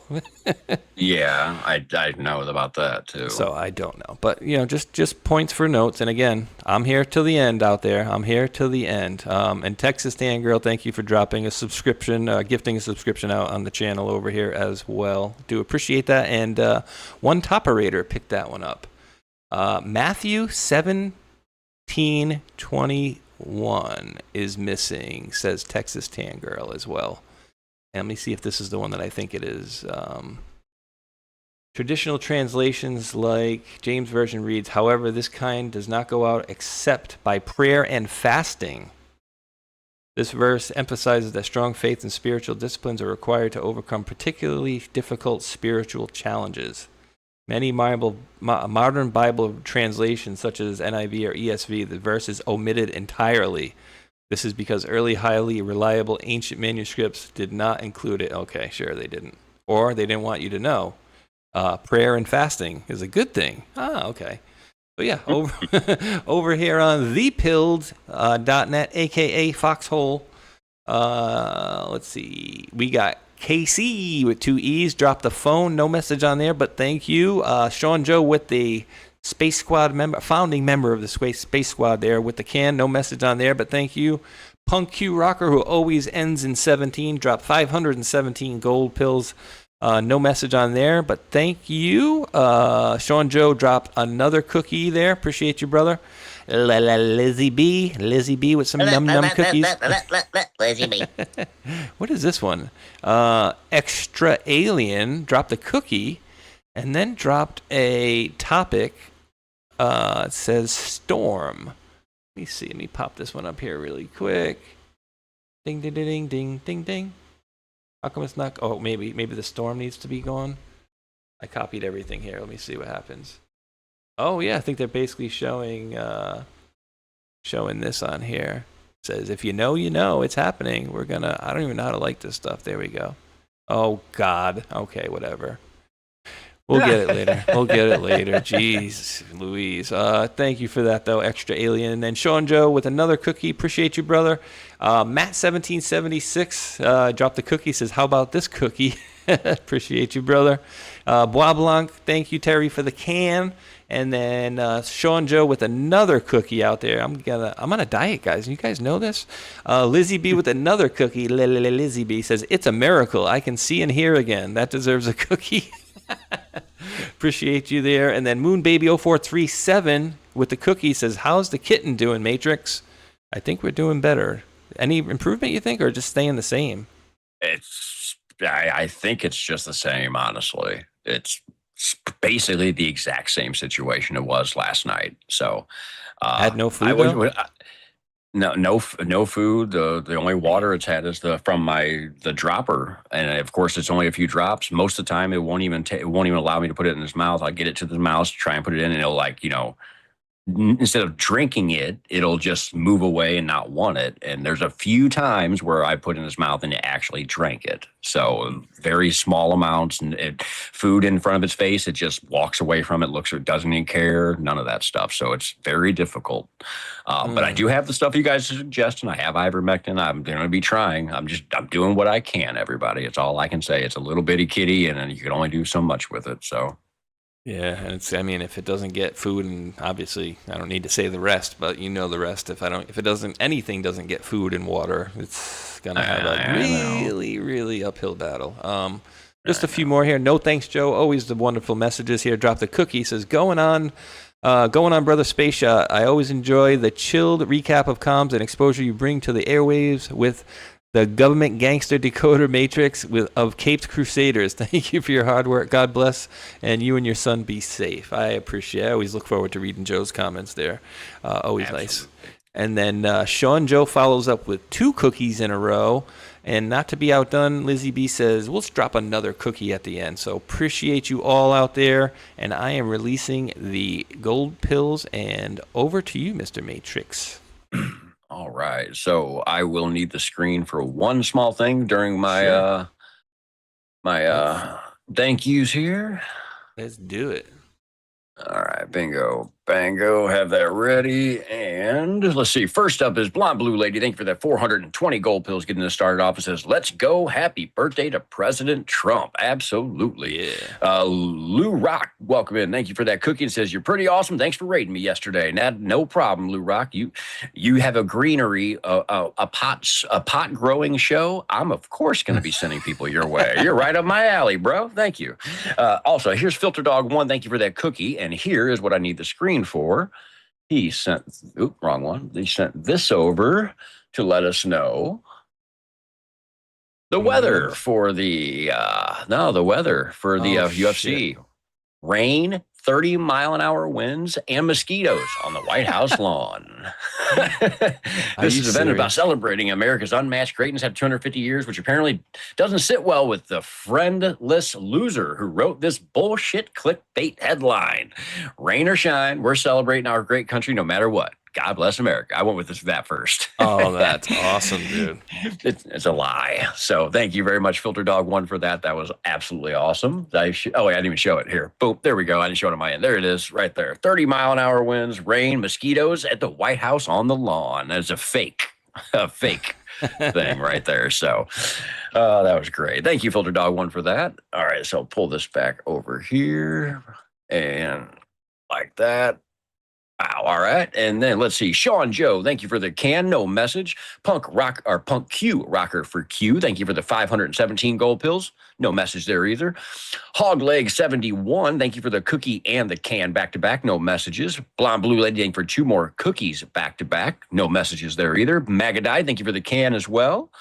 P-Quest, thank you for the can. It says, towards the vet bill. So sorry for your kitty. Thank you very much for that. I'm actually going to call my sister today about the vet. Since the cat's made it here to this far, so I'm going to give her a call and see what I can get her to do as far as actually taking the cat to the vet. So I'll keep you guys updated on that as the show moves forward throughout the week. So just keep your ears open. Then we got Lizzie B. Coming in with 2 cookies back to back. Thank you very much, Lizzie B. And we have Sean Joe, another cookie. Thank you very much for that. And here comes No Thanks Joe with a cookie and says, what up, my main man Matrix with a straight shot shooter from space. Per the usual, you guys have brought another great Sunday afternoon of Decode home delivery along with your ongoing kind kitty care. God bless. Be safe. Also, a little from earlier as well. Thank you. I had a raid from my other co-host, Omazon, as well. So thank you, Omazon, if you can still hear me for that as well. Moon Baby 0437, thank you for the cookie and says, how's the kitten, Matrix? I just answered that, but thank you, Moon Baby. Moon Baby also with a cookie and says, if that kitten's eyes are gooey, I knew what you meant, goopy, clean them with water and paper towel, then put triple antibiotic ointment on them. It will get rid of it and will help with the upper respiratory infection too. And then another cookie on top of that. It says goopy, not goofy. Damn autocorrect. The totally clear, actually. There's nothing coming out the nose, no eyes, none of that stuff. It looks like a totally healthy kitty, actually. There's none of that gooey or goopy stuff coming out at all. So that's actually a good thing. Blonde Blue Lady, thank you for 2 more cookies back to back. Sean Joe, another cookie. Daisy Chains, good seeing you. Thank you for the 183 gold pills. P-Quest with a cookie. Moon Baby again with a cookie and says, try bone broth. I just had 3 of my 17 kittens like that. Wow, you have 17 kittens? Good Lord. Warm bone broth helps. God bless you for trying. Yeah, I'm going to try a few different foods, and I will try some bone broth as well. But so far, like I said, it's almost like the cat doesn't even smell or see the food. It's really weird. So I'm working on it, though. Hey, there's Seasoned Pixels. What's going on, Pixels? Thank you for the cookie. It says, new features coming tonight here on Pilled.net. An OBS live chat overlay widget. That's cool. Transparency auto-loading new chat. Set and forget. No more messing with Luma keys. All right. That's really cool, Seasoned Pixels. So for, of course, us here on the Pilled side, that is awesome. And especially if you're creating content on the Pilled side, that is awesome. Sweet. Thank you, Pixels. And last but not least, Moon Baby, one more time. Thank you for another cookie and says, this is now the channel's cats. Yes. Absolutely. And the cat's actually going nuts right this second. So I'm going to mute. I'll be right back. Sure. UFC White House. I just wanted to bring up one more picture here and show you guys something really quick because this is pretty amazing. I think I gave some outlandish numbers earlier that were not accurate, but I wanted to give some accurateness to said display here. Okay, so let's do it right here. On the DC. So essentially, what they're calling this is the claw. Get rid of this here. So they're calling this this thing the claw. And President Trump was joking, saying, you know, the Eiffel Tower was meant to be a temporary thing. And yeah, we've had so many people coming by and remarking at this thing. And so he's joking that they're going to keep it up there. I don't know what the numbers I said. I thought I said a couple 100,000 pounds or a couple 100,000 tons is what I said earlier, which is a little ridiculous. But so this thing weighs, just this thing, and then I'm going to tell you about all the weight that it holds. So just the weight of this thing alone is 600 tons, roughly 1.2 million pounds. 154 feet wide, 92 feet tall, supports a 100-foot by 100-foot canopy over the octagon. Belgian staging company Stageco, specifically to provide unobstructed camera views of the White House behind the cage. Oh, God. That's crazy. Not even gonna look yet, but be careful with this guy, Josh Hall. One of my buddies just sent me this, and I said, I'm not even gonna look at this. Let me pull it up, because more than likely it's gonna be a bunch of bullshit. Or if it's breaking news, it's going to be something that's old, but it looks like it's UFC related. But yeah, Matrix, this thing, by the way, holds this claw, 600 tons, so it's about 1.2 million pounds. And how much weight it's actually covering or holding, it says essentially this thing is holding up about 115,000 pounds of cameras and lighting fixtures and this, that, and the other. 115,000 pounds of cameras and lights and stuff up there. And this thing itself weighs 1.2 million pounds. Isn't that crazy? Absolutely. That's insane. Mind-boggling. It had to be built from, forget where they had to have it built, in Maryland or something like that, and then trucked up or whatever it was. It was pretty far away. Wow. That's crazy. That's some human ingenuity right there. Oh, okay. I'll have to touch on that one next week, Wheezy. We'll definitely get into that stuff. All right, so this guy is the one I was cautioning people to be careful with, and it's sad because he's a J6er too. Right? I'm not going to follow you back, buddy, because too many times I've gotten bitten on breaking news that's 2 or 3 years old. Man reportedly taken into custody for allegedly terror plot at the UFC fight at the White House. Extra security measures. Man is reportedly... All right. Again. Now watch. Let's see. Let's do this. Let's search the web for this. Maybe there was this time. Let's see. Tim Means was arrested at gunpoint. Tim Means? He's a fighter. In June of 26, but the context not specifically talked to a terror plot. Former UFC fighter Thiago Silva was arrested in 2014. Tim Means was arrested at gunpoint. Wait, why was Tim Means arrested at gunpoint? That's yesterday's date, too. Means gunpoint arrest. What the heck? Dirty Bird, that's his nickname. Dirty Bird. Tim Means. It says right there on April 21st he was arrested, though. Felony child abuse charge in Tierras, New Mexico. Shown to be compliant with officers. He says, she starts effing punching me in the face.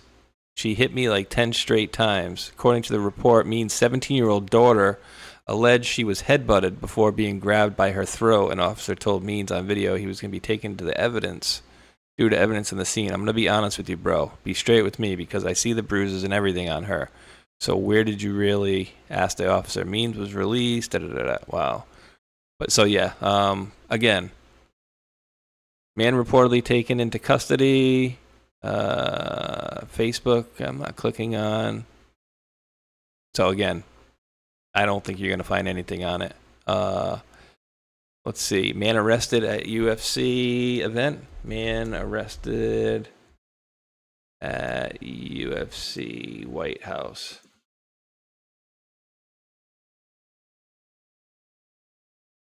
UFC headliner accused of assault, forced sex. Alex Pereira. Oh, God. CBC News. Please.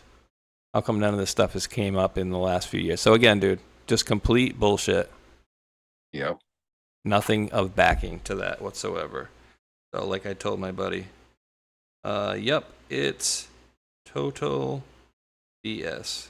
So yep, just wanted to make that just be careful, guys. I mean, just because this guy's a J6er and he posts this stuff all the time. Look, everything this guy posts is breaking, late news. See, breaking. Everything's breaking with this guy. Everything's breaking. Breaking or just in, and then he posts stuff like videos from 2 or 3 years old. So breaking, JFK Jr.'s plane just went down in Martha's Vineyard. Oh, no. His cousin did not. Oh, look, do it. Here it is. I mean, perfect. Here it is. I mean, the perfect example of the bullshit that some of these people put out.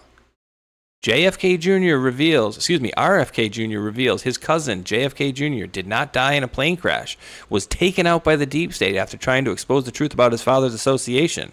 Health and Human Services just dropped a bomb on the deep state, claiming that his cousin, the son of President, did not actually die in a plane crash like we're told for decades. All right, show me the video. Show me the clip. Show me the video. Show me the clip.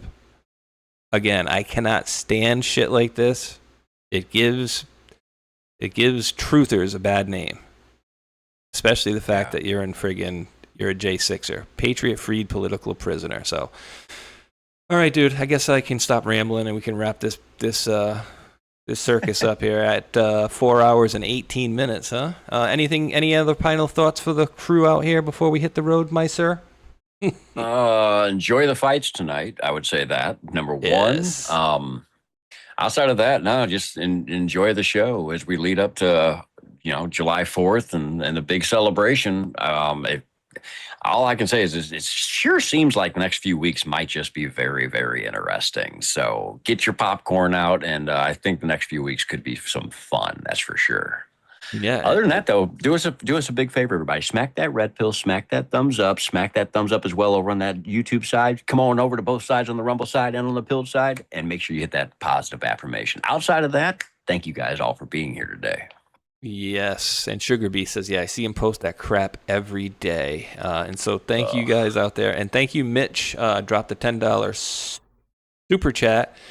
Says, thanks, Space Shot. Your early YouTube helped me. I hope it did, and I'm glad it did. So thank you for that. And G Fonts also came in with a $1 holler. Says, thank you. Glucose was super low, 30 milligrams per DL, and couldn't feel any difference until well after resolving. Don't know what that's a response to, but thank you, brother.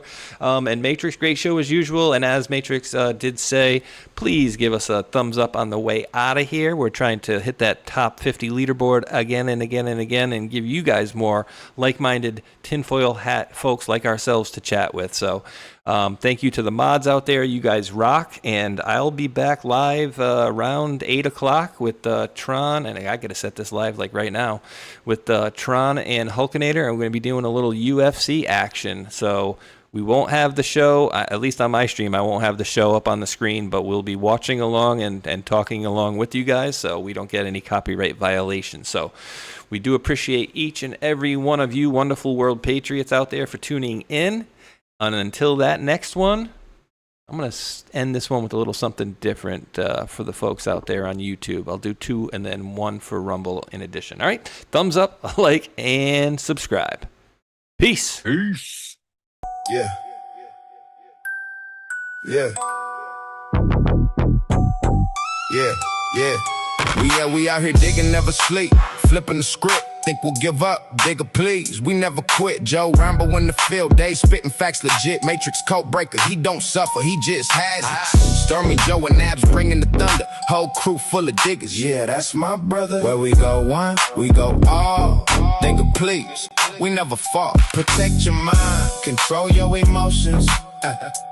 That's the law. Digger. That's my digger. Truth warriors, red pill givers. That's my digger. Joe Rambo moving silent like a ghost in the night. Dave in the house connecting dots like a G. Alright, MatrixQdeBreaker, break the simulation walls. Trying to space shot, dropping knowledge. Watch the system fall. JF9, a Sapioplex in the mix. Belushi bringing the fire. Scott Zimmerman with the fix. Yeah, we out here digging. Never sleep. Never quit. Never quit. Where we go one, we go all. Stand tall, never fall. Protect your mind, control your emotions. That's the law. All my diggers in the chat, dropping bombs on the feed. Research rabbits, running while the sheep just scroll and bleed. We connecting all the pieces, no matter what they try. Stay sharp in the war, protect your mind from the noise. Control your emotions, turn anger into poise. Underground army grinding, making all the noise. We the truth seekers, no cap, all facts. If the truth is out there, bet we digging it back. So raise it up for the squad. Let the normie stay blind. Real eyes, realize we one of a kind. Joe Rambo Day, Matrix, Tron, Spaceshot, Pollution, Stormy Joe, Abs, Scott Z, Patrick and the Awakened Outlaw too. All my diggers worldwide, keeping the truth warm. Where we go one, we go all forever. That's the call. Yeah, that's my diggers.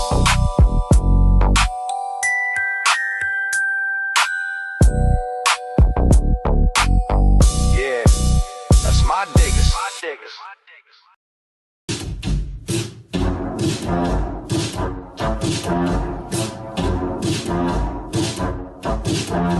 Hello, guys. Something special is happening in here. That's right. It's brackets and jackets. Bringing it back for brackets and jackets. Special Epstein Island edition. That's right, folks. Epstein, Jeffrey Epstein, the man with the island, which is suspiciously close to Haiti. That's right. You see, this man, Jeffrey Epstein, is funding lots of people. He's funding lots of people on the street to make sure his shit doesn't get out. That's right. They want the record sealed. And they're paying a lot of people. Epstein's paying a lot of people. Oh, boy. For one, he's got a whole Mossad media matrix in America. And I would bet you anything that Alex Jones is one of them. Prove me wrong. That's right. Cappy's in the portal. Cappy's in the portal. Cappy's in the building with songs about Epstein. It's Breakfast Jackets Epstein edition. Guys, I had some epiphanies today. I had some real big epiphanies about some guys. A big network of guys and spies and lies and liars. All right, think about this for a minute, okay? The guy in Portland, the scientist that just got busted for producing CP, that guy is 1 degree of separation away from Epstein. Epstein, the investor that lives in West Palm Beach, Florida. I know a guy who lives in West Palm Beach, Florida as well. Investor as well. Also involved as well. And all is not well with these guys. The Florida boys, the Glow boys, the Scott Israels of the world. You see, Epstein is Hillary Clinton. And Epstein is Haiti. And Epstein is a big network of media assets. By the way, did you know that Steve Bannon was going to that guy for money? Also, Epstein is Epstein Oprah. Epstein is Chris Tucker. You remember him. Epstein is also Kevin Spacey. Epstein is also Prince Andrew. Epstein is also... Who else is Epstein? Who else is Epstein? Tell me. You guys know? Who else is Epstein? Is Epstein Big Pharma? Is Epstein Bryan Singer? Is Epstein Naomi Campbell? Yep, all of the above. All of the above. Who is Epstein? Epstein is the keystone of a whole motherfucking matrix. And once you pull it out, it all falls down. Dersh was there too. That's right, we're dropping red pills every day. Dropping red pills in the best kind of way. This is brackets and jackets for the denizens of islands.